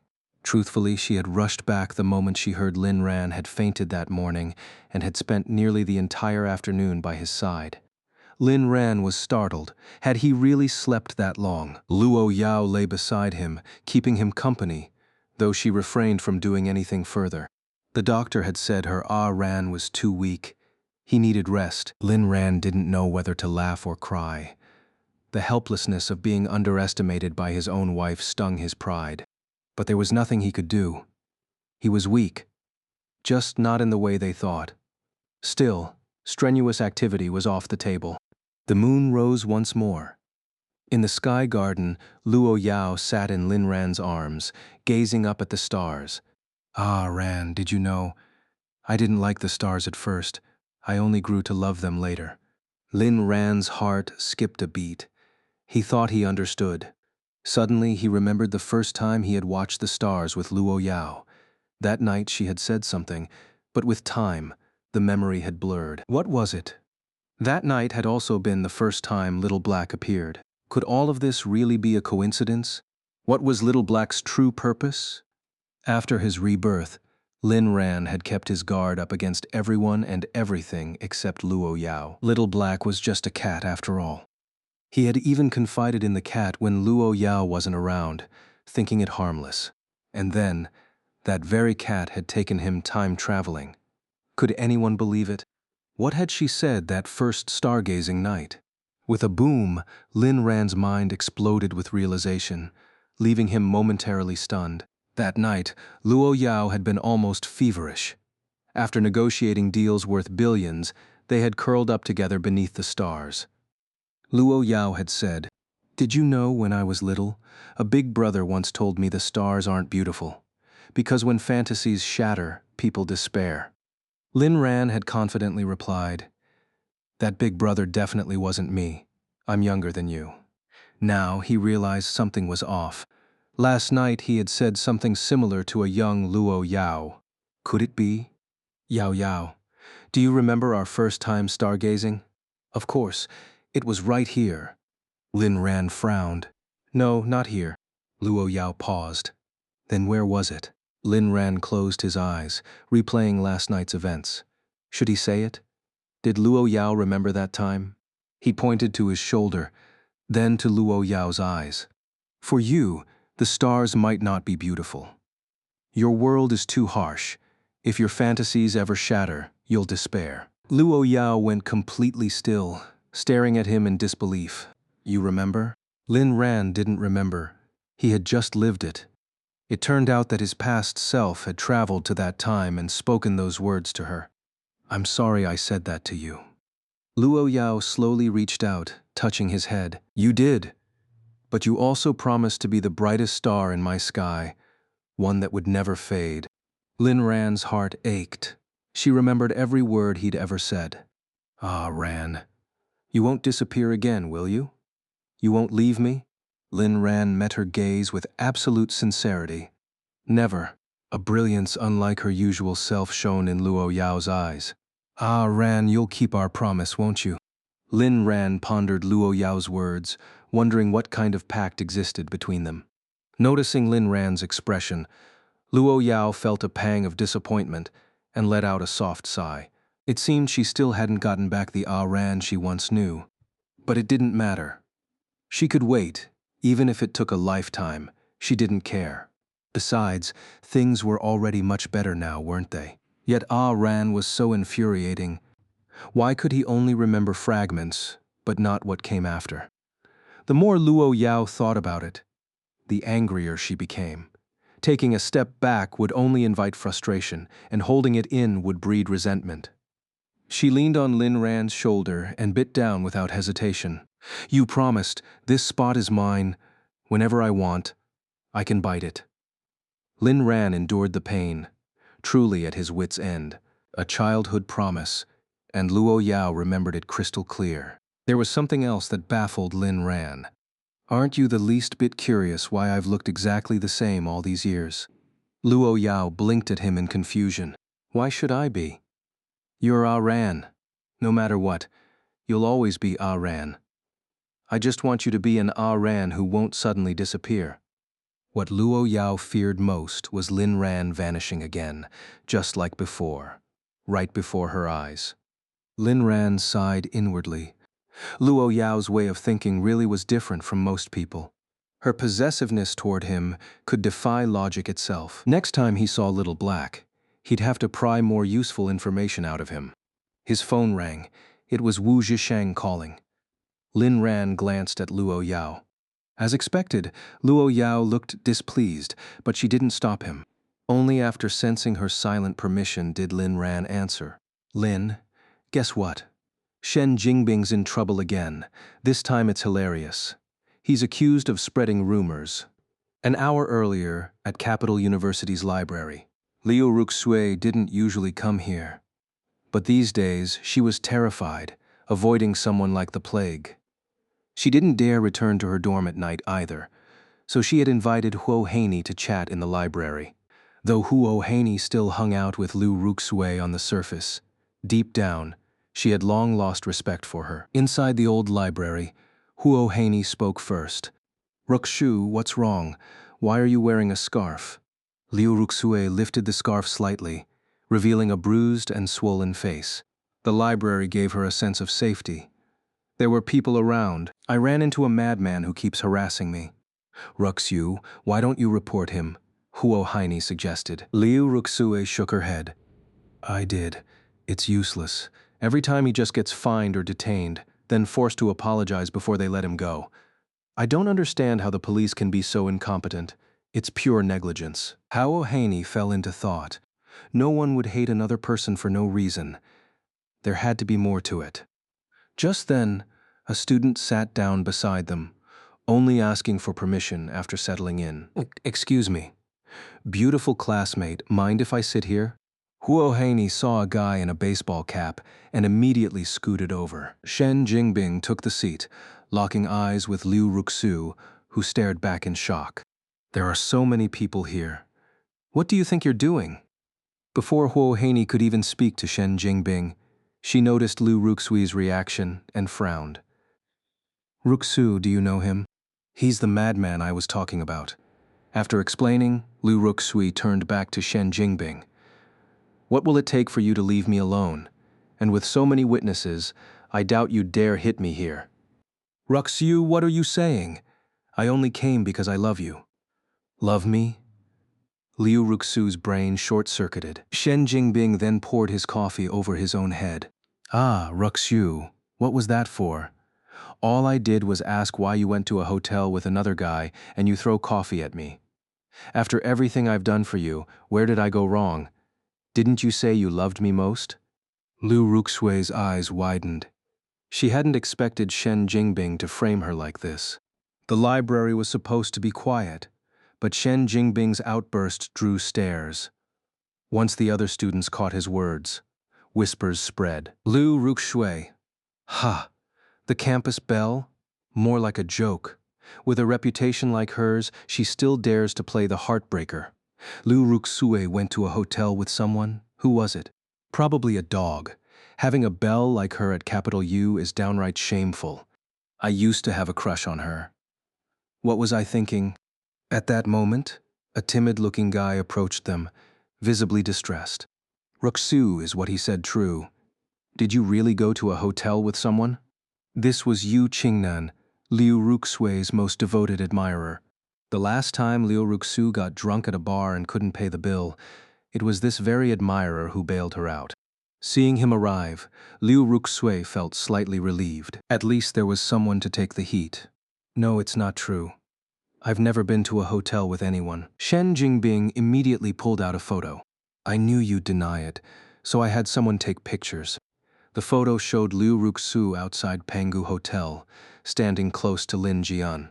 Originally, Liu Ritian and Liu Yumei were also in the shot, but Shen Jingbing had them edited out, leaving only Liu Ruxue and Lin Jian.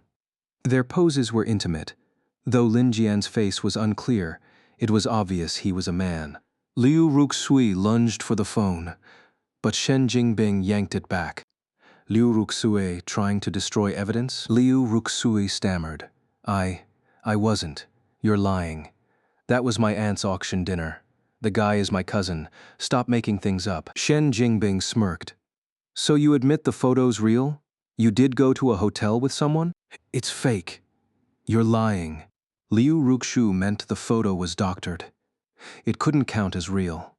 Shen Jingbing pressed on. I remember something else funny from that day. Who was the naked girl in my sports car? You stripped just to seduce me, and now you're playing innocent? Liu Ruxui recoiled. What are you talking about? What car? Shen Jingbing pulled up a surveillance video on his phone. The surveillance footage showed Shen Jingbing dragging Liu Ruxui out of a red sports car and slapping her across the face. Hitting people where it hurt, especially the face, was Shen Jingbing's specialty. Liu Ruxui's eyes widened in shock. She snatched Shen Jingbing's phone and smashed it on the ground, shattering it instantly. Shen Jingbing didn't even try to stop her. Instead, a sinister smile curled on his lips. The video had plenty of flaws, enough for anyone to tell it was fake. His original plan was just to humiliate Liu Ruxui, stir up some scandalous rumors about her. But who knew she'd be foolish enough to lose her temper and break his phone? Now, he had the perfect opportunity to turn this staged drama into something real. Liu Ruxui, you destroyed my phone just to erase the evidence? Liu Ruxui froze, realizing her mistake too late. The moment she saw the video, she had lost all rationality. In her panic, she'd smashed his phone without thinking. Now it was clear, she'd fallen right into his trap. And no, that's not what happened. Not what happened. Sure, I hit you that time, but afterward you got down on your knees and begged me, saying you loved me. That's the only reason I forgave you. And now, you're off sleeping with other men? What kind of fool do you take me for, Liu Ruxui? Liu Ruxui stumbled back 3 steps. The more she tried to explain, the worse things got. The photos were fake, but the fact that she had been in Lin Ran's car was real. And when Shen Jingbing had dragged her out of Lin Ran's car, she had been dressed rather provocatively. Tears streamed down Liu Ruxui's face as she shook her head. You're lying. You made all of this up. You're trying to ruin me. The entire library was listening now. Some spectators, eager for drama, had even gathered around. Explosive. Absolutely explosive. Shen Jingbing clutched his chest, playing the role of a heartbroken victim to perfection. His heart must have been shattered. How could Liu Ruxui hurt him like this? Ruxu, I loved you so much, and you think I wanted to destroy you? You are so cruel. 2 clear tears rolled down his cheeks as he collapsed to his knees. The students around them erupted into chatter. Damn, Liu Ruxui is terrifying. Wait, isn't it Liu Ruyan? Oh, right. Liu Ruxui and Liu Ruyan are sisters. Who's Liu Ruyan? The queen of heartbreakers. Oh my god, this is insane. Liu Ruxui is seriously messed up. How does someone like her even qualify as the campus belle? Senior Liu, I never knew you were like this. If you're ever hungry, come find me. I'm a professional turtle breeder. Everyone who's tried my dishes says they're amazing. You're welcome to taste them anytime. Wow, never thought I'd see the day. The top beauty of Jingda University is actually this shameless. I caught a glimpse of that video. Utterly unbelievable. Poor guy. Liu Ruxui isn't worth your tears. Look at us. There are plenty of girls here waiting for love. Liu Ruxui felt like the sky was collapsing. She desperately wanted to explain, but no one would listen. No, you can't believe him. That video is fake. Just then, Yu Qingnan, who had been silently watching with a pained expression, finally spoke up. Ruxu, is it true? If it is, just tell me. I'll stand by you. As long as you cut ties with other men, I'll always protect you. Shen Jingbing was stunned. He slowly stood up, staring at this earnest-looking guy, his brain struggling to process what he'd just heard. Bro, you'd actually take her? Yu Qingnan glared at Shen Jingbing. I believe in Ruxu, even if she made mistakes setting aside the facts. Don't you think it's wrong to ruin someone's reputation just because you got hurt? Shen Jingbing took 3 steps back, his worldview crumbling. Bro, what's your name? Yu Qingnan. Yu Qingnan, you must be really desperate. You and Liu Ruxue. Perfect match. She's all yours now. Hope you two stay together forever. Shen Jingbing smirked. If this guy wanted to play the fool, let him. His goal today was accomplished, time to leave. But Yu Qingnan, hearing Shen Jingbing's words and seeing Liu Ruxue's tear-streaked face, couldn't hold back anymore. You dare insult her? I'll beat you up. He lunged forward. Shen Jingbing grinned inwardly. Perfect. This time he wasn't the one who threw the first punch. The two men tumbled into a messy brawl. Though Shen Jingbing was smaller, he was quick on his feet. While wrestling with Yu Qingnan, he even managed to land a kick on Liu Ruxue. She staggered, nearly falling. Huo Haney caught her, but the admiration in her eyes had vanished, replaced by barely concealed schadenfreude. Ruxu, are you okay? Even she found this embarrassing. Liu Ruxue, you heartless witch, you cheated on me, and now your lapdog is attacking me? I won't let this go, Shen Jingbing shouted, making sure the entire library heard him as he dramatically flailed his arms like some martial arts master. Liu Ruxu stiffened. This couldn't end here. If it did, her reputation as a heartbreaker would be set in stone. Call the police. Huo Haini. What? The police? Ruxu. Are you insane? Despite her words, Huo Haney was already dialing the number.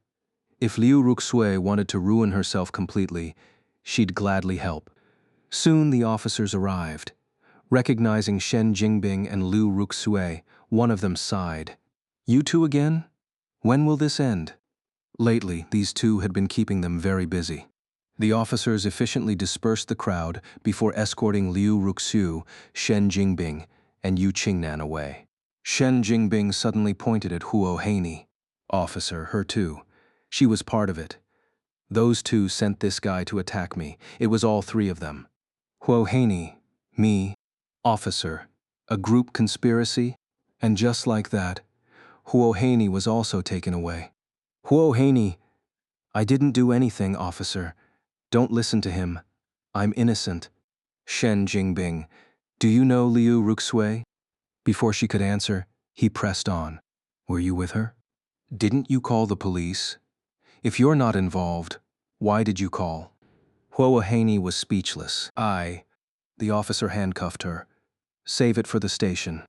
Regardless of the truth, Shen Jingbing had accused all 3 of ganging up on him. Procedure had to be followed. Huo Haney's gaze at Liu Ruxue now burned with hatred. At the station, things only got worse. Shen Jingbing flat out denied hitting anyone. Instead, he claimed Liu Ruxue had thrown coffee at him and that she and Huo Haney had ordered Yu Qingnan to attack him. His lies were full of holes, but he spun them with confidence. The exhausted officer could only suggest mediation. Mediation again?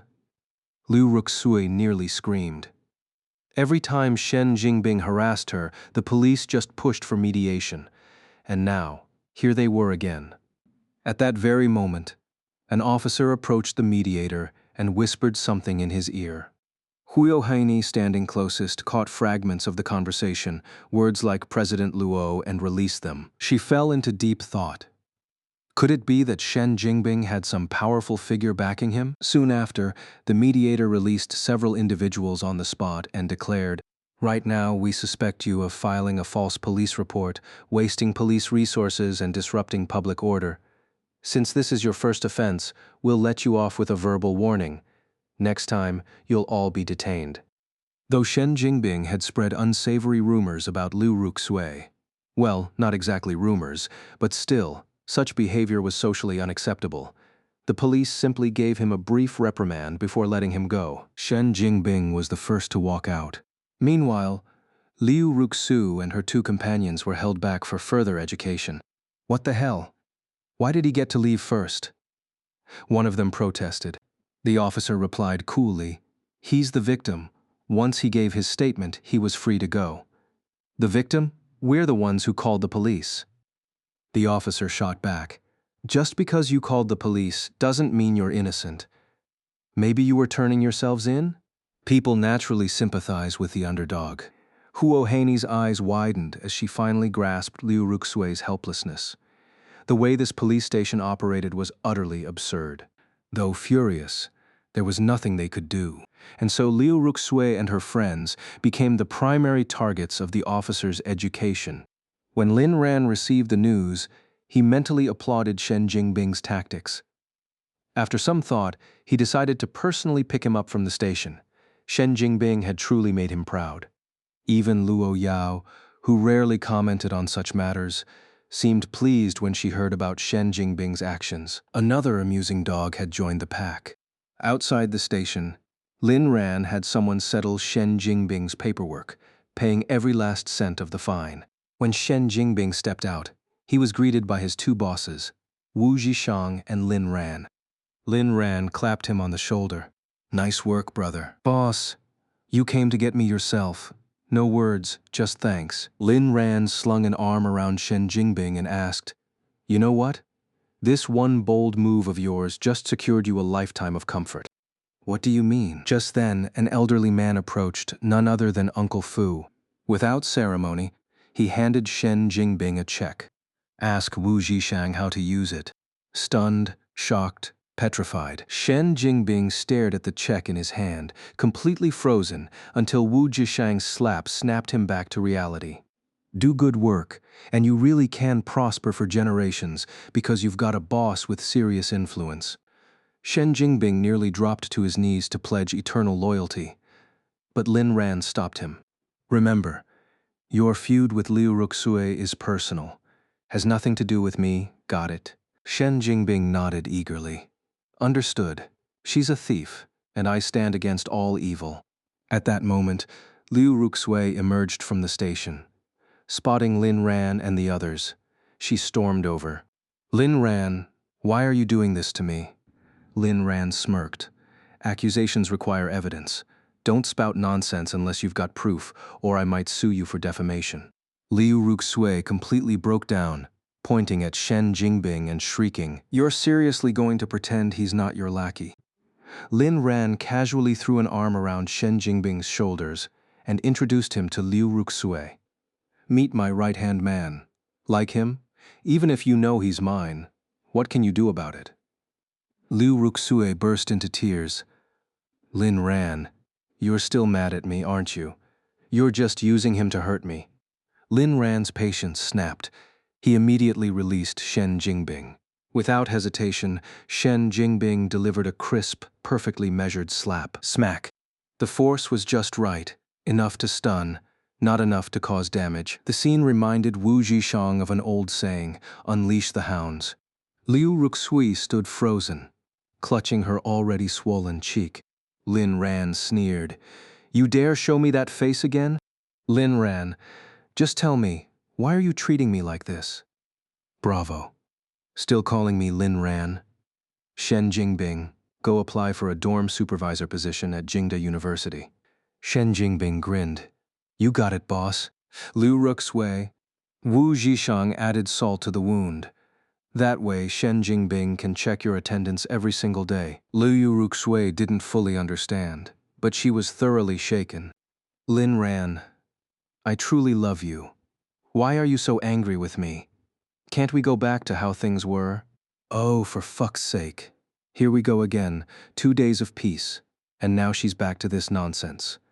Asking for a beating, begging for insults. Fine, if I don't ship you off to Southeast Asia, I'll flip my surname upside down.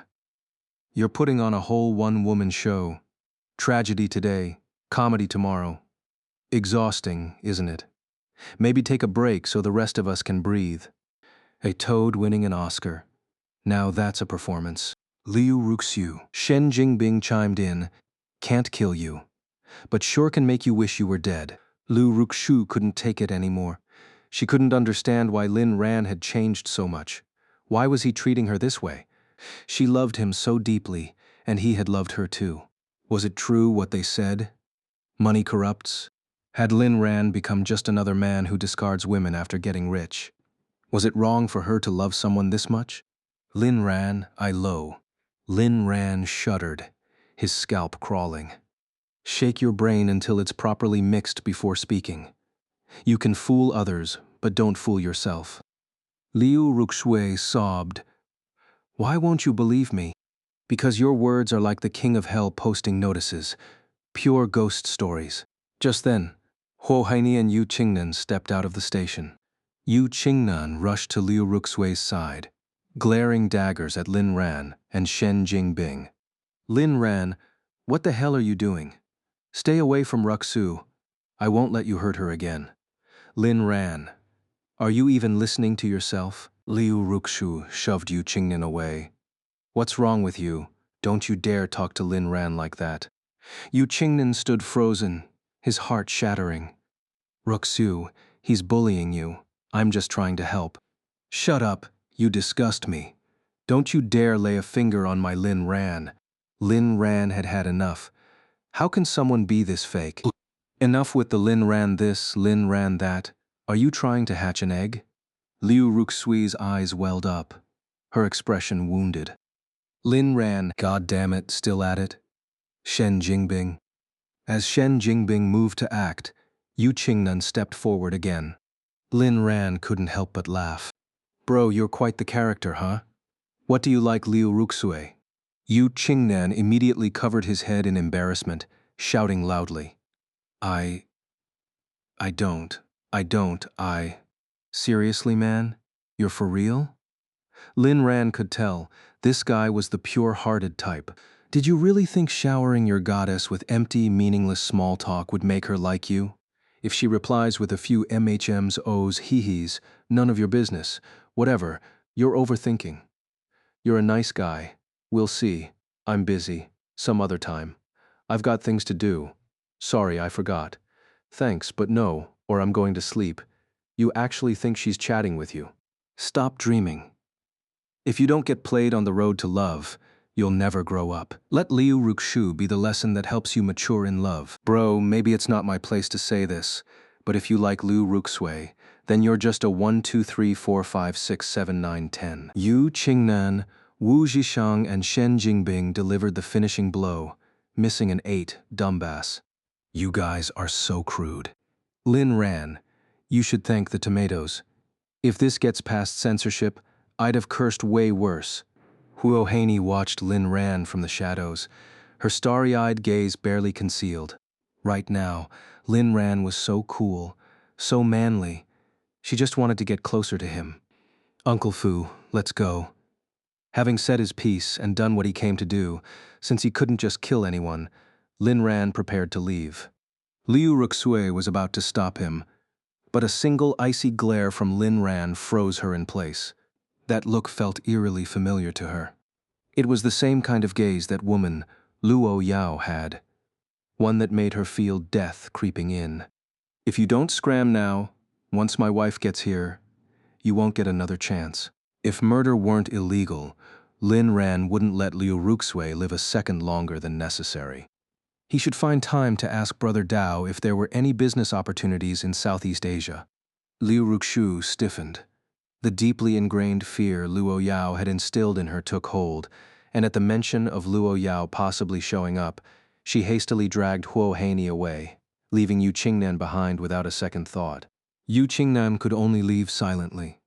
Instead of returning to school, Liu Ruxue and Huo Haney headed to Nightfall Bar, ready to drown their sorrows. She was heartbroken. What else could she do but find a way to forget her troubles? The two of them drank glass after glass. Nini, do you think Lin Ran really doesn't love me anymore? Huo Haney knew full well he didn't, but she didn't want to say it outright. Liu Ruxue had always overshadowed her just because she was pretty. Every time an attractive guy showed up, their attention went straight to Liu Ruxue. The rare times someone noticed Huo Haney, it was only to ask for Liu Ruxue's contact info. Even as best friends, Huo Haney couldn't stand it. Why did Liu Ruxue get all the love while she was stuck playing the sidekick? Ruxu, don't give up. Even if Lin Ran doesn't love you anymore, can't you chase after him? Liu Ruxue frowned. Something about Huo Haney's words felt off. Lin Ran's behavior lately didn't seem like he was just upset with her, especially that terrifying look he gave her earlier. She'd nearly died of fright. She couldn't believe Lin Ran was capable of such a chilling glare. They drank late into the night until the bill arrived. Waiter. Seriously? You're broke again? Liu Ruxue and Huo Heini exchanged glances. Call Yu Qingnan, and so once again Yu Qingnan became the sucker footing the bill. But this time, Liu Ruxue seemed to notice his kindness. Lin Ran, why did you leave me? Liu Ruxue mumbled, leaning against Yu Qingnan. Ruxue, it's me, Qingnan. You are Lin Ran. You are Lin Ran. Liu Ruxue suddenly threw herself into Yu Qingnan's arms. Lin Ran, let's go to a hotel. I'll give myself to you. Yu Qingnan stood frozen, his heart aching, but he still muttered, okay. And so, the drunken Liu Ruxue dragged Yu Qingnan, dazed and confused, to a hotel. The moment the door closed, Liu Ruxue got straight to business. 1 minute later, she looked at Yu Qingnan with disdain. Ruxue, it was my first time. I couldn't hold back. You're not mad, are you? Liu Ruxue didn't answer. She was sober now, or maybe she'd been faking it all along. She'd only gone with Yu Qingnan to pretend he was Lin Ran, to satisfy her own desires. Without a word, she gathered her things and left. Her first time with Lin Ran had been disappointingly short. Meanwhile, the real Lin Ran, whom Liu Ruxue had forcefully fantasized about, had long since returned to the estate. Luo Yao was in high spirits. Though she hadn't gone with Lin Ran, she'd sent rewards encouraging Shen Jingbing to keep up the good work. Ran, I want you. Their bodies intertwined, hearts and souls merging. It was their most passionate expression of love. Ran, do you know, every smile, every glance from you makes me happy for days. You're my whole world. Your eyes should only ever be on me. Lin Ran, after all you've done for me, how could I look at anyone else? Luo Yao was obsessive, so Lin Ran became her sole anchor. Yao, there's something I want to talk to you about. You want to meet the Chen family? Lin Ran was surprised she guessed it so easily. Is that okay? Fine. Luo Yao agreed immediately, but added, but I'm going with you. You're my wife. Of course you're coming. Lin Ran saw no issue with that. Good. Let's see if the Chens have the guts to try and take you from me. Huh? Lin Ran caught the dangerous edge in her tone. You are not planning to kill them all, are you? Luo Yao smirked. The thought crossed my mind. Relax, no one can take me from you. I'm yours. But what if the Chen family tries to kidnap you? You think everyone's as bold as you? Lin Ran couldn't help but laugh. But Luo Yao stared at him intently, waiting for an answer. Fine. If that happens, you can kill them. They'd have it coming. Lin Ran meant it. By now, he saw Luo Yao as his everything, loving her more than life itself. If the Chen family really pissed off his little demoness, then they'd only have themselves to blame. Deep down, Lin Ran knew Luo Yao wasn't the type to pick fights for no reason. The people she targeted usually fell into two categories: those who messed with him, and those who messed with her. As for the Chen family, you'd better pray you don't do anything stupid, like trying to drag me back. Late at night, in the storage room of Su Ran's company, Lin Tianba organized a family meeting. 3 were expected to attend, and 3 were present. Today, we're discussing our escape plan. Lin Tianba dropped a bombshell right from the start. Though Liu Yimei and Lin Jian had braced themselves for various possibilities, hearing it outright still made their hearts sink. But Lin Tianba was even more distressed. He had reached a dead end. The deadline set by the authorities for handling the property refund was fast approaching, and he had no way to resolve it. On top of that, his plan to sell Lin Garden scenery at a steep discount had completely failed. No one was willing to buy Lin Garden scenery, even at rock-bottom prices, not individual buyers, not even investment firms. It was under these circumstances that he decided to flee, leaving the mess for society to deal with. Husband, has it really come to this? Lin Tianba nodded. If we leave now, we can still keep over 300 million. If we don't, we'll never have a chance to recover in this lifetime. Liu Mei frowned deeply, her hatred for Lin Ran reaching its peak. If it weren't for Lin Ran selling his shares, how could the Lin family have fallen this far? Why don't you go beg Xiao Ran? Make him kneel and apologize, then save you. Lin Tianba shook his head. Impossible. That unfilial son won't give us money, nor will he kneel and apologize. Haven't you realized that by now? Liu Yumei, still in a cast and barely mobile, didn't hold back her words. It's all Luo Yao's fault. Xiao Ran was such a good boy before she corrupted him. Lin Jian chimed in, though his speech was garbled. Ji ya sha ya chi wo yi si jian guo guo la me baza, xia zi da ta guo guo si zi fu zui, kala da zi fu ta di. Liu Yumei sighed. Son, just type it out. Lin Jian fell silent. Was all this suffering even worth it? Typing, yeah, last time I saw my brother acting so violently, I thought I'd take the punishment for him. And now look where that got me. Seeing Lin Jian's message, Liu Yumei grew even angrier. Even Lin Tianba felt a surge of inexplicable rage. Son, you're too naive, I've told you.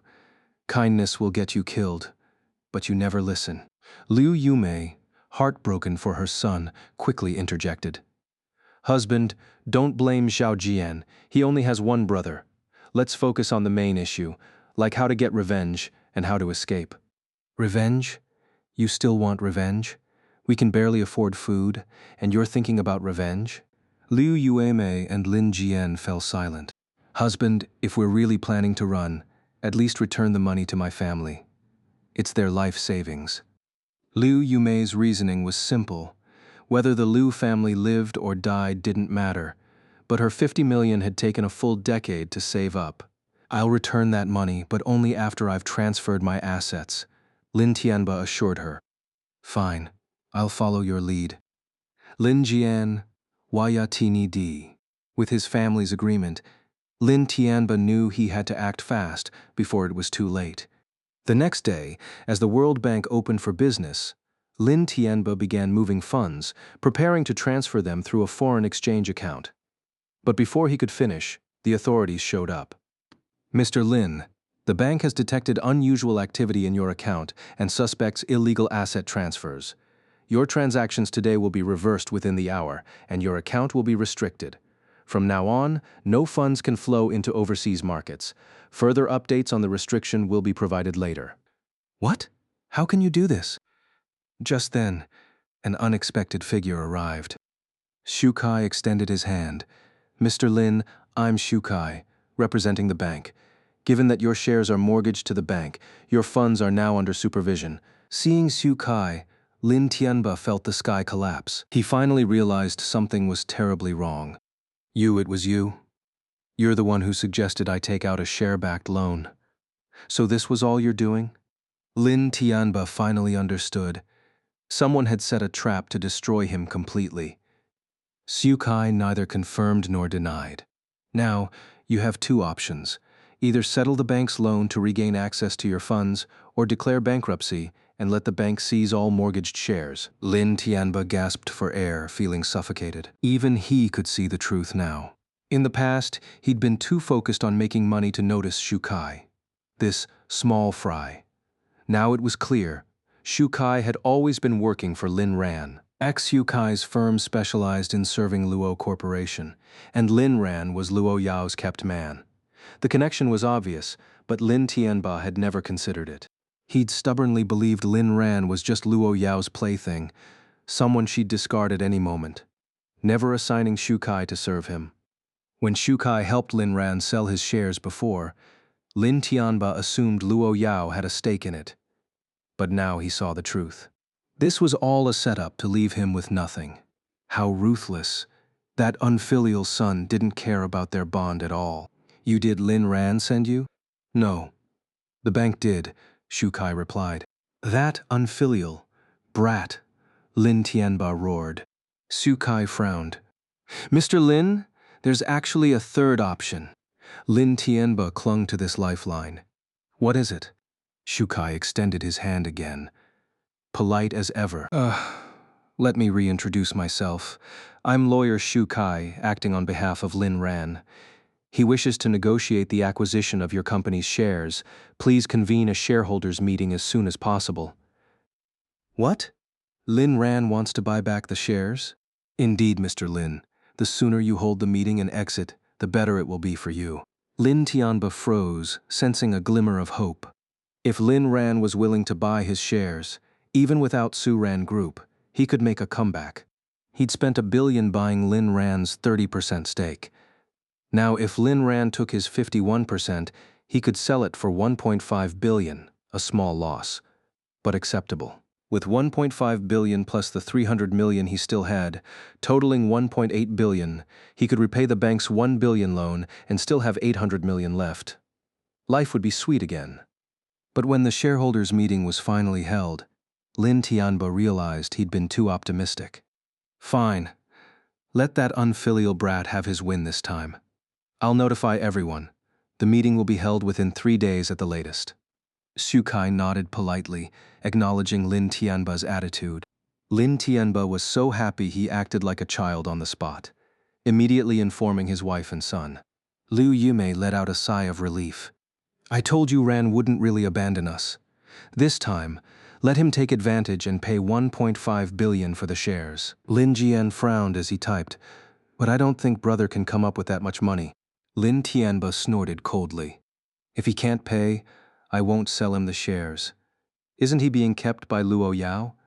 Let him go ask his sugar mommy for the money. At the mention of Luo Yao, Lin Jian's eyes filled with melancholy. Once Lin Ran acquired the shares, he, Lin Jian, would once again be the young master of a wealthy family. Maybe then Luo Yao would spare him a second glance. Another day passed. At noon, Lin Ran, dressed impeccably, went to pick up Luo Yao. They had agreed to meet the Chen family at Pangu Hotel. Lin Ran brought Luo Yao for 2 reasons. First, as his legitimate wife, it was only natural to introduce her to his family. Second, he wanted to show the Chens how much he adored Luo Yao, that no one mattered more to him than his wife. This would also reassure her that he would never neglect her, even with newfound family ties. If the Chens turned out to be good people, it would be a joyous reunion. If they were anything like the Lin family, Lin Ran would disown them on the spot. And if they dared try to take him by force, well, their family might just meet an unfortunate end. Accompanying Lin Ran and Luo Yao was Wu Zhishang, though not at Lin Ran's invitation. Chen Qingtian had asked him to come, as he had played a key role in confirming Lin Ran's identity so quickly. At Pangu Hotel, the Chen family had gathered in full force. Patriarch Chen Xiao, his eldest son Chen Nianxi, second son Chen Nianlun, youngest daughter Chen Jima, and several of their children. Also present was an elderly woman in a wheelchair. Despite her frail appearance, her expression was stern and authoritative. Su Jiangguo, Chen Xiao's wife. Yes, a woman named Su Jiangguo. She was born the year the People's Republic was founded. Underestimating her would be a grave mistake. Su Jiangguo was one of the few female generals of her era, having dedicated her life to serving the nation. Yi Lingling approached the group. Everyone, Mr. Lin, will arrive shortly. Perhaps you should wait inside? Chen Xiao immediately waved his hand. No need, no need. This child, he should have let his grandfather handle the arrangements. Such a waste, we'll wait right here. Then Chen Qingtian spoke up. Grandpa, there's something I didn't tell you. Cousin owns this hotel. Chen Xiao, what? He was stunned. Though the Chens were a prestigious red family, their actual wealth was modest at best. Now that you mention it, I just remembered Ran's wife is. Before he could finish, a fleet of luxury cars pulled up at the entrance. Lin Ran stepped out first, then offered his hand to assist Luo Yao. Wu Zhishang emerged from another vehicle. The entire Chen family rushed forward. Even Su Jiangguo, usually unshakable, wore a tender, grandmotherly smile. Ran. Chen Xiao's voice cracked the moment he spoke, and the old man dissolved into tears. Su Jiangguo patted her husband's back. Stop crying. You'll scare the boy. Chen Nianxi, the eldest uncle, stepped forward to scrutinize Lin Ran. He recognized him instantly, Despite the years, certain features from the old photos remained unmistakable. There was no doubt in his mind this was his nephew. Why? Because they looked nearly identical. Lin Ran was taller, slimmer, more refined, with better skin, younger age, and brighter eyes. But otherwise, a spitting image. Ha! So this is Ran. I'm your eldest uncle. Qing Tian was right, we really do look alike. Chen Xiao, still sniffling, lamented, "It's all my fault. Last time I felt drawn to Ran but didn't realize shame on me." He then glared at Chen Nianxi. "And you, I've seen your face so much it's made me blind. How could I miss the resemblance?" Chen Nianxi scratched his head. "Dad, how is this my fault?" Chen Nianlun and Chen Jima introduced themselves next. "Ran, I'm your second uncle." Lin Ran, first uncle, second uncle, both uncles.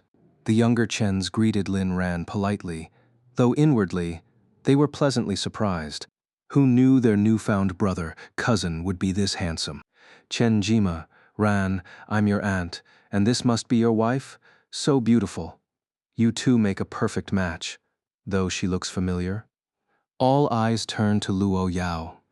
They'd noticed her earlier. How could anyone not? Her beauty was striking, her aura icy and impossible to ignore. Suddenly Chen Xiao stiffened, bolting upright as joy gave way to realization. In his excitement, he'd forgotten one crucial detail. Lin Ran's wife was Luo Yao, CEO of Luo Corporation. Lin Ran had mentioned it during their encounter at the Education Bureau. Yet he, the grandfather, had failed to recognize his own grandson. What a disgrace. Lin Ran smiled and made formal introductions. Grandfather, grandmother, eldest uncle, second uncle, aunt, cousin, everyone. Let me introduce myself properly. I'm Lin Ran. This is my wife, Luo Yao. What? Who did he say his wife is? Chen Qingtian was floored. She knew Lin Ran was married but had no idea to whom.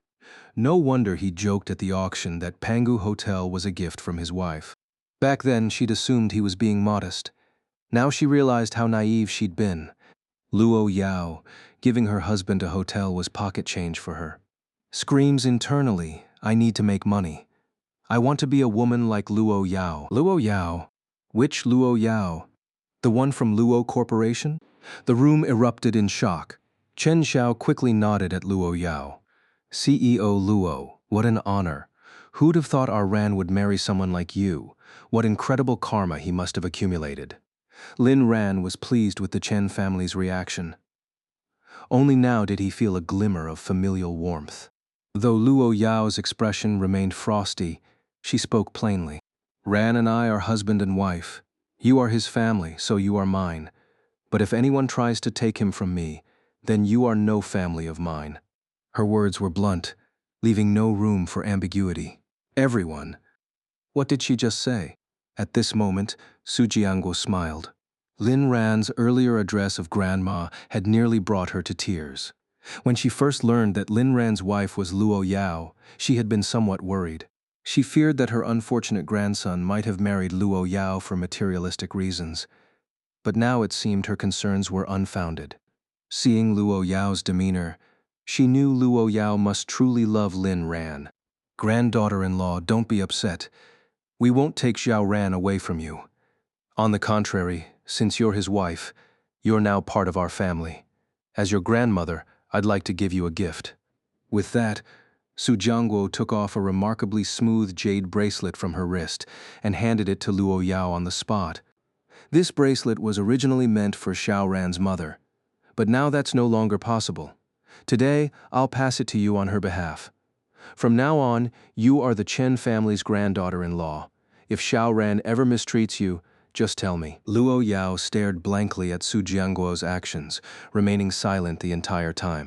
A strange feeling stirred in her heart, something unfamiliar. Luo Yao was certain she had never experienced this emotion before. Chen Qingtian eagerly grabbed Luo Yao's arm, and Luo Yao instinctively radiated a chilling aura of hostility. But Chen Qingtian paid no mind, instead widening her eyes and asking excitedly, "Sister-in-law, what skincare brand do you use? Your complexion is flawless. Please tell me, pretty please. Chen Qingtian's enthusiasm left Luo Yao momentarily stunned.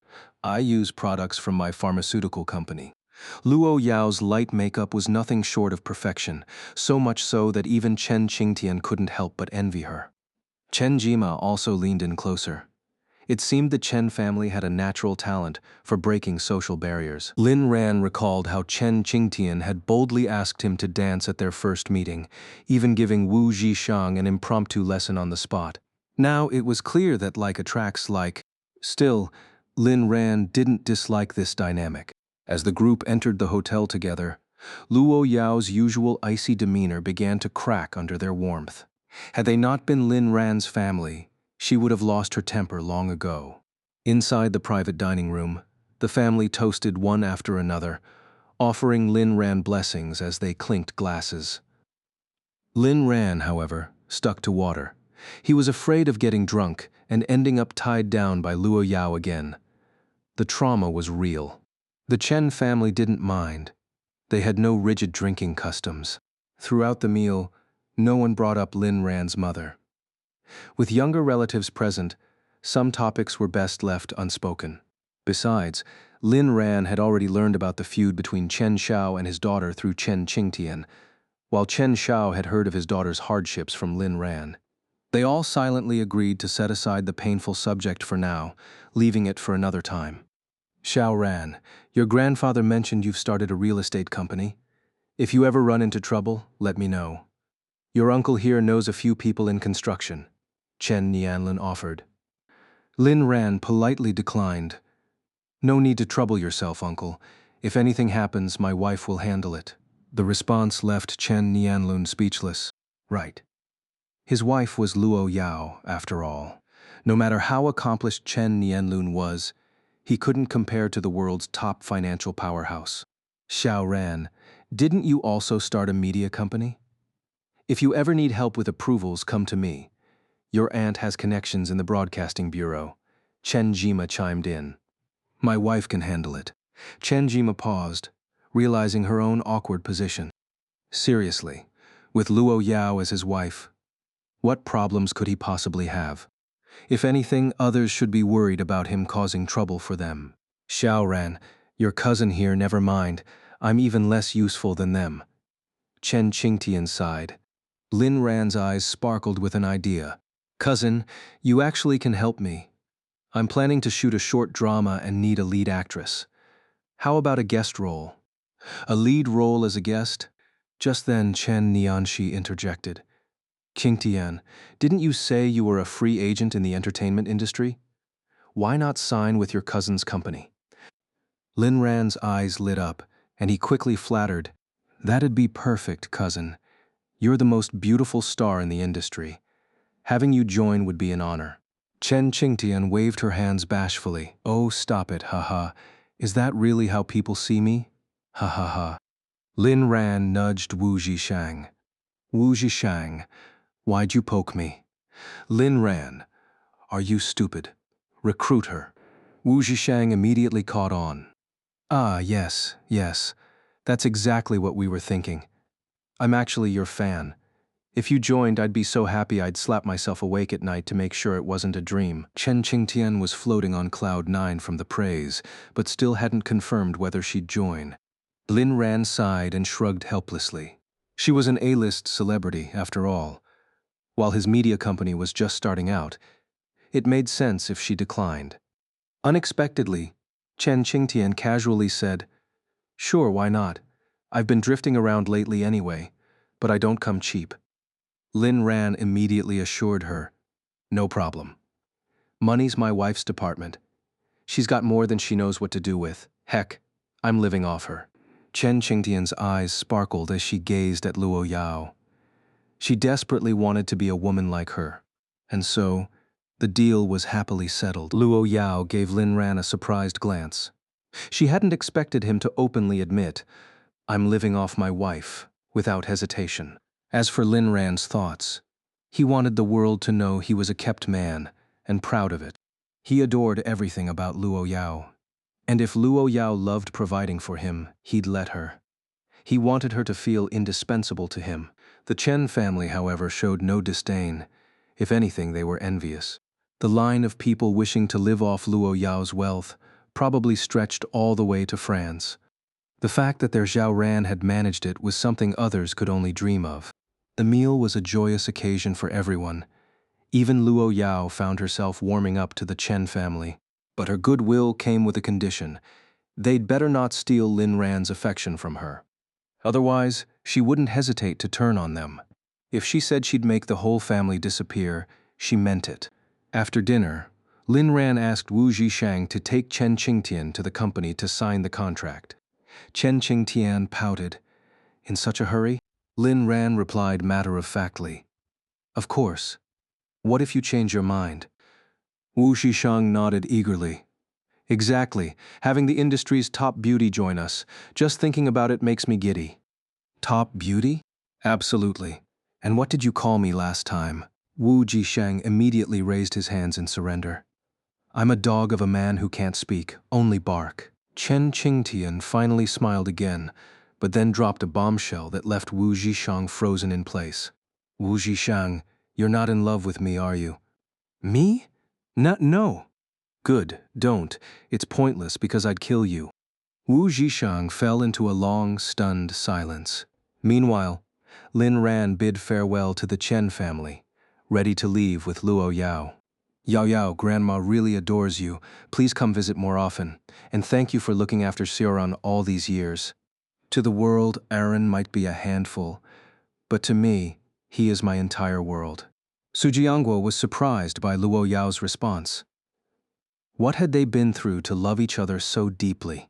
Xiaoran, bring Yao Yao to visit when you're free. Grandma may not be very mobile, but she still cooks delicious meals. Got it, Grandma. We'll be going now. Su Jiangguo nodded. She really liked Lin Ran. Perhaps he was a way to cope with years of missing her daughter, like Chen Xiao. She used to be stubborn and single-minded, but as society changed and they grew older, both of them had learned to let go. Lin Ran got into the car with Luo Yao. You old fool. You've already met Xiao Ran. Why didn't you tell me? Hey, don't move, old woman. I'll stand here so you can hit me. I only found out 2 days ago that Zhao Ran is our grandson. It's all Qing Tian's fault for keeping it a secret. She only showed me the paternity test right before the meeting. When that girl comes home, I swear I'll beat her to death. You dare lay a hand on my granddaughter? Huh? Did I say that? Inside the luxury car, Lin Ran sprawled across Luo Yao's lap, the softness of her thighs making him increasingly addicted. Wife, how did I do? Not bad, but I want to know who's the most beautiful woman. Of course it's you. Why even ask? What about Chen Qingtian? That was just flattery to get her into the company. Besides, she's only considered a beauty in the entertainment industry. You're the most beautiful woman in the world. Ah, Ran, remember this. You don't need to flatter anyone. They should be the ones flattering you. Whatever you want, I'll get it for you. Lin Ran raised his hand to stroke Luo Yao's hair and whispered softly, Got it. After all, my wife is Luo Yao. As if remembering something, Luo Yao frowned slightly. Ah, Ran, I need to confirm something. Will you follow in Lin Jian's footsteps? Lin Ran froze, not understanding what she meant.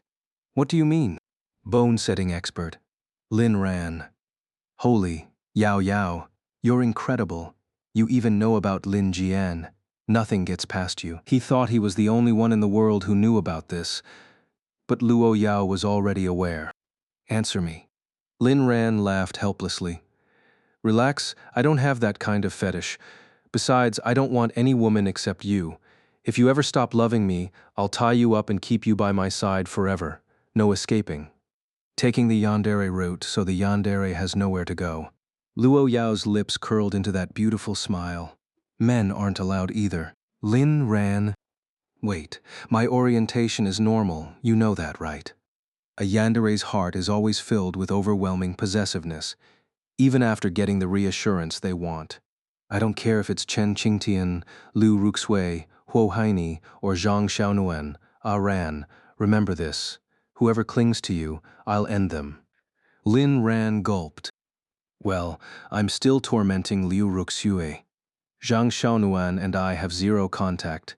Chen Qingtian is my cousin. I'm not into bone setting. Huo Haney is kind of disgusting, though. Yao Yao, if you like ending people, go for her. Luo Yao's gaze gradually returned to its usual calm. She didn't need affection from anyone except Lin Ran, not from the Luo family, nor the Chen family. Fine. If she's looking for death, I'll grant her wish. Luo Yao was fairly satisfied with Lin Ran's performance today, so she rewarded him generously. At the same time, she wanted to use her skills to keep him hooked. As long as Lin Ran was willing, she'd pay any price. With the TV in the living room playing, the little tadpoles look for their mother. Lin Ran and Luo Yao completed their task for the day. Wife, I want to film our story in an exaggerated way as a short video. I bet it'll go viral. What do you think? Am I playing the female lead? No, and I won't act either. Let Zhang Xiaolong and Wu Zhishang play the leads, with Chen Qingtian as the female lead. Oh, then do whatever you want. I might need to use our estate for filming. Do you mind if I bring people over? Luo Yao clung to Lin Ran and said, "You're the man of this house. Even I have to listen to you. Of course it's your call." Lin Ran was deeply moved. Wife, aren't you afraid of our relationship going public? He already knew Luo Yao didn't care, but he still wanted to confirm. Of course not. If Ran wants to go public any time. Deep down, Luo Yao really wanted to announce it to the world. This man is mine. Open your eyes and stop shamelessly throwing yourselves at him. It's disgusting. The look in Luo Yao's eyes made Lin Ran adore her even more. He gently booped her nose. Wife, why act with me? Our life is already a live broadcast. No rehearsals needed. Luo Yao. Then let's broadcast it for a lifetime. Lin Ran. First, I need to stay in good shape. The phone rang. Lin Ran glanced at it. It was Shu Kai. After listening for a few seconds, he smirked. Yao Yao, I think Lin Tianba is done for this time. Luo Yao paused briefly. Ah, Ran, if anything happens, you must tell me. Of course. Early the next morning, Lin Ran marched into Suren Group with his entourage of bodyguards and lawyers. For such an important occasion, he decided to personally attend the shareholders' meeting. Upstairs in the conference room, most of the major and minor shareholders had already arrived. Among them were a few new faces, investors who had recently bought shares at low prices. The major shareholder, Quit T Niang, hadn't sold her shares. Lin Tianba sat at the head of the table, practically glowing with pride. His own son was here to solve the company's crisis. Let all those who looked down on him see, his son was amazing. Soon, Lin Ran swaggered into the conference room with his noisy entourage and headed straight for the main seat without hesitation. You go stand over there. Lin Tianba, Xiaoran. What did you say? I said, stand there. Lin Ran enunciated each word. Lin Tianba was about to resist when he met Lin Ran's fierce glare. He jumped up in fright and immediately vacated the seat. Huh? Why am I scared of this unfilial brat? But that look just now was terrifying. What's going on? The others in the room watched with silent disdain. Serves you right for never treating your son well. Now you're completely at his mercy. What a failure. Standing awkwardly at the side, Lin Tianba scratched his head, thinking it was normal for leaders to stand while speaking. Everyone, sorry for calling you back so soon. Today we'll discuss the issue of share transfers. The moment Lin Ran sat down, he coldly snapped, Who said you could speak? Lin Tianba. I'm the chairman. If I don't speak, who will? Lin Ran slammed a stack of documents onto the table. I have to go home and cook for my wife later. I don't have time to waste with you. Without even realizing it, Lin Ran found himself constantly thinking about Luo Yao. Listen up, everyone. Here's my acquisition proposal, 7 million per share. If you want to sell, sign the contract with my lawyer right here, and the money will be transferred immediately. You've got 1 hour. What? Lin Tianba's eyes widened. I bought your shares for 33 million per share. It's only been a month, and now you're offering just 7 million? Lin Ran, Chairman Lin, have you forgotten something?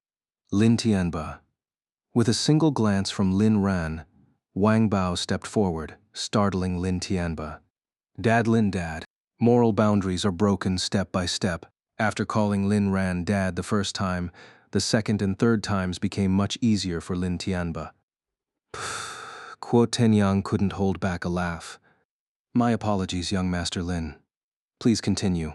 Kuo Tenyang's shares had been listed for sale but remained unsold, so they were still under his name for now. Lin Ran eyed him suspiciously. He'd met this man a few times as a child, but he couldn't understand why Kuo Tenyang was laughing so eagerly, almost as if he was trying to curry favor. Everyone's Suran group isn't what it used to be. Its value has plummeted, and you all know that, even if I don't say it. Many of you here were once the founding members who built Suran alongside my mother. Right now, I'm willing to buy your shares. 7 million may not be much, but it's better than nothing. If Suran Group goes bankrupt, you might not get a single penny. Then, Lin Ran played another card. However, if you choose not to sell, stay with the company and work hard under my leadership. I promise to revive Suran Group. Again, you have 1 hour. After that hour, Lin Ran had to go home and cook for Luo Yao. After all, if these shareholders didn't sell, the worst that could happen was bankruptcy. But if his wife missed a meal, she'd suffer. The shareholders exchanged uneasy glances, unsure how to respond. But the determination in Lin Ran's eyes reminded them of Su Yanyan back in the day, someone they could trust. Lin Tianba, you rebellious son, have you had enough yet? Lin Ran. So, Chairman Lin, are you selling your shares or not? Lin Tianba gritted his teeth. He was already finished. There was no escape now. If he sold his shares, he'd only get 350 million, combined with his remaining funds, that would barely make 700 million. Not even enough to repay the bank. He had spent 1.3 billion on Lin Ran, only to see it shrink to 350 million, a net loss of 900 million. It was unbearable. But if he didn't sell, he'd be dragged down until bankruptcy. By then, he'd get nothing. Even if the assets outweighed the debts, recovering anything would take forever, and chances were he'd never see a dime. Dad, I don't mind you buying their shares for 7 million each, but the shares I hold were originally sold to me by you. You can't expect me to lose so much in just a month, can you? Lin Ran smirked. Business has no room for family ties, Tianba. Just say yes or no. If you refuse, I'll walk away without another word. Lin Tianba's face twisted in frustration before he finally spat out, I'll sell. He had no choice but to settle for the lesser evil. Take the money now and plan his comeback later. Kneel. Beg me. Lin Ran's mocking tone vanished, replaced by cold seriousness. What did you say? I said kneel and beg me, or I won't buy a single share from you today. From the moment Lin Ran entered the boardroom, he had forced Lin Tianba to stand, then call him dad, then sell his shares, and now to kneel. In just minutes, Lin Ran had shattered Lin Tianba's dignity again and again. In the end, Lin Tianba was no different from those spineless scoundrels, utterly without principles. After a brief internal struggle, Lin Tianba closed his eyes and slowly knelt. Dad, please buy my shares. Lin Ran felt a surge of satisfaction. How does it feel to be crushed by your own tactics? Soon, the legal team finalized the deal, signing contracts on the spot. Lin Ran. Anyone else selling? If you still believe in Suran Group, if you trust me, I won't let you lose out. But if you want to exit, I respect that. At this moment, Kuo Tenyang stepped forward. I've made my decision. I'm sticking with young Master Lin. Kuo Tenyang knew full well. Lin Ran was Luo Yao's man. He had no idea how Lin Ran planned to revive Suran Group, but just the fact that he was Luo Yao's husband was enough. This was a bet with a 99.9% chance of success. Even if it failed, Kuo Tenyang didn't care. He was certain that following Lin Ran would eventually pay off. His declaration stunned the room. No one understood why this master investor had suddenly changed his mind. Did Lin Ran really have such charisma? Lin Tianba might be the chairman, but to these shareholders, Kuo Tenyang was their anchor. Wherever Kui Tenyang stayed, money followed. And so, I'm keeping my shares too. I'll work with young Master Lin.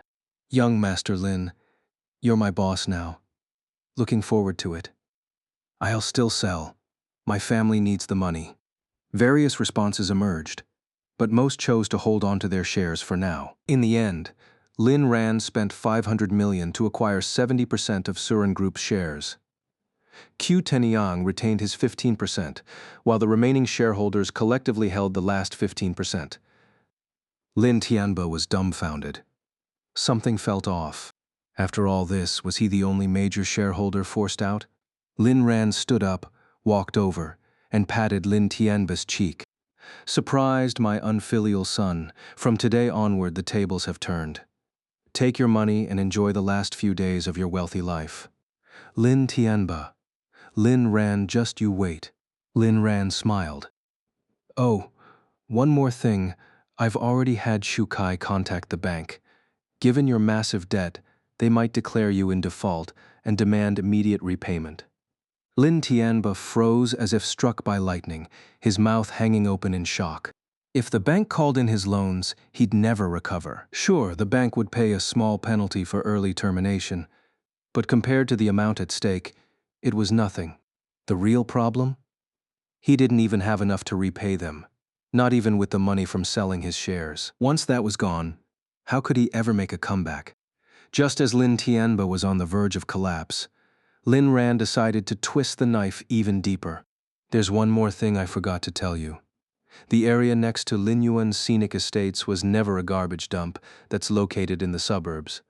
What's actually next to it is the prestigious Jingda Elementary School. The billboard you saw, I had it put up. After all, it's my project. No harm in a little marketing. What?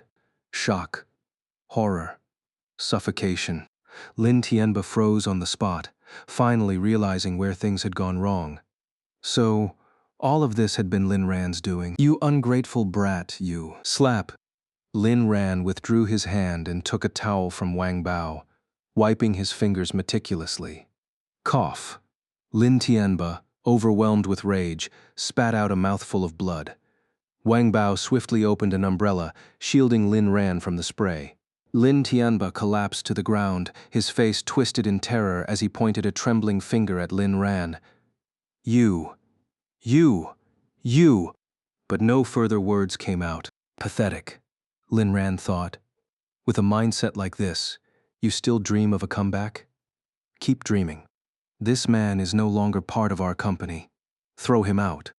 Security personnel outside the conference room immediately stepped in, weapons in hand, and unceremoniously hauled their former boss away. The remaining people in the room were stunned.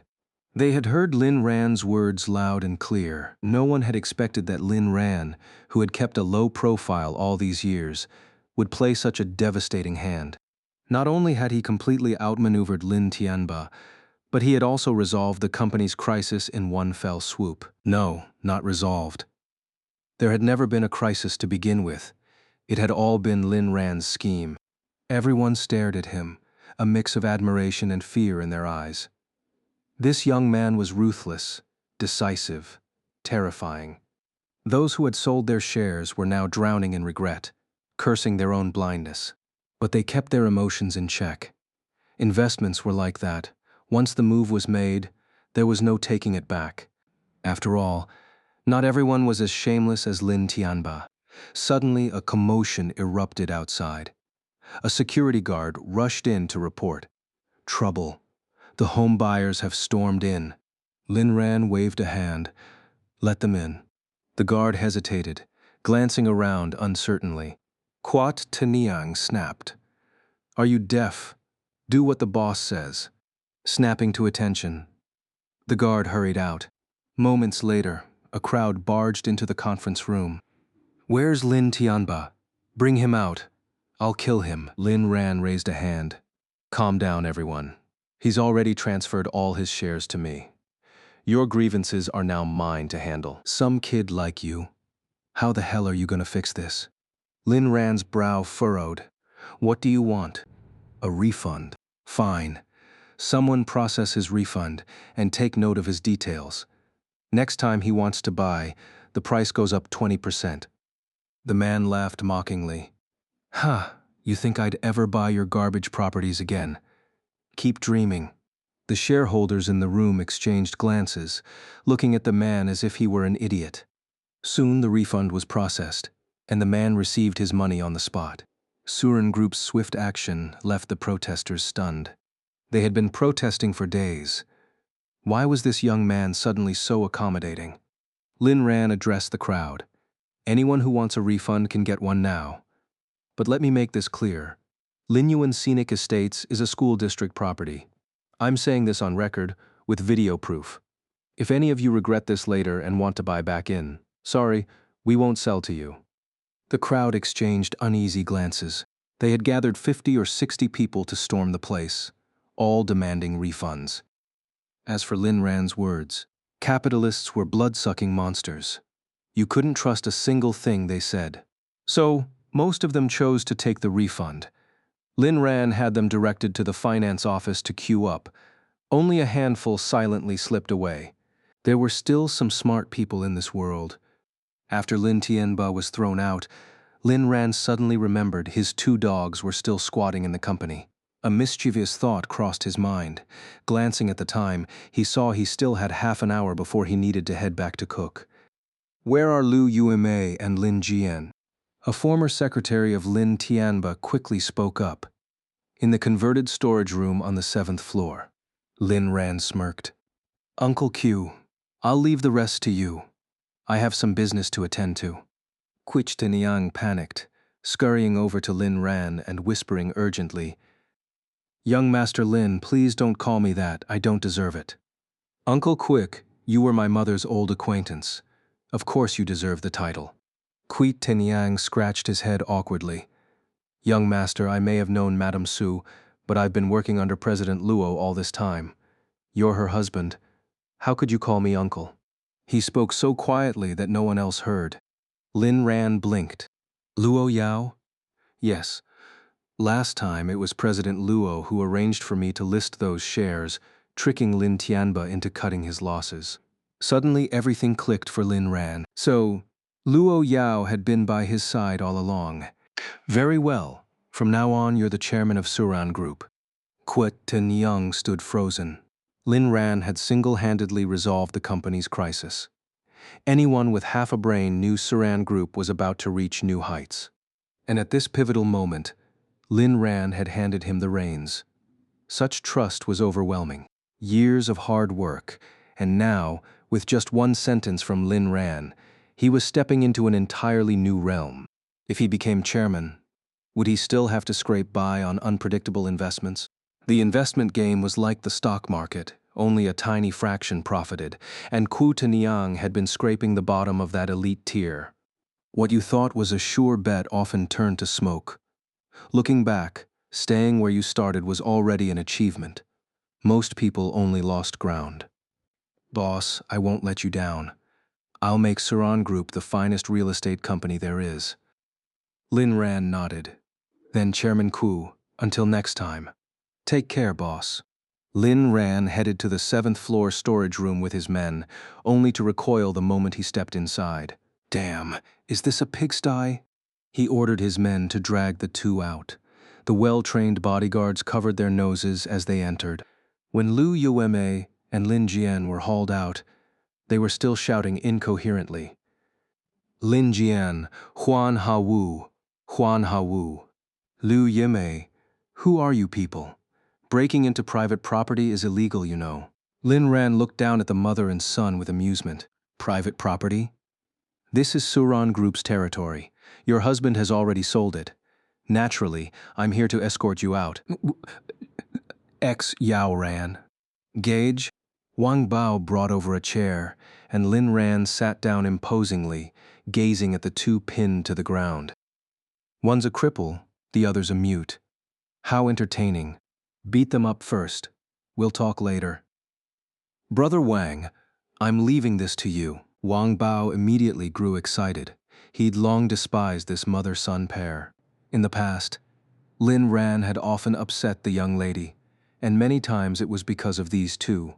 As Wang Bao slowly approached them, both screamed in terror. "Ah, stay away from us. Gega, chi chi lu fa guo wu. Brother, please spare us." Lin Ran watched with an expressionless sneer. "This is your punishment. You turned our company's storage room into a pigsty. What? Is your whole family disabled? Eat, sleep, repeat, can't even handle basic cleaning? Are you all just worthless trash?" Suddenly realizing his words were inappropriate, Lin Ran quickly corrected himself. "Sorry, I insulted disabled people. I deserve to die. They're far better than you." He slapped himself, silently apologizing in his heart. Disabled people deserved respect. Despite life's hardships, they faced it with courage, a spirit both admirable and endearing. He shouldn't have lumped Lin Jian and his mother with them. They weren't even worthy of the comparison. May all those brave souls live free from suffering, untouched by life's cruelties. Wang Bao was a professional. First he stuffed socks into their mouths, then sealed them with tape to ensure their screams wouldn't torture Lin Ran's ears. Then, he targeted their pressure points, agonizing, but not fatal. After all, without Lin Ran's order, he wouldn't kill indiscriminately. Despite the mother and son's blood-curdling screams, their tears and snot flinging everywhere, Lin Ran didn't stop Wang Bao. Wang Bao employed every technique he'd ever learned, reducing Lin Jian and Liu Yimei to writhing, howling wrecks, yet leaving no visible marks. Eventually, both passed out. "Douse them. Keep going." After several rounds of torment, they lay limp, twitching grotesquely on the floor like maggots in a cesspit. Liu Yumei had even lost control of her bladder, the stench clinging to her. Wang Bao violently ripped off her still intact cast. Their phones kept ringing, no doubt Lin Tianba was looking for them. "What a pathetic family," Lin Ran remarked. Only when they collapsed unconscious yet again did Lin Ran check the time and signal Wang Bao to stop. Covering his nose, he approached, retrieved their phones, and unlocked them using their faces. What he found shocked him. In Liu Yimei's QQ app, he navigated to settings greater than privacy, greater than hidden chats, and struck gold. No surprise there. In his past life, Lin Ran had used the same trick to hide things from Luo Yao. People loved burying their secrets deep, and Lin Ran, he was an expert at digging them up. Who was Liu Yimei hiding this from? Lin Tianba, of course. Between couples, phones were often the minefield that destroyed relationships. Disclaimer: don't try this at home. Author takes no responsibility for the fallout. May all readers find pure love. Lin Ran's eyes were assaulted by Liu Yimei's phone. Holy hell. She was into nude video chats. This was eye bleach worthy. And what was this? Proof of her affairs. Ugly on the outside, wild behind closed doors. Lin Ran felt like he needed to scrub his eyeballs. He scoured other private content, WeChat, Alipay. One transfer record gave him pause. Over the years, this pair had amassed a fortune, yet Liu Yumei had handed it all to Lin Tianba. Was it during that stock buyout? What excuse had she used? Whatever dumb reason it was, only a fool like Lin Tianba would buy it. Then he checked Lin Jian's phone. What the? His gallery was full of what? Wait, wasn't that Liu Ruxu? He'd recorded these videos? Jesus Christ. Lin Jian was a master of taboo. His existence proved the world's depravity. Grinning, Lin Ran forwarded everything to his own phone before slipping theirs back. Bonus loot. This was gold. If this got out, Liu Ruxue and Lin Jian would be infamous overnight. How much did Lin Tianba know? Not the time yet. Lin Tianba still had money, and Liu Yimei would cling to him. When he lost everything, then Lin Ran would drop the truth, crushing him at his lowest. He wondered what Lin Tianba would do. If he killed these two, Lin Ran might even applaud him. Just then, Lin Jian's phone rang again. Lin Ran answered. "Old man, what now?" "Lin Ran, why do you have Jian's phone? What did you do to them? Let them go." Lin Ran narrowed his eyes. Even now, he couldn't fathom Lin Tianba's logic. What kind of father showed such blind favoritism? Lin Tianba was the reason he'd become this person. The old Lin Ran was dead. This version had no concept of father and son. And the one who killed him wasn't Lin Jian, Liu Yimei, or Liu Ruxue, who'd pushed him off the rooftop. Nor was it Luo Yao, who'd loved him to death, literally. It was Lin Tianba's favoritism.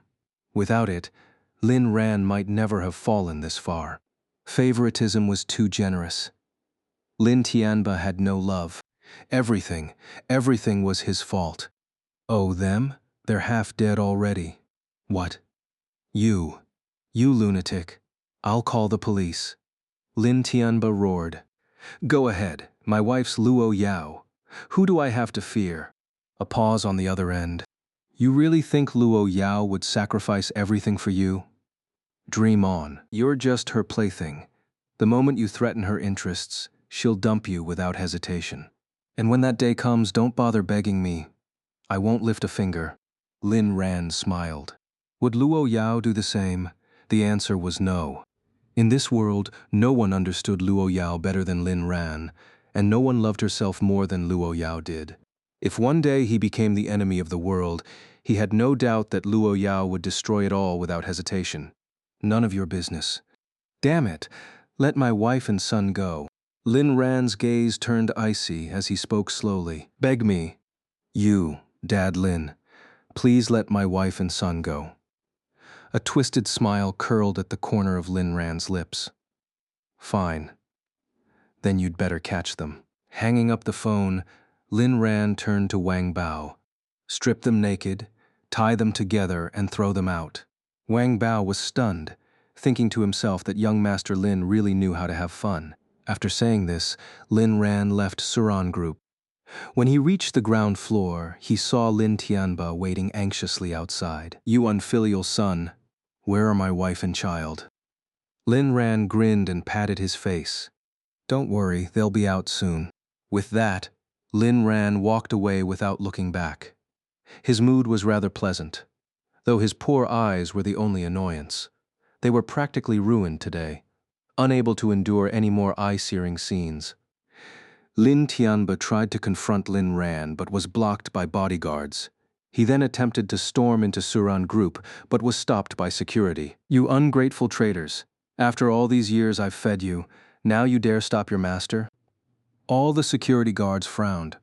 They had already been notified. Suran Group had changed hands. Lin Tianba's insults were too much for the security captain to bear. Sir, you are no longer the chairman of Suran Group. If you continue to insult us, don't blame us for being impolite. Lin Tianba panted heavily, his eyes burning with fury and hatred. Just then, two figures wrapped in tape were thrown out, drawing the attention of passers-by. Lin Tianba immediately recognized them, his beloved wife and son. His eyes widened in disbelief. Lin Ran, you deserve to die. The enraged roar came from Lin Tianba. This humiliation hit harder than being forced to kneel before Lin Ran. Lin Tianba took off his coat and draped it over Liu Yimei and Lin Jian, holding them as he wept. He called for a car, and when it arrived, he carried them inside. Liu Yimei and Lin Jian remained unconscious the entire time, only waking up later in the hospital. Liu Yimei, whose cast had yet to be removed, was rushed back into surgery. Lin Jian, upon waking, stayed silent, as if all life had drained from him. Lin Tianba's fury reached its peak. Lin Ran's actions today had completely severed any remaining familial bond. From forcing him to kneel and beg for the shares, to throwing Liu Yimei and Lin Jian out naked, it was as if Lin Tianba's dignity had been trampled into the dirt. But what could he do? With Luo Yao backing him, Lin Ran was practically untouchable. You unfilial brat, just wait. I refuse to believe you can stay this arrogant forever. Meanwhile, Lin Ran returned to the manor to cook as soon as he left Suran Group. As he always said, nothing in this world mattered more than his wife. Only he could take care of her. Only he could love her. After preparing the meal, he packed it up and headed to Luo Corporation as naturally as ever. Luo Corporation was thriving now, its executives brimming with confidence. Even during the earlier scandal, they hadn't been worried, though being harassed and insulted daily had dampened their spirits. Now, with only positive news circulating, they were practically glowing with pride. As Lin Ran walked through Luo Corporation, many nodded in acknowledgement. This man was Luo Yao's husband, their boss's man. The intimate moment between the two outside the meeting room had already spread throughout the company. Many had once assumed Lin Ran was just Luo Yao's pampered boy toy. But after the recent incident, they realized how wrong they were. Turns out, their icy CEO could melt into a soft, submissive woman in his arms. It shattered their worldview. Lately, Luo Yao even smiled occasionally, handing out bonuses left and right. The employees' stress had plummeted, and with extra cash in their pockets, who wouldn't be happy? So, they came to a conclusion. Why had Luo Yao changed so much? Clearly, Lin Ran had been taking good care of her. Now, a new slogan circulated through the company. If Lin Ran performs well, employee bonuses will swell. Let the moonlight shine bright, warming Luo Yao's heart tonight. When Lin Ran entered the office, Luo Yao was already seated at her desk, waiting. His heart swelled with happiness. He unpacked the carefully prepared food and began feeding her. Luo Yao ate slowly, savoring each bite, relishing the moment. Yao Yao, I acquired Suran Group. What do you think? I want you. Luo Yao mumbled between chews. No, I'm talking about Suran Group. What's on your mind? You? Luo Yao couldn't care less about Suran Group. All she cared about was whether Lin Ran was happy, whether he still loved her, whether he was thinking of running away, and whether any other women had been shamelessly flirting with him lately. Lin Ran chuckled. She's beyond saving, he thought. And yet he loved it. All right, my little princess. You'll get everything you want, but you'll have to wait till tonight. After feeding his little demon, Lin Ran tidied up and said, Today's the first day of shooting the short drama. The crew will be at the manor this afternoon, so I need to go back and check on things. Once you're done here, he gave Luo Yao a look, leaving the rest to her imagination. Ah, Ran wants me to come home early? Warm Yao Media. That morning, filming for the short drama officially began. To everyone's surprise, the company had cast Chen Qingtian as the female lead.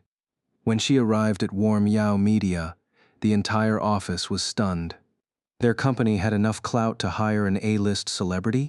But the real shock came when Wu Zhishang himself took on the male lead role. Instantly, the staff rolled their eyes. You shameless, despicable man. You think we don't know why you're really here? Chen Qingtian was annoyed but remained professional. Annoyed because she had to work immediately after signing. Lin Ran was a true capitalist, but professionalism was her trademark.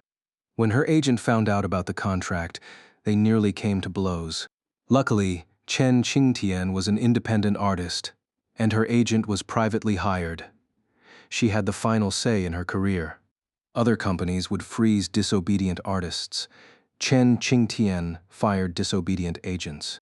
The first segment of the short video depicts Wu Zhishang playing the male lead, nursing a broken heart as he leaves his tragic past behind and steps into the arms of his childhood sweetheart, the wealthy heiress Chen Qingtian. Filming this scene required an extravagantly luxurious setting. After all, a wealthy socialite must look the part, and the audience craves visual spectacle. Normally, such a location would need to be rented, but the crew had heard rumors that their boss, Lin Ran, had already prepared everything. The entire team was instructed to film at the boss's home, sparking curiosity among many. Just how lavish was his place to meet such filming demands? Keep in mind, Chen Qingtian's character was portrayed as a chaebol princess. So, the group arrived at Paradise Manor. Most of the crew were students from Capital University, from the director to the screenwriter and actors.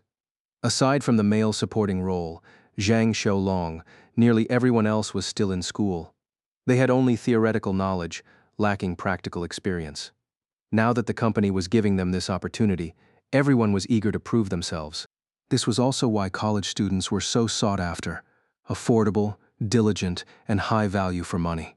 As the car entered the manor, everyone was stunned. The place was enormous, opulent, and dripping with luxury. Who on earth had their boss borrowed this estate from? Holy shit, isn't this Paradise Manor? I've never been here, but I've heard about it.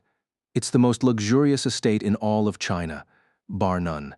I once heard even the dogs here eat better than people. Paradise Manor. I think it was built by Luo Corporation a few years back. Wait, didn't Chairman Lin say we were filming at his place? Don't tell me this is actually his home. When they arrived at Villa Number 1, everyone stepped out of the car, gaping in awe. Uncle Fu greeted them. Everyone, I'm the manor's butler. You may call me Uncle Fu. Young Master Lin has instructed that you'll be filming here during the day for the next few days, so there are a few things I need to clarify in advance. First, moving around the manor requires an escort from our security team. If an area is off limits, you'll be informed. I strongly advise against wandering off, as there may be wild animals, even crocodiles, roaming the grounds. For your own safety, please follow instructions. His words left everyone speechless. Seriously, who keeps wild animals at home? That's beyond ridiculous. Second, please avoid damaging any items here. They are all extremely valuable. Third, and most importantly, young Master Lin's bedroom and study are strictly off limits. Everywhere else in Villa Number 1 is accessible. With just a few sentences, Uncle Fu left the entire crew dumbfounded.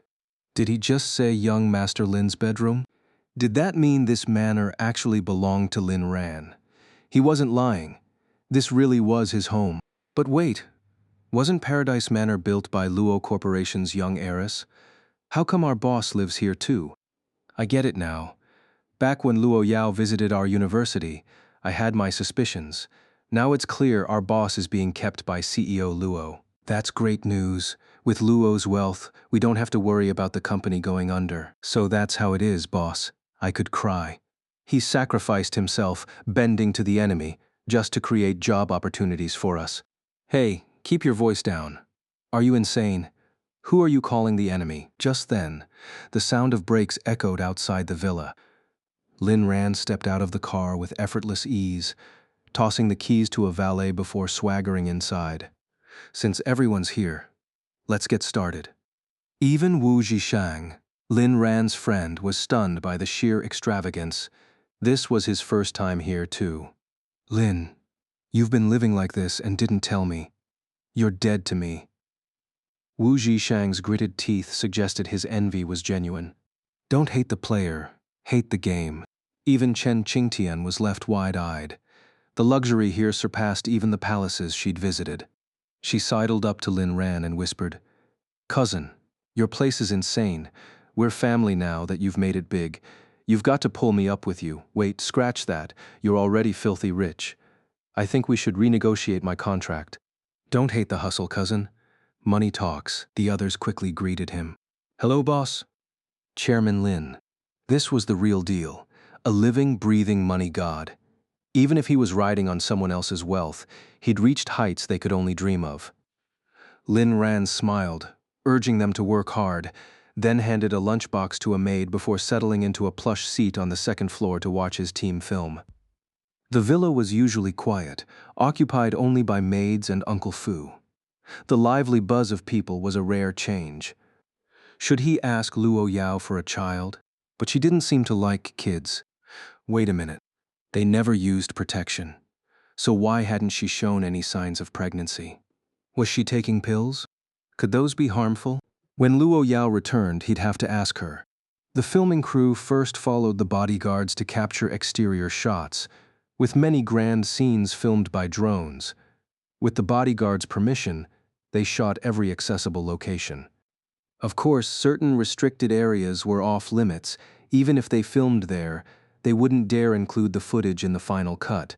The director and assistant director were both students from Capital University, and this was their debut project.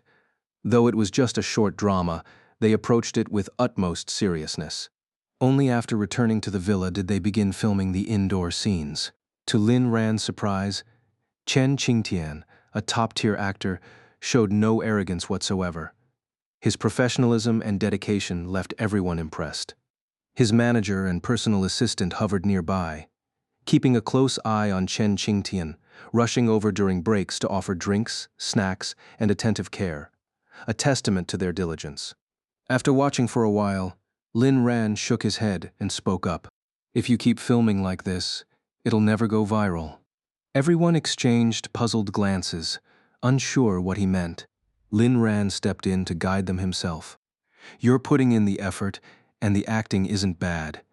But trust me, this won't blow up. What are we making? A feel-good drama. You need to emphasize the feel-good part. The rest? Not that important." The director scratched his head and glanced at the screenwriter, who was deep in thought while reviewing the script. "Boss, some parts of your script don't make much sense. For instance, the male lead's actions feel out of place. They defy common sense. No offense, but if we shoot it as written, the audience might think it's a bit." The screenwriter hesitated, but Lin Ran finished the sentence for him. "Dumb." The screenwriter nodded. Lin Ran laughed. "You need to understand. We're making short dramas to entertain people. Life's already tough enough, everyone's struggling just to get by. Do you really think they want to use their brains while watching a short drama? Are you serious? The audience is willing to pay not because of our acting skills, but because it's satisfying and fun. For example, if I've already stolen your wife and you still swallow your pride like a coward, then what kind of protagonist are you? Sorry, that's just a metaphor, not targeting you. So we need to amplify the satisfying moments. The characters' personalities should be exaggerated and unmistakable. The audience should instantly recognize what kind of person you are. In short, just go all out." Lin Ran's words exploded like a bombshell in the villa. Isn't the protagonist's restraint the usual approach? Why is the boss going against the norm? Would anyone really watch such brainless, substance-lacking plots? But hey, Lin Ran is the boss. If he says shoot it this way, then we shoot it this way. If the sky falls, he'll be the one holding it up anyway. So, the production team accepted Lin Ran's suggestion without hesitation. But as filming progressed, they realized something was off. The female lead had turned into a slap warrior, taking down opponents with one slap way too over the top. The female antagonist might as well have "green tea bitch" written on her forehead. Could she be any more obvious? The male protagonist lashed out at everyone, leaving no room for the villains. Where was the suspense? Would anyone actually watch this? What kind of ridiculous nonsense were they even filming? Lin Ran, however, wasn't worried. Life is already bitter enough. Why not add some sweetness? In his past life, short dramas had their moment around this time, but no one expected them to dominate half the video revenue market in the future.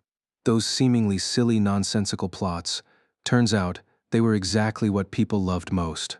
What does that prove? It proves no one wants to suffer even more in their entertainment, right? Soon the day's filming wrapped up. As the crew was packing up, Luo Yao returned. The villa doors swung open, and Luo Yao strode in dressed in her CEO attire. Everyone's eyes nearly popped out of their sockets. They'd all suspected Lin Ran might be Luo Yao's kept man, but seeing it confirmed in person still made their hearts skip a beat. Luo Yao's icy gaze swept across the room before she walked straight to Lin Ran and, without a care for the audience, raised her arms for a hug. The blatantly affectionate gesture hit everyone like a truck. The younger staff members were force-fed premium-grade dog food on the spot. Luo Yao's message was simple. She wanted everyone to know this man was hers. Keep your eyes in check. Lin Ran spun her around 360 degrees before setting her down. You're back early? Mm-hmm. Missed you? Didn't you tell me to come home sooner? Lin Ran noticed all the staff had suddenly found something very interesting on the floor to stare at. Staff's inner thoughts. This is too painful. Your own misery is one thing, but witnessing someone else's peak happiness is pure torture. The men envied Lin Ran. The women envied Luo Yao. Right then, Chen Qingtian sidled up to Luo Yao. Sis-in-law, your estate is insanely luxurious. How do you make so much money? Teach me. I want to earn enough to keep a few 8-pack hunks for myself too. The moment those words left her mouth, everyone's jaws dropped again. Chen Qingtian's manager, a bespectacled Mo girl named Pei Qian, sprinted over at record speed and clamped a hand over her mouth. Sis, you're a top-tier celebrity. Do you have any idea what nonsense you're spouting? I just want to earn more. Luo Yao shot Lin Ran a look that screamed, "See? These women are all playgirls." Lin Ran could only laugh helplessly. Let her go. I guarantee nothing said here will leak. After a brief hesitation, Pei Qian released Chen Qingtian, who gasped for air. Pei Qian, I swear I'll fire you. The manager shrugged. Whatever. Working for you is suffering anyway. You? Lin Ran decided to leave Chen Qingtian to her drama. Taking Luo Yao's hand, he headed upstairs, tossing over his shoulder. All right, cousin. Focus on becoming rich first. I've got a wife to attend to. Chen Qingtian clutched her chest in mock devastation, muttering, One day, I'll have 10 obedient toy boys, and I'll... Pei Qian's hand was back in action. Lin Ran's parting words sent another shockwave through the room. What did the boss just call Chen Qingtian? Pretty sure it was cousin. Chen Qingtian is Lin Ran's cousin? The revelation hit like an earthquake. Now it all made sense. No wonder a superstar like Chen Qingtian was working at Nuan Yao Media. They were family. Wait, I just realized something. Now I know why our company's called Nuan Yao. A starry-eyed girl gushed, her envy palpable. Me too. So, the Yao in Nuan Yao is Luo Yao's Yao. The boss is seriously next level. He's so whipped for his wife. And Nuan Yao real estate must mean the same thing. It was as if a veil had been lifted. Luo Yao, halfway up the stairs, froze. Why had she never noticed this before? Her world revolved entirely around Lin Ran. Whether he was happy, whether he'd leave her, everything else had blurred into the background. Most girls would have caught on to this detail immediately. A flutter of emotion, something like heart palpitations, stirred in Luo Yao's chest. Did those people just call her the boss's wife? She loved that title. Any label that tied her to Lin Ran was perfection. Ran is the Yao in Nuan Yao me. Of course it's you. Was that even a question? Luo Yao's lips curved upward until another round of whispers drifted up from below. Hey, do you think the boss might just be putting on an act? Like he's only pretending to be devoted to Luo Yao to boost his career? Damn, that's possible. The boss is too much. I'm crying. He's sacrificing so much just to give us jobs. Luo Yao's smile vanished. Her dagger-like gaze pinned Lin Ran in place, demanding an answer. The temperature in the villa plummeted instantly. Babe, don't listen to them. They're talking nonsense. Are you pretending? Luo Yao's voice was devoid of warmth. Pretending to love you. If loving you is an act, then I'll act for a lifetime. Is Ran saying sweet nothings to me? Luo Yao's anger dissolved. In fact, she was almost grateful to the gossipers. Without their chatter, would she have gotten this confession? Fine. They could live. Wu Zhishang choked on his water. You lot. Stop yapping and pack up.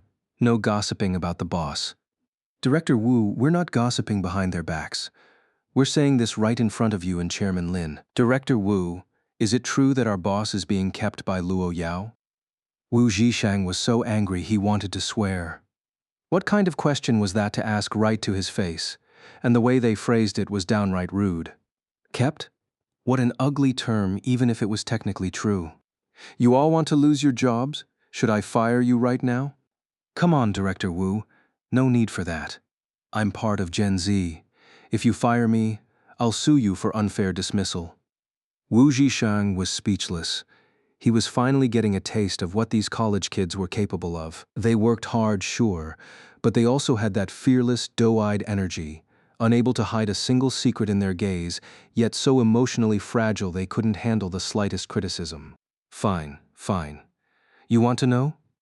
Then I'll tell you brother Lin and sister-in-law are legally married. If any of you keep spreading nonsense, I'll dock your bonuses. Firing them was useless, but hitting them in the wallet? That might work. What? Director Wu, I hope someone knocks your teeth out so you become a toothless scoundrel. Legally married? A young guy nearby suddenly teared up. Boss, I'm literally crying. He's sacrificed so much, not just his body, but his soul too. Wait, is this some kind of rich woman pays for a baby plot? Wu Zhishang. Just then, the short drama screenwriter sidled up to him. Director Wu, I've got a perfect plot idea. Mind if I draft it and send it to you? Wu Zhishang hadn't expected the writer to be this proactive. What's the idea? It's about a guy who becomes a rich woman's lapdog to feed his brothers. But it's still rough, needs polishing. Jesus. How about I tear apart a gold digger instead? A powerful female CEO fiercely protecting her man.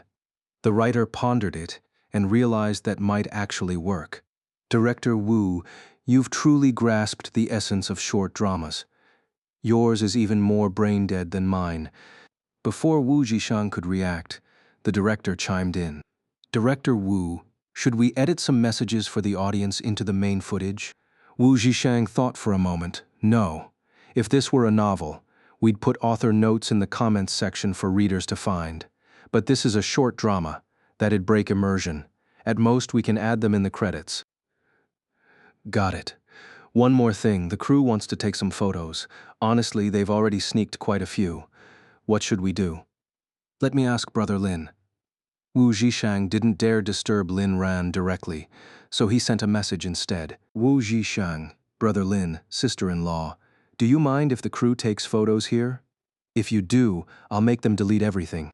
Lin Ran showed the message to Luo Yao, who simply glanced back at him. The message was clear. It's your call. Let them take photos. It's not like they'll ever live in a place like this in their lifetime.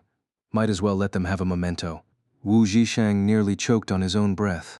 Brother Lin, they might leak this. I'm worried it'll cause trouble for you and sister-in-law. Lin Ran sighed and looked at Luo Yao again. She snatched the phone, read the message, and promptly kicked the bedroom door open.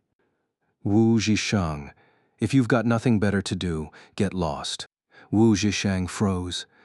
What was sister-in-law's deal? Kicking him out so abruptly, was it to stop Brother Lin from answering? No answer meant silent approval. So was sister-in-law actually okay with exposure? Wait, was he interpreting this right? God, someone save me.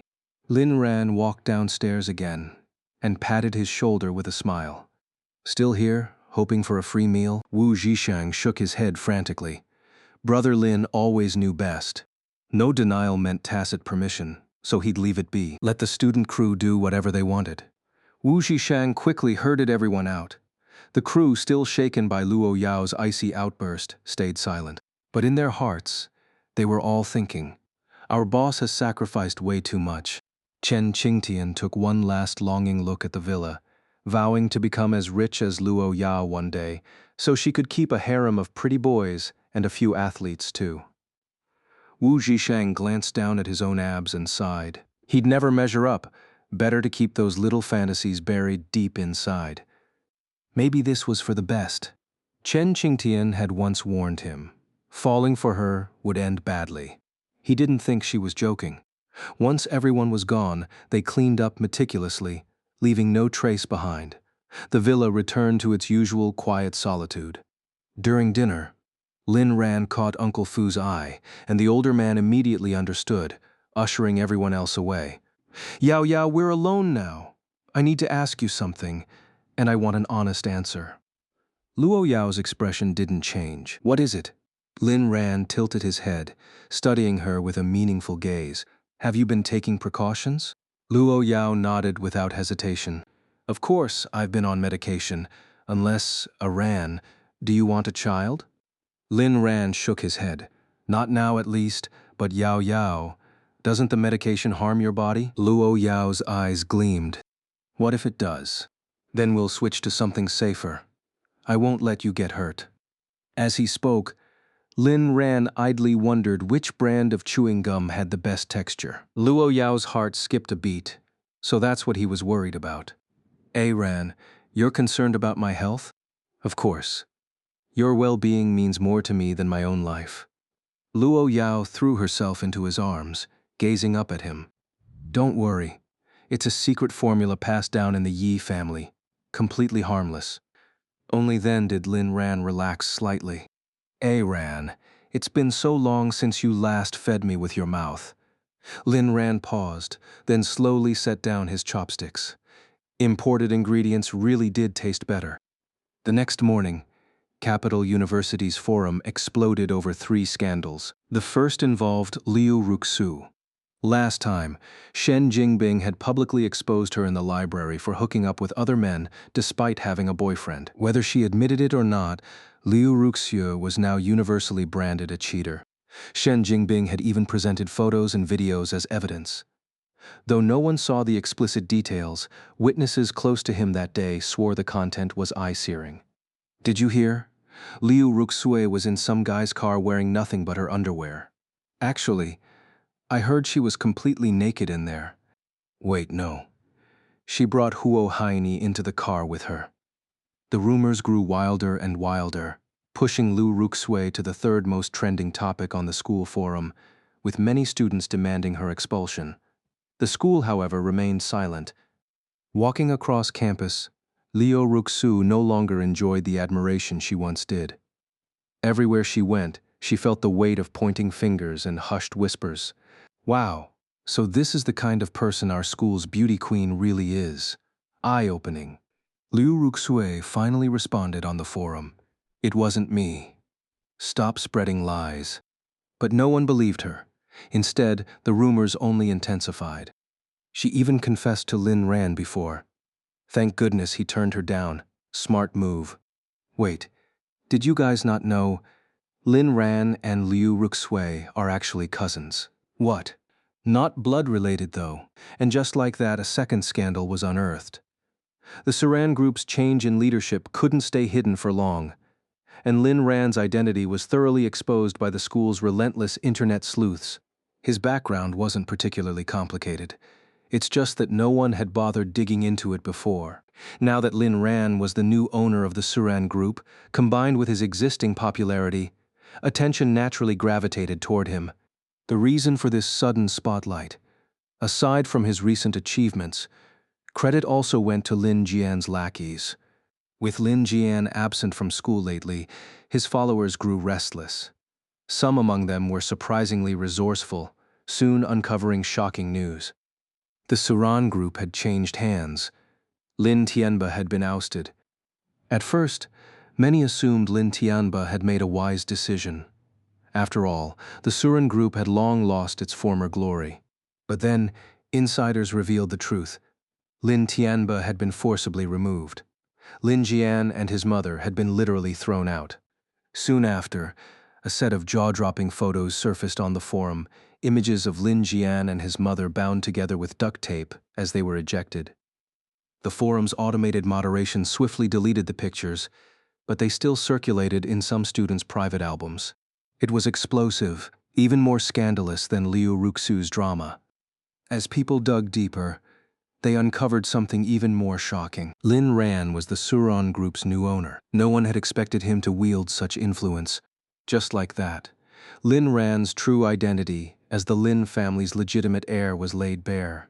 His relationship with Lin Jian as brothers became a hot topic, and details of Lin Ran's difficult upbringing in the Lin household were leaked, reportedly by former high school classmates. The rags to riches story instantly captivated everyone. I'm actually crying. Was Lin Ran's youth really this tragic? What kind of monster father is Lin Tianba? And Lin Jian, that fake heir, stole everything. Meanwhile, Lin Ran suffered in silence. A stepmother means a stepfather too. I wouldn't be surprised if the whole family bullied Lin Ran. Lin Tianba's parenting is next-level awful. If Lin Ran had it so rough, where did he get the money to buy the Saran Group? Did Luo Yao, that chaebol heiress, bankroll him? Do you think Lin Ran is really with Luo Yao? Or is he being kept? Doubt it. Lin Ran doesn't seem like the type to live off someone else. Lin Ran's so pitiful. I want to take care of him and love him. Hypothetically, if Lin Ran is Luo Yao's man, then you, my friend, are walking a dangerous path. What? Is Luo Yao the only one allowed to decide who's happy? No, you're the one interfering. The one who isn't loved is the third wheel. Then, A new set of photos sent the forum into a frenzy, skyrocketing to the top of trending discussions. The post showcased lavish, extravagant villa interiors filled with staff, but the real bombshell was the caption. "The boss let us film at his place. He's so good to us." At first, no one paid much attention, assuming it was just another flex. But soon, people noticed something staggering. The poster was an art student, and their profile listed them as an employee of Nuanyao Media. Instantly, speculation about Lin Ran's connections exploded. Many rushed to question Nuanyao Media students, but none got a straight answer. The employees seemed to have been instructed to feign ignorance. This was all Wu Jishang's doing. He wasn't trying to hide the truth. He just wanted to leverage the buzz around Lin Ran and Luo Yao to promote his upcoming web series. So he allowed a few hints to slip, but nothing too revealing. Once the series dropped, he planned to go all out, ensuring it would blow everyone's minds. Meanwhile, in the principal's office, Principal Tang and the Dean of Instruction pored over the forum's contents, deep in thought. "Principal Tang, our school is facing quite some turmoil today. There's been an overwhelming flood of shocking news. Do you think we should suppress some of it?" Principal Tang rubbed his temples. "Suppress which one?" "Let's start with Lu Ruxue. Should we expel her?" "No. That man made it clear. Liu Ruxu isn't allowed to leave until she learns Burmese." "Who said that?" "Let's move on to the next issue." "All right. Lin Jian hasn't attended school for a long time, and the current situation on the forums is causing serious damage to the school's reputation. Should we expel him?" "That's a family matter. What does it have to do with the school?" "Just give him a demerit and leave it at that." Principal Tang was inwardly frustrated. He knew Lin Jian and Lin Ran were brothers, but Lin Ran had remained conspicuously silent, clearly intentional. If Lin Ran wanted to, he could make Lin Jian disappear in an instant with the influence he wielded now. "Then let me bring up the third matter. This is the most urgent. What should we do about the situation between Lin Ran and President Luo? Should we suppress it?" This wasn't just a headache for the Dean of Instruction. It was Principal Tang's biggest concern. One wrong move and they'd be ruined. Dean of Instruction. Who even leaked this? Very few people in the school knew about it. Principal Tang's anger flared instantly. "Are you suspecting me?" No, I'm just stating the facts." Principal Tang quickly cooled down. The dean's suspicion wasn't entirely unfounded. If he could suspect him, what about President Luo? "Go handle your work for now. I need to make a call." After the dean left, Principal Tang didn't dare waste a second. He immediately called Lu Meng. Hanging up, Principal Tang sucked in a sharp breath and hurriedly summoned the dean back. "You go contact Lin Ran immediately. Isn't the centennial anniversary coming up? Use that as an excuse to invite him back for a speech." "What about President Luo's situation? What did Assistant Lu say?" The dean pressed. "What do you think?" "Fine, I'll have our people suppress it." "Suppress your mother's." Recalling the phone call from earlier, Principal Tang still felt a lingering sense of unease. "Assistant Lu, there's something I'd like to confirm with President Luo." "Principal Tang, President Luo is very busy. If you have something to say, tell me, and I'll relay it when there's time." "Well, today there's been a lot of gossip at the school about Lin Ran and President Luo. Do you think we should suppress it?" "What gossip?" Lu Meng asked, puzzled. Anything about Lin Ran, she should have known about it already. Rumors about Lin Ran and President Luo having an improper relationship. Lu Meng on the other end of the line froze for a moment before bluntly asking, "Principal Tang, do you want to climb higher?" But Luo Yao wasn't someone who could be judged by normal standards, and he wasn't entirely sure how to handle this. Lu Meng's voice continued over the phone. "You've lived this long and still can't read the situation. If you suppress this, you'll never get far. That's all I can say." With that, Lu Meng hung up, leaving Principal Tang stunned. All he wanted was a straightforward answer, but instead, he got a bombshell. Did President Luo want this to go public? Then all his previous efforts had only made things worse. And so, the current scene unfolded. Uh, r- Suppress your mother's ass. If you want to die, go ahead, but don't drag me down with you.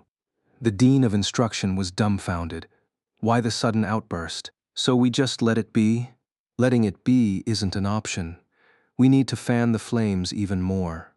The dean of instruction was completely baffled. He felt his brain couldn't keep up with the principal's logic. Hurry up and go, Principal Tang shouted. All right, I'll go right away. Principal, don't get too worked up at your age. You might just drop dead. The dean of instruction backed out of the office while speaking, only to hear furious curses erupt from inside. Old as dirt, but still curses like a sailor. Inside the office, after a few more colorful words, Principal Tang's face slowly broke into a wide grin. After some thought, he called an old friend. Hello, Director Chen. Let me tell you that student I introduced you to before has turned out to be my lucky charm. Haha. What? What about Lin Ran? Oh, so he's your grandson. I was just about to talk about him. Percent. By the time Principal Tang finished rambling, Chen Xiao on the other end fell silent. So much had happened to Lin Ran in just one day. His grandson sure knew how to make waves. It was almost like something out of a novel. What do you think, old Chen? Stunned, aren't you? This student of mine is something else. He even managed to wait. What did you say 10 minutes ago? Lin Ran is your what? What? The hell? Principal Tang was utterly shocked. Lin Ran was part of the Chen family. At that moment, Principal Tang felt his brain short-circuiting. He used to think Lin Ran was somewhat pitiable, but now, a vivid image suddenly flashed before his eyes. Now standing before you is the strongest man of the 21st century. No one lifts me to the clouds, yet I tread snow to reach the summit.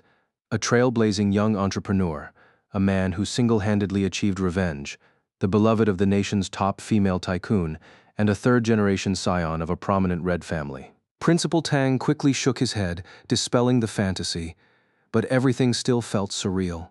He used to think Lin Ran had it rough, but now he realized he was the one to be pitied. Lin Ran was still a college student, yet he had so many hidden identities that even an old-timer like him couldn't help but feel envious. And the fact that being the owner of Suran Group was Lin Ran's least impressive title? Absurd. Absolutely absurd. Meanwhile, Lin Ran, lounging in his villa, unsurprisingly received a call from the Dean of Instruction. Lin Ran, my boy, I hope this call isn't disturbing you. Dean, just say what you need to say. Lin Ran disliked beating around the bush. Haha, as expected, nothing gets past you. Well, Jingda University is about to celebrate its 100th anniversary, and we'd like to invite some successful alumni to give speeches. Now, your success doesn't have much to do with the school, but since you're still a student here, and also, Dean, you're rambling. Just tell me the time, place, and what I need to talk about. Lin Ran had no intention of making things difficult for the dean, not after the man had once stood up for him. After his rebirth, Lin Ran's mindset had completely transformed. If you treated him well, he'd help where he could. If you crossed him, well, you'd regret it. Good, good. Such a straightforward young man. As soon as the call ended, the dean reported back, and Principal Tang was moved to tears. His instincts told him Jingda University was about to soar, and so was he. The next morning, the crew from Nuanyao Media returned to the estate. They were a diligent bunch, aiming to wrap up all estate filming within 3 days to minimize disruption to Lin Ran's life. Short dramas weren't like full-length series. They didn't require lengthy shoots. Lin Ran observed from the shadows, noting that they were already grasping the essence of a satisfying drama, so he refrained from further guidance. Other issues would have to be figured out through experience. If he spoon-fed them everything, what was the point of hiring them? They had to earn their keep, after all. Zhang Xiaolong, the second male lead, was also putting in the work. He filmed during the day, streamed at night, and still managed to memorize his lines, and even those of others by the next day. It was proof that he was burning the midnight oil to perfect his performance. Even Chen Qingtian was impressed by his dedication. If I ever decide to keep a man, I might just save a spot for him. Wu Zhishang. So now he ranked below Zhang Xiaolong. Before filming could wrap up, the forums exploded again. Lin Ran's popularity had skyrocketed, with everyone speculating whether he was truly being kept by Luo Yao. But then, a user named Strong Warmth emerged, clashing with the naysayers. No matter who claimed Lin Ran was being supported, she fiercely defended him. Lin Ran isn't that kind of person. Stop spreading lies. False rumors are illegal. What you're doing is wrong. Her words actually rallied some of Lin Ran's fans to blindly follow suit. And so, the forum split into 3 factions. One faction firmly believed Lin Ran was being kept as a sugar baby. Another faction, led by the stubbornly optimistic Warmth, opposed this view. Of course, the vast majority were just spectators, siding with whoever seemed stronger at the moment and pitying the underdog. Just as the 3 sides were locked in heated debate, the school administration stepped in. School announcement. Discussions about Lin Ran are prohibited on the forum. The main issue was that many had crossed the line from discussion to outright vulgar insults, so many that deletions couldn't keep up. The system's profanity filter was about as effective as a stroke patient, completely failing to catch the coded slurs. Soon after, Principal Tang called Lin Ran directly. After listening for a moment, Lin Ran finally understood. "Oh, you mean the stuff about me and Luo Yao? Don't worry, I'm not bothered. Besides, it's all true." "What? They're insulting me? Tell them to bring it on. I'll shut them down hard. Relax, my comebacks aren't that crude, but they'll hit harder than theirs. No, I won't get banned." With Lin Ran's reassurances, Principal Tang felt at ease. His real concern wasn't Lin Ran being insulted. It was the possibility of angering the powerful figure backing Lin Ran. That woman was fiercely protective, something Principal Tang knew all too well. After hanging up, Lin Ran logged into the forum and became a virtuoso of online verbal combat. But as he fired off retorts, he suddenly frowned. Warmth. Who the hell was this? Why was this random person suddenly speaking up for him? Did he even need their defense? Damn well-intentioned troublemaker. If he ever found out who this was, he'd shove their head into a sewer drain and let them play staring contests with rats. Warmth, who asked you to speak for me? Drop your address. I'll mail you some local specialties. After Lin Ran posted that, Warmth vanished from the forum, never to return. Lin Ran quickly grew bored. The forum was full of amateurs, no challenge at all. 3 days flew by, and by Friday, Wu Zhishang and the team finally wrapped up filming, conveniently avoiding intruding on Lin Ran and Luo Yao's weekend getaway. Lin Ran was pleased with their work, and someone suggested he treat the crew to dinner as thanks for their considerate timing. After a moment's thought, Luo Yao had mentioned eating out tonight anyway. Lin Ran agreed without hesitation. The venue, the Pangu Hotel, Beijing's only 7-star establishment. The announcement sparked excited gasps. Lin Ran arranged things with Yi Lingling and led the group there. Little did he know just how explosive the evening would turn out to be. Upon arrival, Lin Ran had Yi Lingling take everyone inside while he and Wu Zhishang parked. Returning to the entrance, they encountered a walking cliché of a man blocking their path. Both froze. This guy looked familiar. Their high school classmate, Shi Nancy. Not just a classmate, but Lin Ran's rival, having also been a devoted lapdog to Liu Ruxui. Liu Ruxui's greatest talent? Stringing along admirers like a pro. Well, if it isn't our school heartthrob. What? Working a side gig here? Lin Ran and Wu Zhishang exchanged glances. Yep, definitely him. Shi Nancy deliberately flashed the 3-pointed star key fob on his belt. After high school, he'd dropped out to start a business. Against all odds, this academic failure had actually scraped together some success, becoming a small-time entrepreneur. This year, he'd even managed to finance an 8th-hand flood-damaged Mercedes and planned to impress his former crush here tonight. Said crush. Liu Ruxui, naturally. Shi Nancy? What are you doing here? Wu Zhishang asked, puzzled. Surprised? Back then, you all looked down on me. Now you're here to serve me. Taking in Wu Jishang's plain clothes and Lin Ran's no-brand outfit, Shi Nancy concluded they'd fallen on hard times. You two work here, right? Go fetch your manager. Is this how you treat guests? No greetings. Nothing. He still thought they were part-time staff. Lin Ran rubbed his temples. This was too cliched, too low stakes. Such crude bravado didn't even warrant his attention. He wasn't about to stoop to this eye-rollingly bad drama. Your turn to handle this, Lin Ran muttered, walking past. Wu Zhishang was torn between laughter and face-palming. Shi Nancy, what even is there to say? Do you have any idea who Lin Ran is? He owns this hotel. No beating around the bush, straight to the point. Shi Nancy blinked, then burst out laughing. Ha! What nonsense is this? Do you even know where we are? This is the Pangu Hotel. Wu Zhishang waved over a security guard, one who immediately approached, recognizing him as the boss's associate. Tell him who owns this place. The guard hesitated but answered, that would be Mr. Lin Ran, who just walked in. Wu Zhishang gave Shi Nancy a pitying look and clapped him on the shoulder. Some say Heath Ledger's Joker was the best. Others say Joaquin Phoenix's. But we all know the truth, my friend. You're the real clown here. With that, he walked off, leaving Shi Nancy gaping. Lin Ran would have scolded him for wasting a perfect chance to humiliate the guy properly, maybe even have him thrown out. But Wu Zhishang just let it go. Meanwhile, Shi Nancy's mind reeled. No way. Lin Ran was just the Lin family's unwanted outcast. How could he own a place like this? This had to be fake.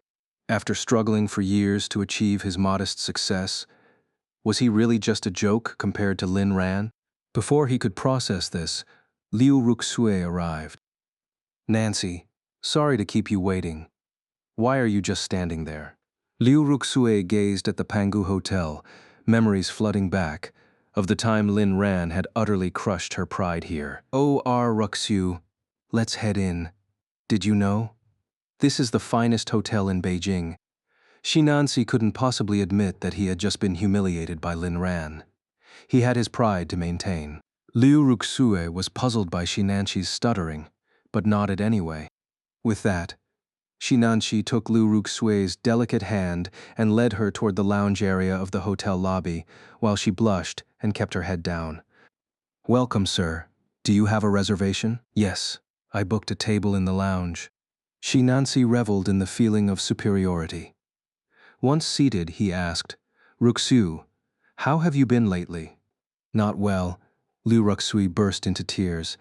I've been harassed by some lunatic who keeps bullying me. Who dares to be so bold? Tell me, and I'll deal with him. Liu Ruxue. Not long after Liu Ruxue and Shi Nancy entered, a young man emerged from the shadows with a grim expression, none other than Lin Jian, who hadn't been seen in a while. He had originally planned to contact Liu Ruxue to get back at Lin Ran. But to his surprise, Liu Ruxue wasn't answering his calls. The Liu family now despised the Lins even more, so Lin Jin had to rely on old connections to track Liu Ruxue's whereabouts. When Huo Haney mentioned that Liu Ruxue had plans at the Pangu Hotel, Lin Jian was furious. I'm suffering like this, and you're out there having fun? So he arrived early and waited for her. When he spotted Lin Ran earlier, he didn't dare approach and could only hide. This was the first time he'd seen Lin Ran and resisted the urge to provoke him. There was no helping it. Lin Ran's recent demeanor had left a terrifying impression on him. After Lin Ran left, he saw Shi Nancy leading Liu Ruxue inside, hand in hand. Watching them, Lin Jian's eyes could have carved out a knife. This bitch, after just a few days apart, she's already latched onto another man. Does she even care about me? Fine, if that's how it is, don't blame me for what comes next. With that, he strode into the lobby and approached the front desk. Meanwhile, Lin Ran was holding court at the company's team-building dinner. Wang Bao shot him a meaningful look. Everyone, the future belongs to me and to you. This month's bonuses will be doubled. After this toast, I'm heading home to my wife. When it came to motivating employees, money spoke louder than empty promises. No matter how grand the vision, people would just laugh and curse you as a capitalist pig behind your back. But hand out cash, and they'd sing your praises. Chen Qingtian piped up, "Cousin, you have to get your wife to teach me how to make money." "What? The contract I gave you isn't enough. That barely covers oomph." Her agent clamped a hand over her mouth again. Lin Ran chuckled but didn't respond. His cousin's mind seemed to harbor some unconventional thoughts. The contrast was amusing. "Boss, you're the best." "Boss is legendary. The world's full of distractions, but tonight our boss outshines them all." "Damn. If you're gonna suck up like that, then I'll one-up you. As employees, we should wish our boss smooth sailing, wealth, good looks, and status." The rest of the team downed their drinks. Lin Ran smiled and left the banquet hall. The youthful energy here was infectious, but he didn't belong. He belonged with Luo Yao. "What's up?" he asked, as soon as he stepped outside. Lin Jian arrived at the hotel early and just booked a room, 1801. Lin Ran paused, his gaze sharpening. "What's he planning?" "Not sure, but while he was heading upstairs, I had someone stall him for half a minute. Planted a hidden camera." Lin Ran immediately gave Wang Bao a thumbs up. "Good work. I'll have Luo Yao give you a raise." "Thank you, sir." Wang Bao nearly wept with relief. After so many penalties, he was finally getting rewarded. Back in the lounge, Liu Ruxiu's phone lit up. She frowned at the screen. "Lin Jian, Pangu Hotel, room 1801, waiting for you." "Ruxiu, what's wrong? You look pale. Need me to take you home to rest?" Nancy made sure to flash his Mercedes key.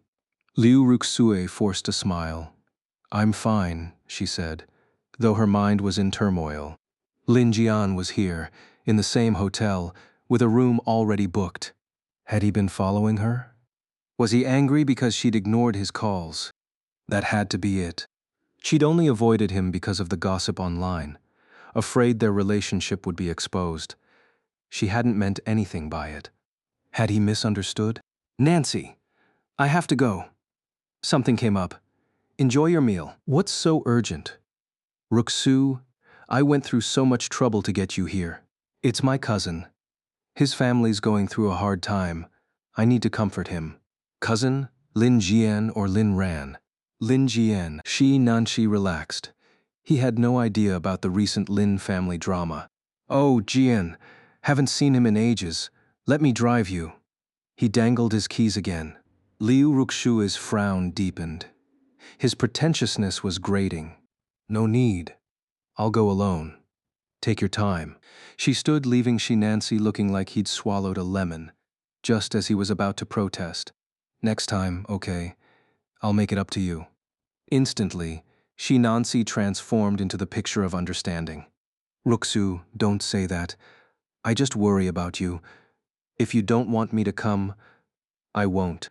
Once Liu Ruxu left, Nancy mournfully attacked the expensive dishes on the table. 7-star hotel food was something else. Didn't matter if it tasted good, it was expensive. Liu Ruxue made sure Nancy wasn't following before stepping into the elevator. At least she didn't have to change locations. Soon, room 1801 went from 1 occupant to 2.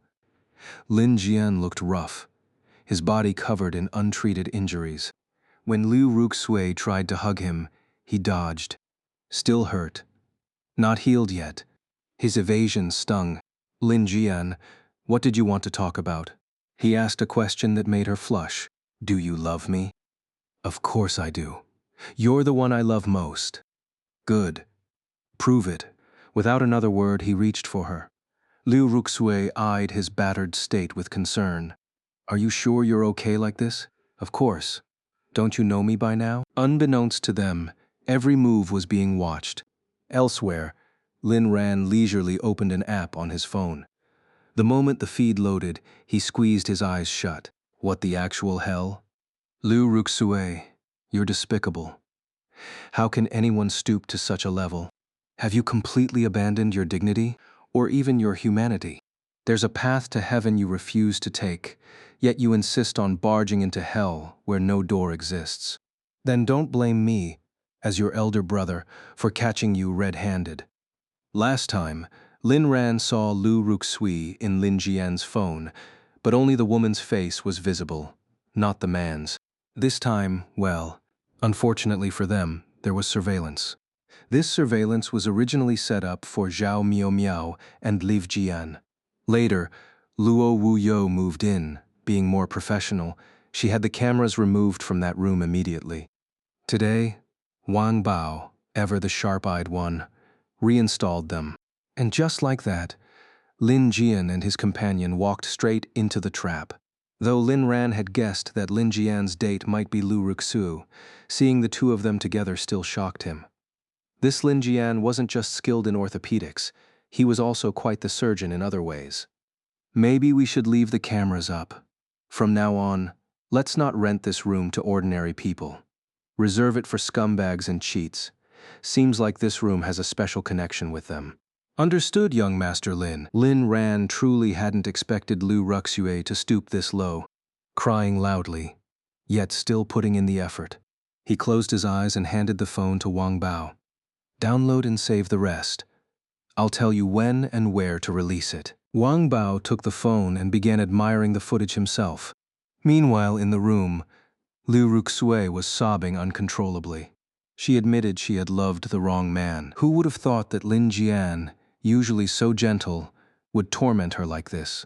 He even threatened her. If she didn't comply, he'd expose their affair and drag them both down. Their actions weren't illegal, but they were certainly scandalous.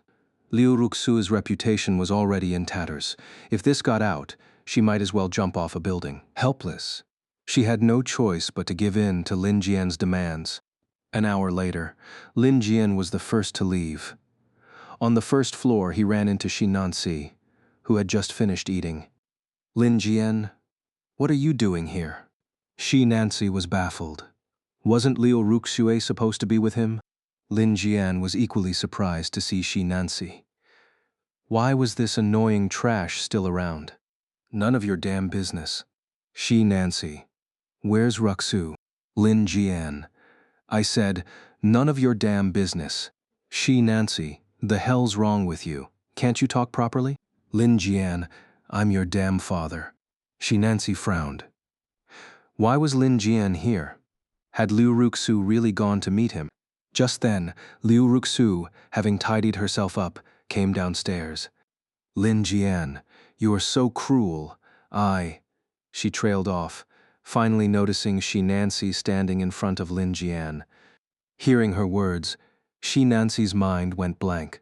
How could you bully Ruxu? I'll kill you. Shi Nancy had dropped out of school because of fights in high school, and every single one of those fights had been over Liu Ruxui. She was like the trigger for his rage. He'd even fought Lin Ran before. Lin Jian took a punch straight to the face. Though injured, Lin Jian wasn't one to take a beating without fighting back. The only reason he'd let Lin Ran bully him before was because he couldn't retaliate. Now the two men in Liu Ruxue's life were brawling right in front of her. Watching them fight over her, the gloom of recent days suddenly lifted. Lin Jian wasn't so bad after all.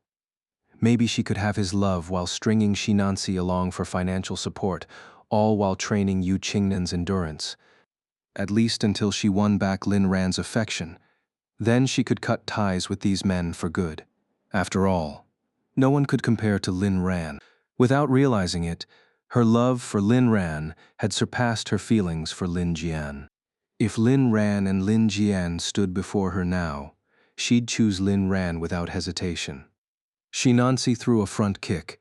Lin Jian countered with a rapid flurry of strikes. Shi Nancy retaliated with a dragon claw grab, forcing Lin Jian to hunch over like a shrimp. Liu Ruxue watched anxiously. She didn't want either of them hurt. She had loved them both.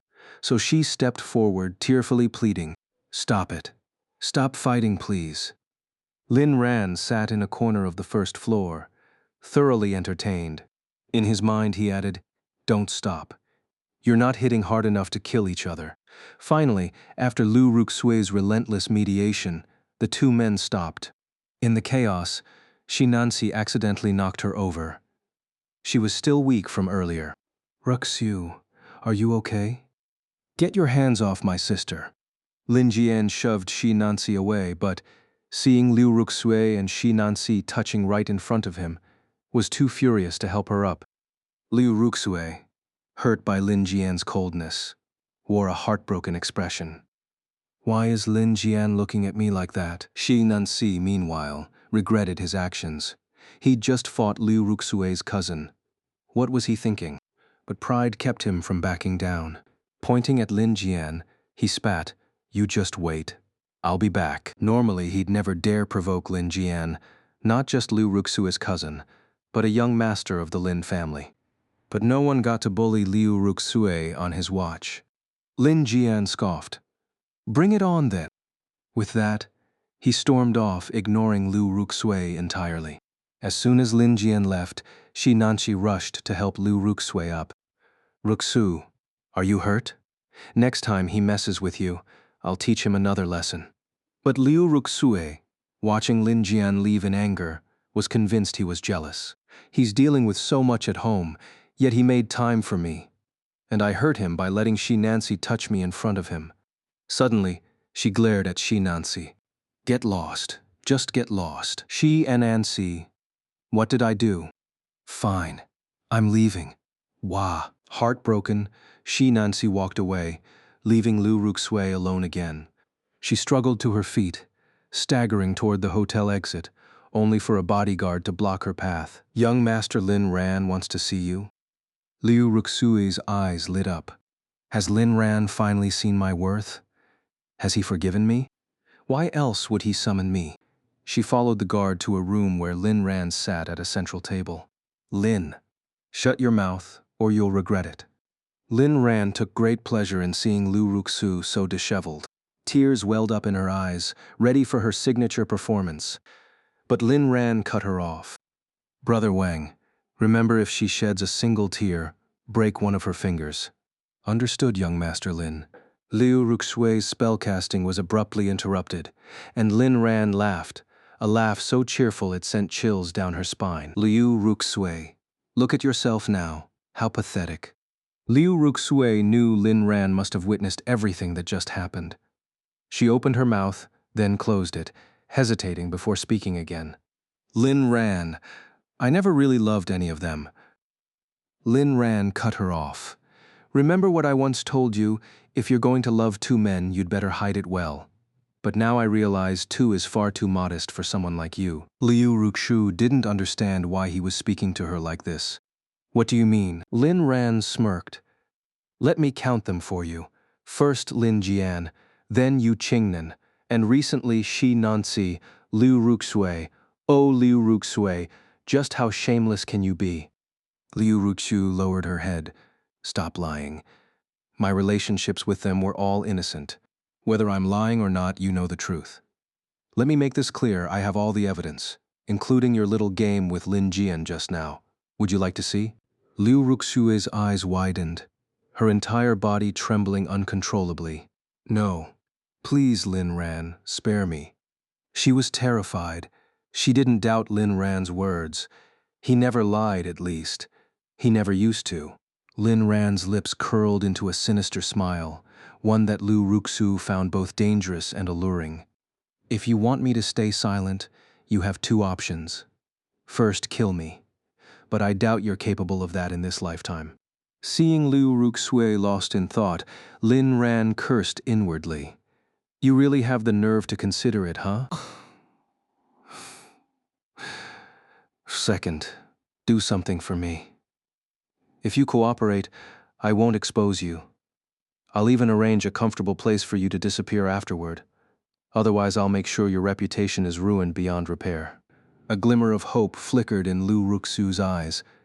She had been genuinely terrified moments ago. This Lin Ran, he wasn't the same person she once knew. His past actions had already driven her to despair. But if he was willing to give her a chance, did that mean he still cared for her?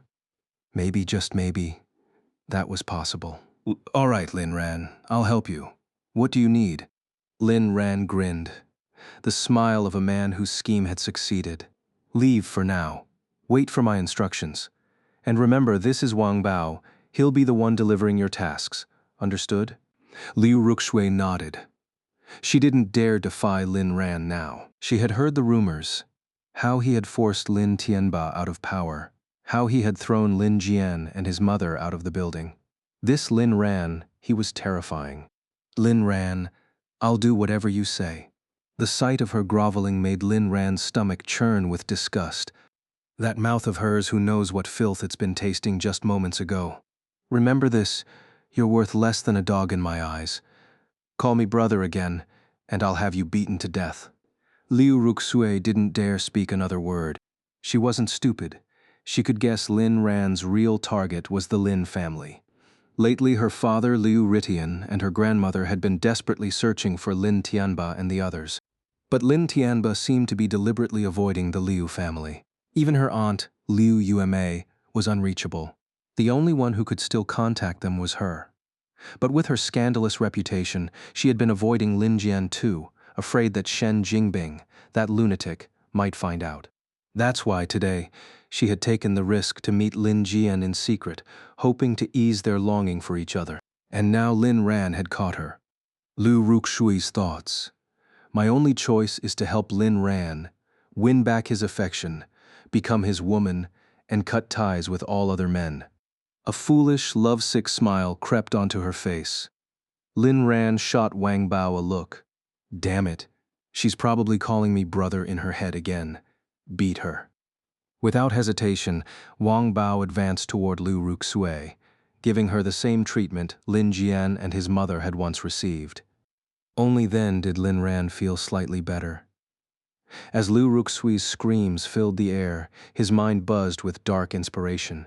A vicious plan began to take shape, one that would drag his enemies into an abyss of suffering. From the very beginning, Lin Ran had never intended to let anyone escape unscathed. In his past life, Lin Tianba hadn't directly caused his death, but he was the most despicable of them all.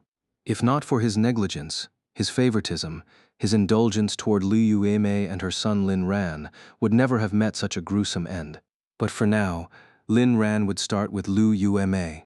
Lin Tianba was the most hateful, but Liu Yueme, the woman who had shared his bed, was just as guilty. For over a decade, she had subjected him to psychological manipulation. If I don't make you suffer a fate worse than death, my name isn't Lin Ran. Hehehe. This was going to be a spectacular show. His heart was growing darker by the minute. Soon enough, even Luo Yao might kneel before him and call him master. Bored by Liu Ruxue's cries, Lin Ran eventually walked away. When he reached the parking lot, he spotted another figure preparing to leave. Chen Qingtian, who had just attended a banquet. Chen Qingtian noticed Lin Ran too. Her eyes darted between his luxury car and her own modest vehicle, a wave of inferiority washing over her. Cousin, your car is amazing. My wife bought it for me. Holy. I need to make money. I need to work harder. I need to... Pei Qianqian, sitting in the driver's seat, had heard enough. You're drunk. Let's just go home. Chen Qingtian narrowed her eyes. This manager of hers was getting way too bold. I'll fire her sooner or later. Cousin, can I ask you something? Go ahead. What's it like being supported by your wife? No offense, I just want to know what it's like to live as a wealthy woman. But you are a wealthy woman. It's not the same. I want to be like your wife. Lin Ran was speechless. He'd never noticed this side of Chen Qingtian before. Besides, Luo Yao and Chen Qingtian were nothing alike. You and my wife are different. My wife earns money just for me. You earn money to spend on countless men. Cousin, that's a pretty toxic mindset. Chen Qingtian shrugged. What can I say? If women don't play the field, men will. Lin Ran sighed. Well, having money isn't as fun as you think. Chen Qingtian shot back. But you seem pretty happy living off your wife's wealth. Enough with the talk. I'm not some hypocrite. If I'm planning to live off my wife, why pretend otherwise? Let's go. Lin Ran had no intention of continuing this conversation with Chen Qingtian, They were clearly not on the same wavelength. He got into the car and immediately told Wang Bao to drive, not wanting to exchange another word with Chen Qingtian. Neither Lin Ran nor Chen Qingtian noticed that someone lurking in the shadows of the parking lot had captured the entire scene on camera. Inside the car, Wang Bao spoke up. "Young Master Lin, back in the parking lot. Lin Jian was filming you. Should we deal with him?" Lin Ran was taken aback, thinking to himself, "Now that's professionalism. Am I really that useless? No need. Let's see what tricks he can pull." Understood, young Master Lin. A smirk curled on Lin Ran's lips. "You little bastard. I haven't even come after you yet, and you're already making moves? Let's see what you can do to me." Meanwhile, in the parking lot, Lin Jian only dared to come out after Lin Ran had left. He wanted to send the photos he'd taken to Luo Yao, but he had no way to contact her. After some thought, he decided to save them for later. He didn't have Luo Yao's contact details, but he knew she would see the school forum. Yes, the school forum. People were saying Lin Ran was being kept by Luo Yao, right? Well, he'd make sure Luo Yao saw herself as the victim in this relationship. If Lin Ran could be Luo Yao's kept man, why couldn't he also be Chen Qingtian's? From the way they interacted earlier, it was obvious they knew each other. At the last banquet at the Penggu Hotel, Chen Qingtian had been the host and must have met Lin Ran there. No doubt something unspeakable had happened between them. Heh, I'm a genius. Lost in his fantasies, Lin Jian began imagining how he'd comfort Luo Yao after she dumped Lin Ran. The more he thought about it, the more a satisfied grin spread across his face. Meanwhile, Lin Ran returned to the estate only to find that Lu Yao still hadn't come back. Luo Yao had promised him that she'd come home to him every night. She never went back on her word.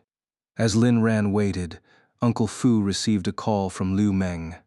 "Uncle Fu, something's wrong. President Luo might be losing it." "What happened?"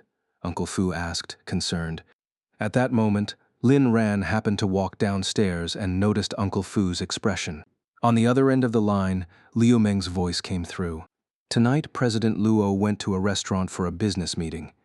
After it ended, as she was about to leave, some shameless bastard had the audacity to harass her. She beat him up on the spot. The guy started yelling about calling for backup.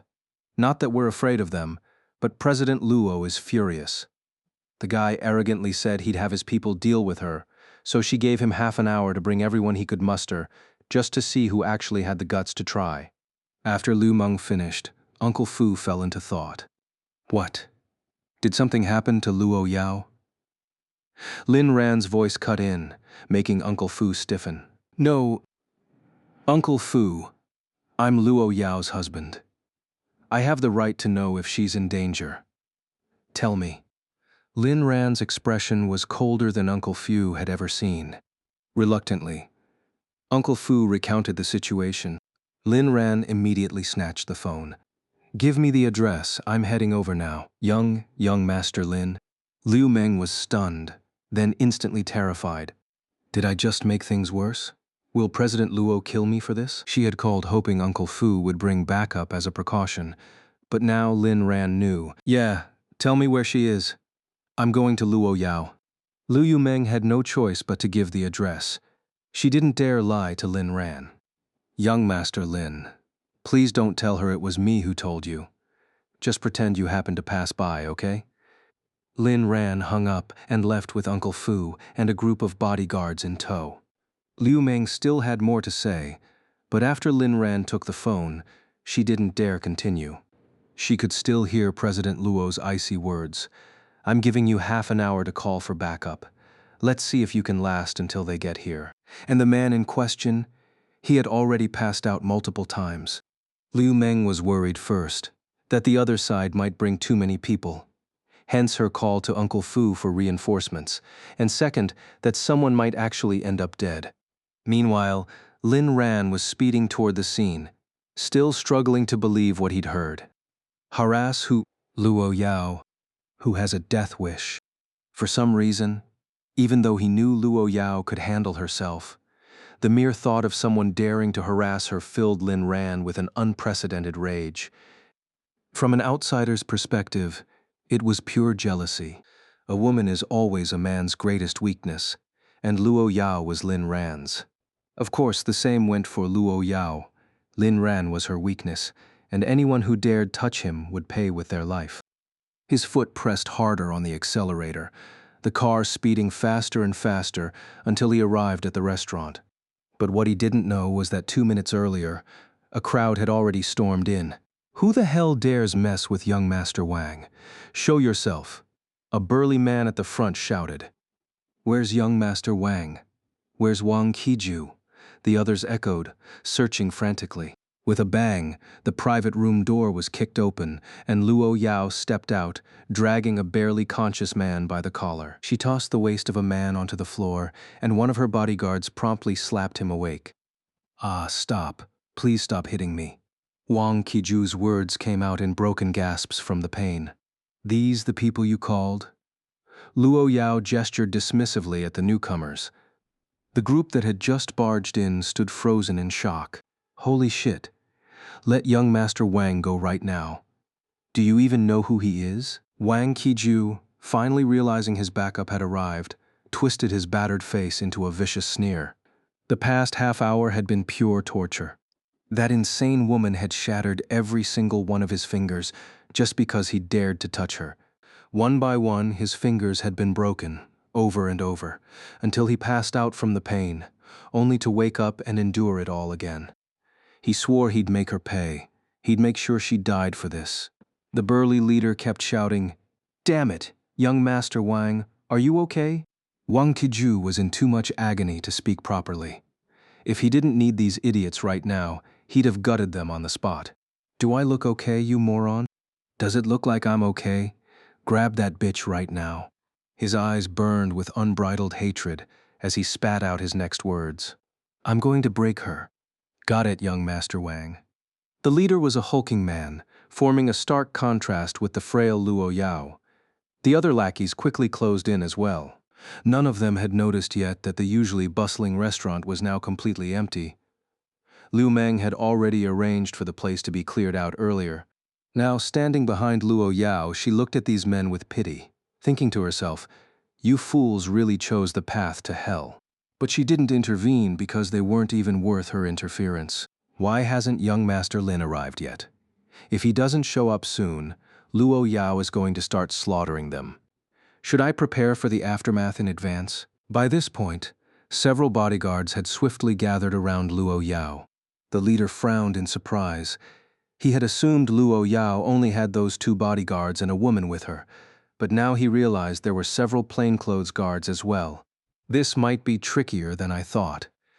Didn't expect you to bring so many people, but we still outnumber you 2 to 1. You think we're scared? Luo Yao had no intention of letting her bodyguards handle this. She wanted to deal with it herself.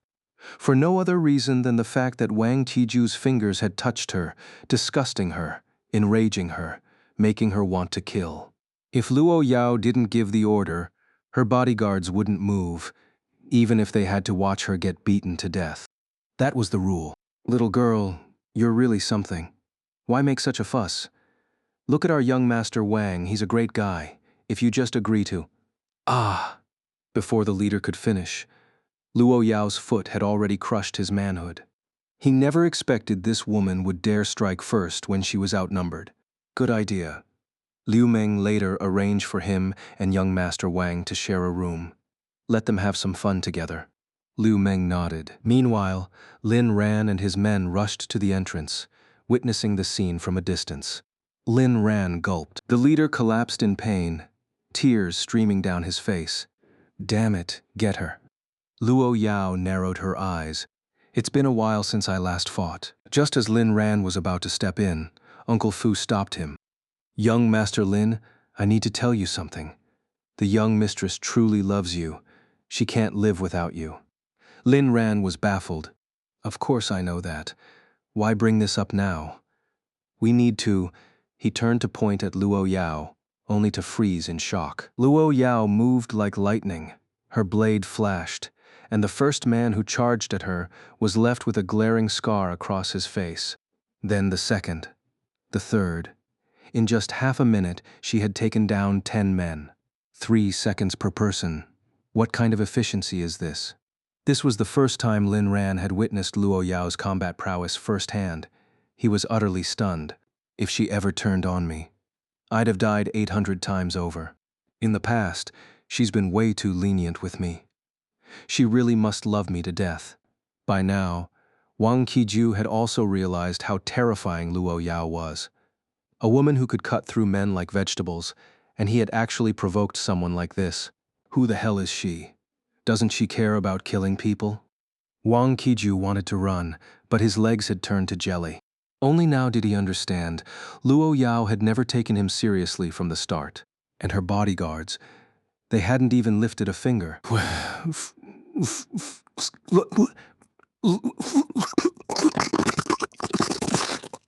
Stop. A man in his 50s strode in, flanked by his own group of bodyguards. One of them even bumped into Lin Ran on the way. Release my son. Luo Yao slowly turned her head. With Lin Ran's group still outside, and the new arrivals blocking her line of sight, she didn't notice them. And you are? She asked coldly. I'm the chairman of Wang Corporation. On what grounds are you holding my son? Wang Qiju was Wang Dalao's only son and the heir to the Wang family. Hearing his son was in trouble, the father had rushed over immediately. Wang Corporation? What kind of trash is that? Liu Meng whispered a reminder. President Luo Wang Corporation is just a small-time company, not even on the level of Suran Group. Luo Yao didn't respond. Instead, she icily declared, then it has no reason to exist. Send both father and son abroad. Liu Meng shuddered. President Luo is ruthless. Outside, Lin Ran was desperate to get in, but Uncle Fu held him back firmly. Uncle Fu, whatever you want to say, can't it wait until we get back? I need to go in now. Young Master Lin, this old man has one request. Lin Ran was exasperated. What could possibly be so urgent right now? Fine, I agree. We'll talk later.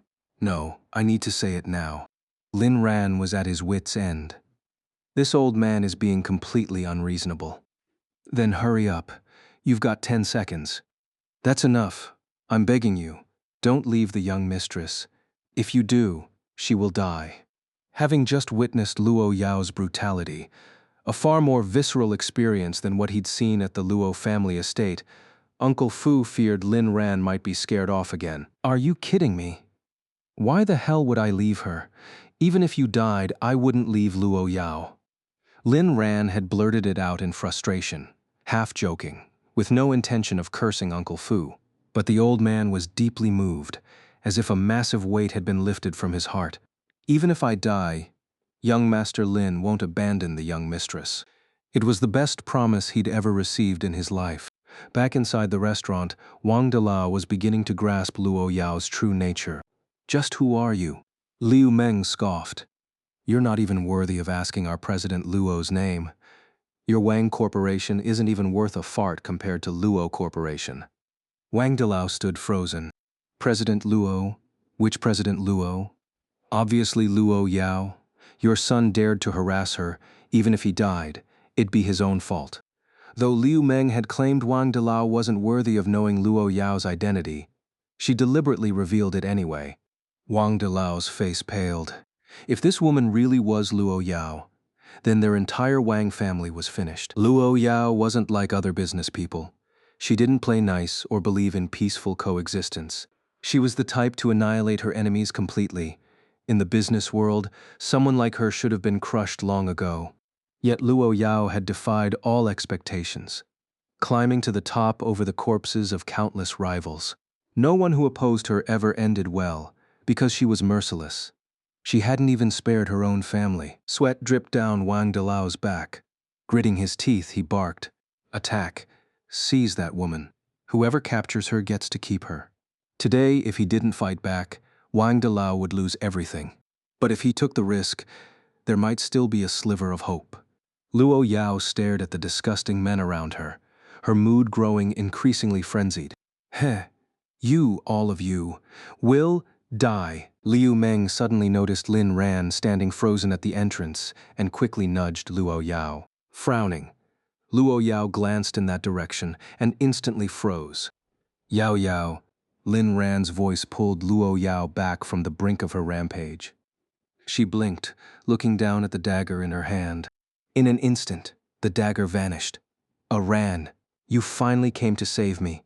If you hadn't shown up, I would have been bullied. Bullied by them. From what I saw, it looked like you were the one doing the bullying. Lin Ran couldn't help but laugh inwardly, though he could only indulge her. He walked over and gently tucked a stray lock of hair behind her ear, disheveled from the earlier scuffle. Don't worry, I'll handle it. Luo Yao nodded, her eyes brimming with pitiful grievance. Liu Meng watched in stunned silence. The same Luo Yao who had nearly lost control just moments ago had now transformed into a meek, wronged wife, all because Lin Ran had appeared. This was beyond unbelievable. A murderous glint flashed in Lin Ran's eyes as he slowly scanned the room. Brother Wang, find a few enthusiasts to entertain this father and son. Then he turned to Liu Meng. Assistant Liu, I want the Wang family erased from the capital before sunrise, no matter the cost. Liu Meng shuddered. Was this really Lin Ran? It felt surreal. His ruthlessness was on par with Luo Yao's. Luo Yao's eyes sparkled. She was utterly captivated by this side of him. President Luo, Ran has spoken. Why aren't you moving? Yes, sweat dripped down Liu Meng's forehead as she cursed herself for being an idiot. Of course, Lin Ran's word carried the same weight as Luo Yao's. No, even more.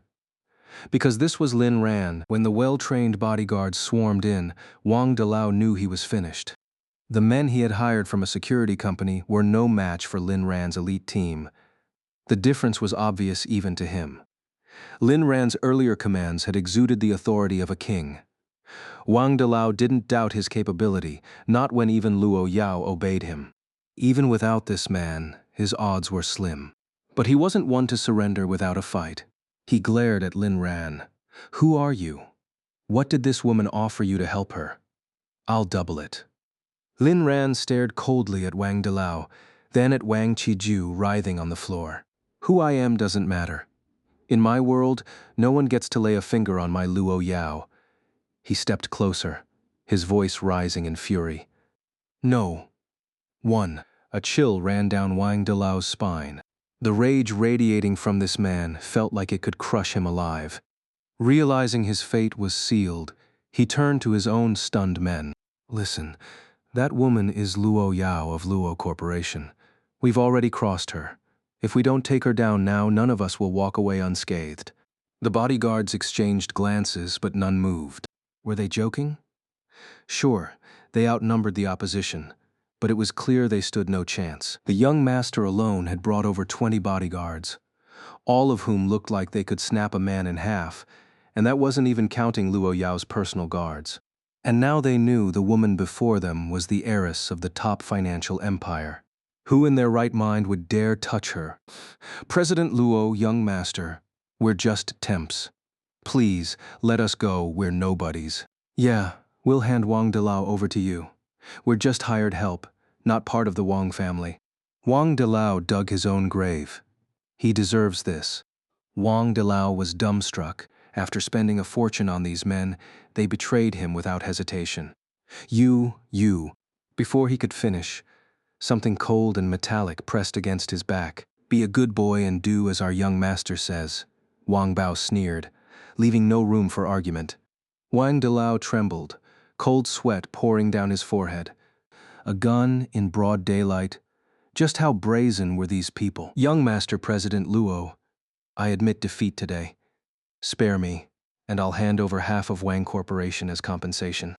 Lin Ran narrowed his eyes, stepping closer. You think I care about your pocket change?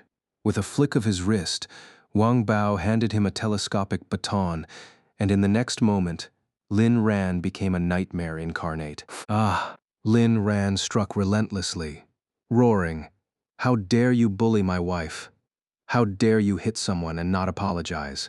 1 strike, 2, 3, until Wang Dalao was a bloodied mess, too broken to scream. Lin Ran tossed the baton aside, rolling his neck. He was genuinely tired now. Wang Qiju watched in horror, momentarily forgetting his own pain. Dad. Lin Ran turned to him. Wang Qiju scrambled backward in terror, a wet stain spreading across his pants. Only now did true regret sink in. He had provoked Luo Yao and awakened this monster. Spare me, please. Lin Ran stomped on Wang Qiju's hand, silencing his cries. Oh, swollen fingers. Which one touched my wife? Wang Qiju couldn't even whimper. No answer. Then don't blame me. Lin Ran's polished shoe came down again and again on the shattered fingers until Wang Qiju nearly passed out. Luo Yao watched, her admiration unconcealed. So Ran could be this ruthless too? And yet, she loved it. She had loved the gentle, harmless Lin Ran. Now, she loved this brutal, violent Lin Ran just as much. She loved every version of him. Brother Wang, clean up the rest. And don't forget, find those enthusiasts, since they love harassing people. Let them experience what it's really like. Understood, young Master Lin. As Wang Bao dragged the two away, the room fell dead silent. Even Liu Meng, accustomed to Luo Yao's usual madness, was speechless. Truly, birds of a feather flocked together. Yao Yao, let's go. Luo Yao's eyes sparkled as she took Lin Ran's hand and followed him out. Ah, Ran. Thank you for standing up for me earlier. I was so scared. Lin Ran thought to himself, how can you still sound so aggrieved? You're just too adorable. It's my fault for being late and letting you suffer like that. Meanwhile, Liu Meng stayed behind to deal with the stunned bodyguards. Still have to work overtime tonight to make the Wang family disappear. Another exhausting day for a working stiff.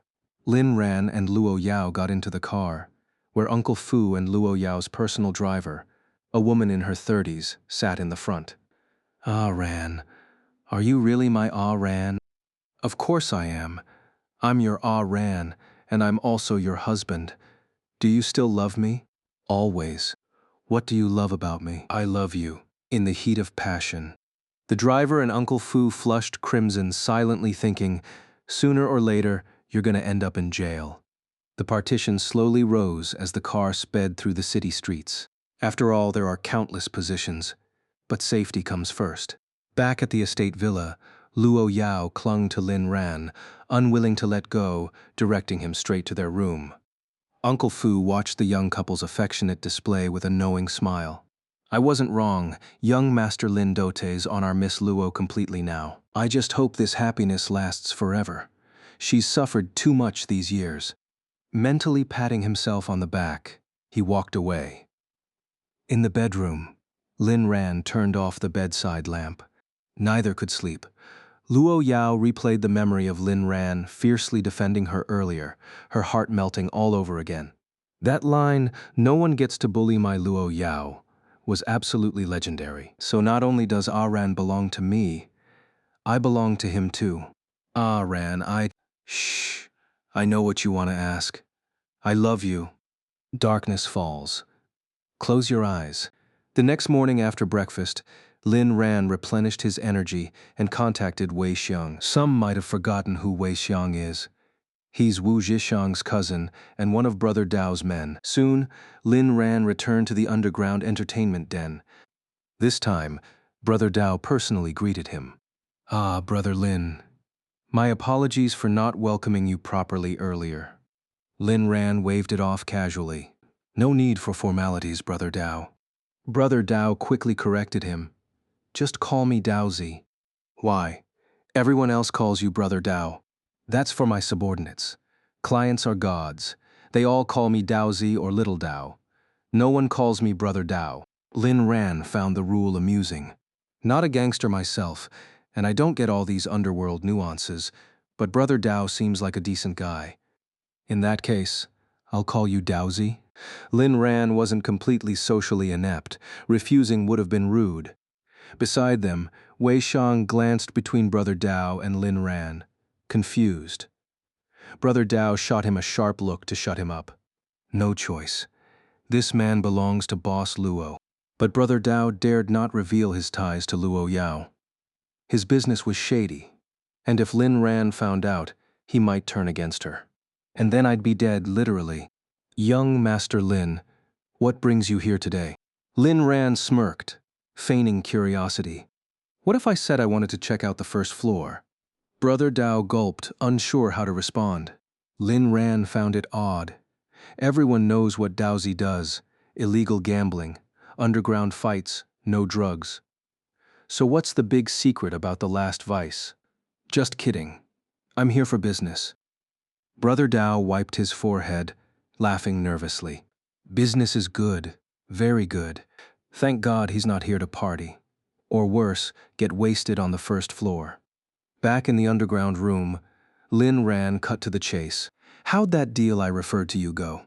Young Master Lin, that deal netted me over 30 million effortlessly. And that Liu Ruxue woman basically handed me free money. I owe you one.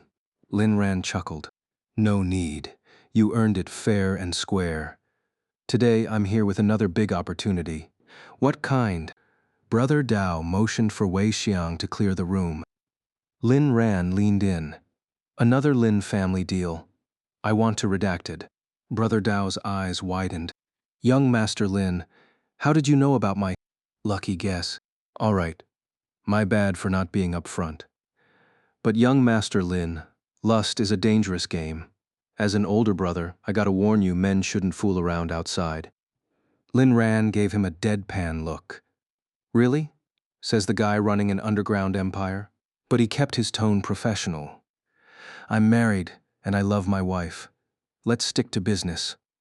Brother Dao shuddered, recalling Lin Ran's proposal. Last time he seemed harmless, even a bit green. Now he's coldly plotting someone's ruin. What happened to him? Young Master Lin, this isn't business. It's a setup. Even for a gangster like me, this is morally bankrupt. Shortens your lifespan. He played along carefully to avoid suspicion. Lin Ran raised a brow. Since when do you care about morality? Not what I meant. I'm saying, morally bankrupt schemes shorten your lifespan, so pay me more. How much? You name it. Lin Ran held up 5 fingers. Deal. I'm in. After finalizing terms, Lin Ran left. Passing the fight club, he paused. Who are these fighters? Brother Dao shrugged. Mostly pros, some amateurs. Sometimes we stage special performances for the audience. Professionals fight in underground rings. Gotta make a living. No shame in that. Ever have pros fight regular people?